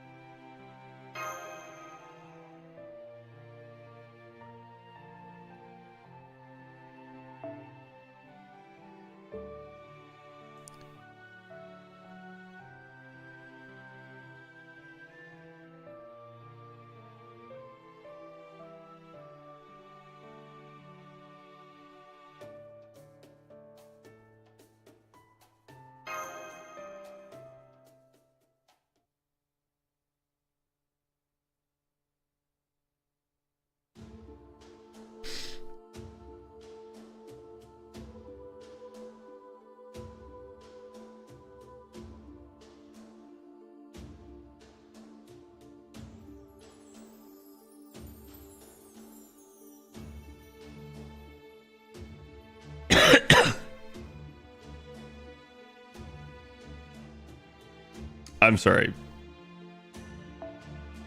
Enormous iguanas, I see. Chichen Itza, which is not at all in South America.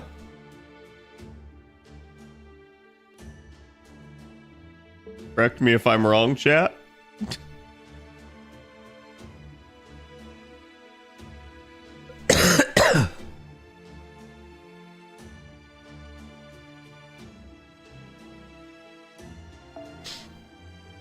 It's in Mexico? Yeah, that's what I thought. That's what I remembered as well. Actually, wait. I think I've been to Chichen Itza.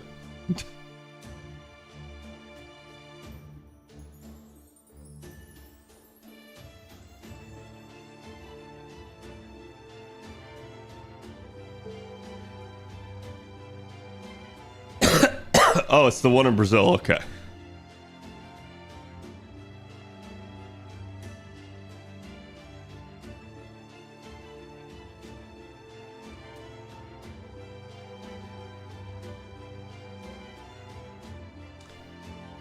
Yeah, kind of, Yumi.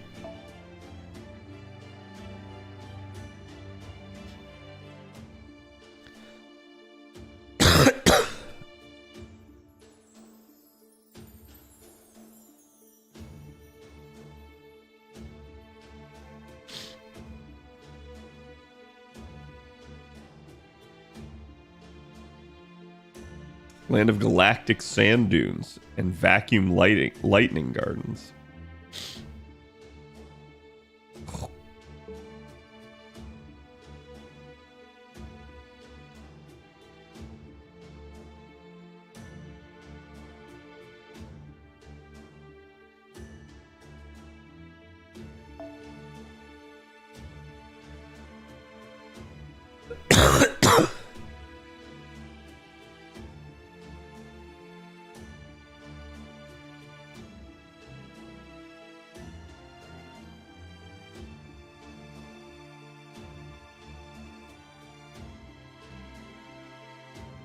Ice Queen, thank you for the 19. Appreciate it.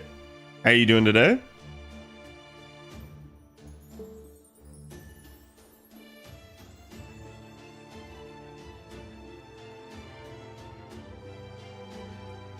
Yes, Zabalba.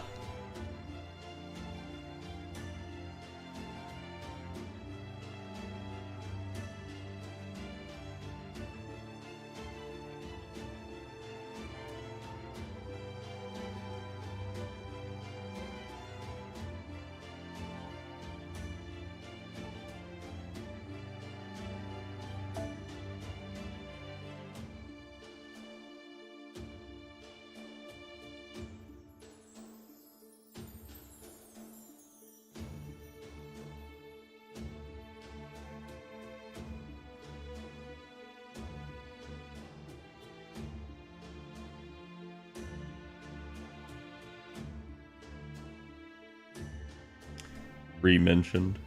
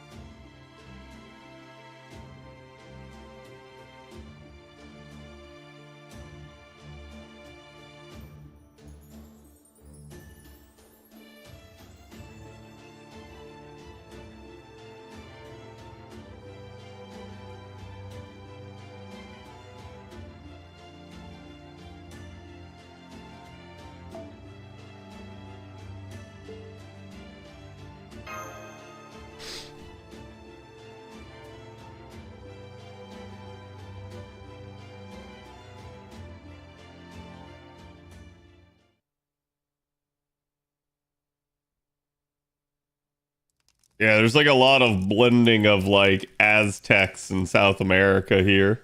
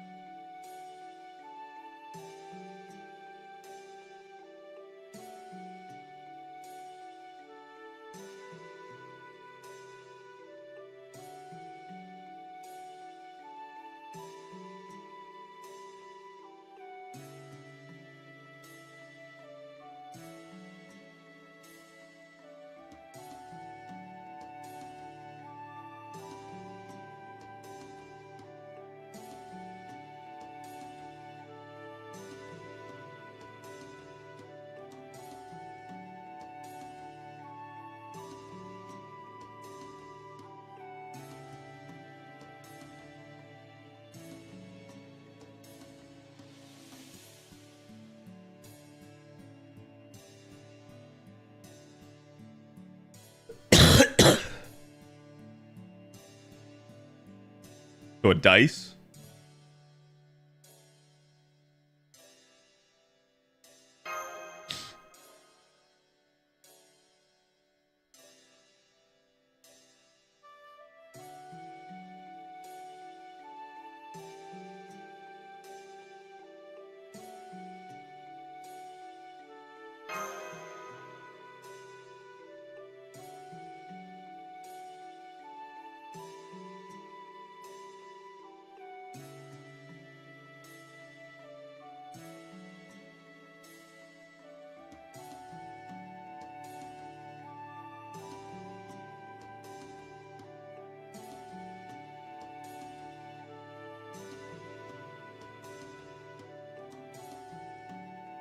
Yep.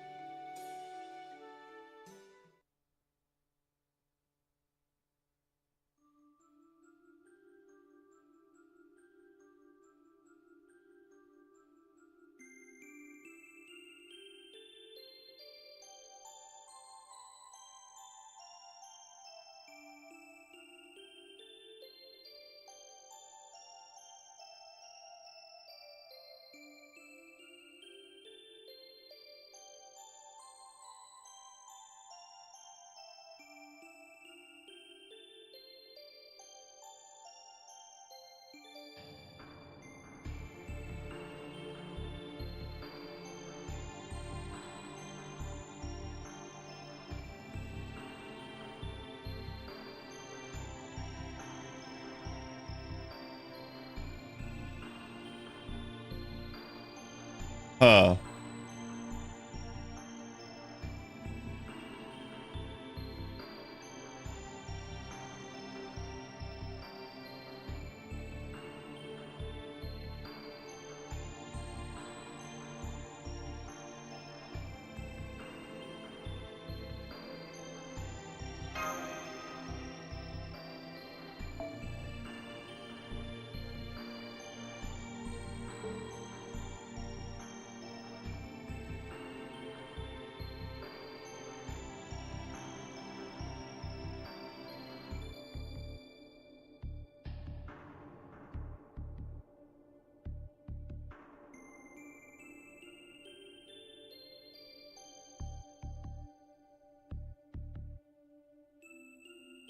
The ritual sacrifice.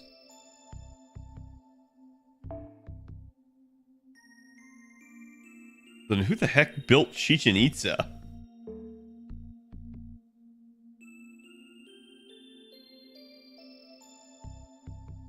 Okay, they did.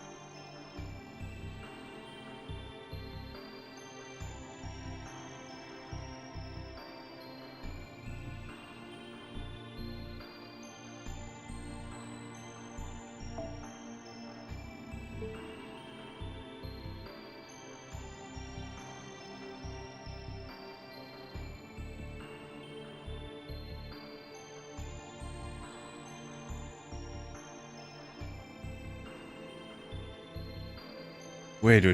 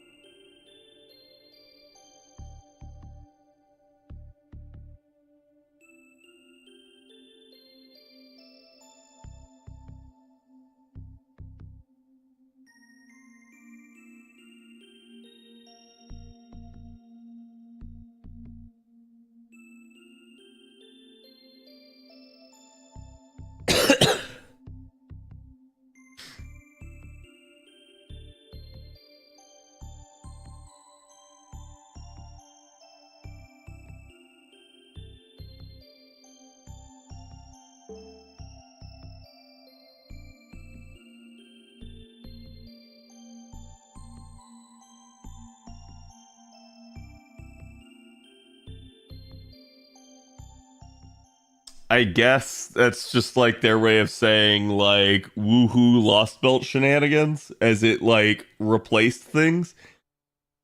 I mean, again, I'm sure this has been happening over a long period of time, but yeah, like I don't know what the heck they're trying to do.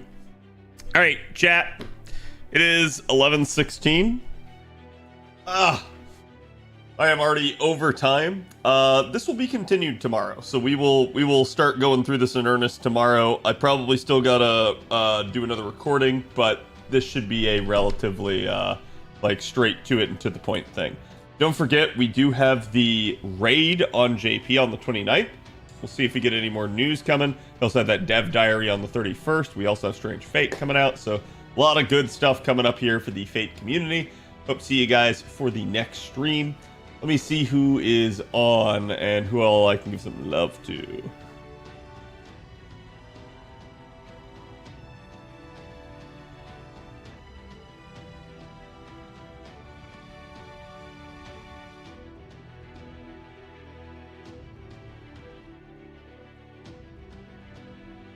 I'm actually not seeing anyone. So I'm just going to go ahead and end it here then for tonight, guys.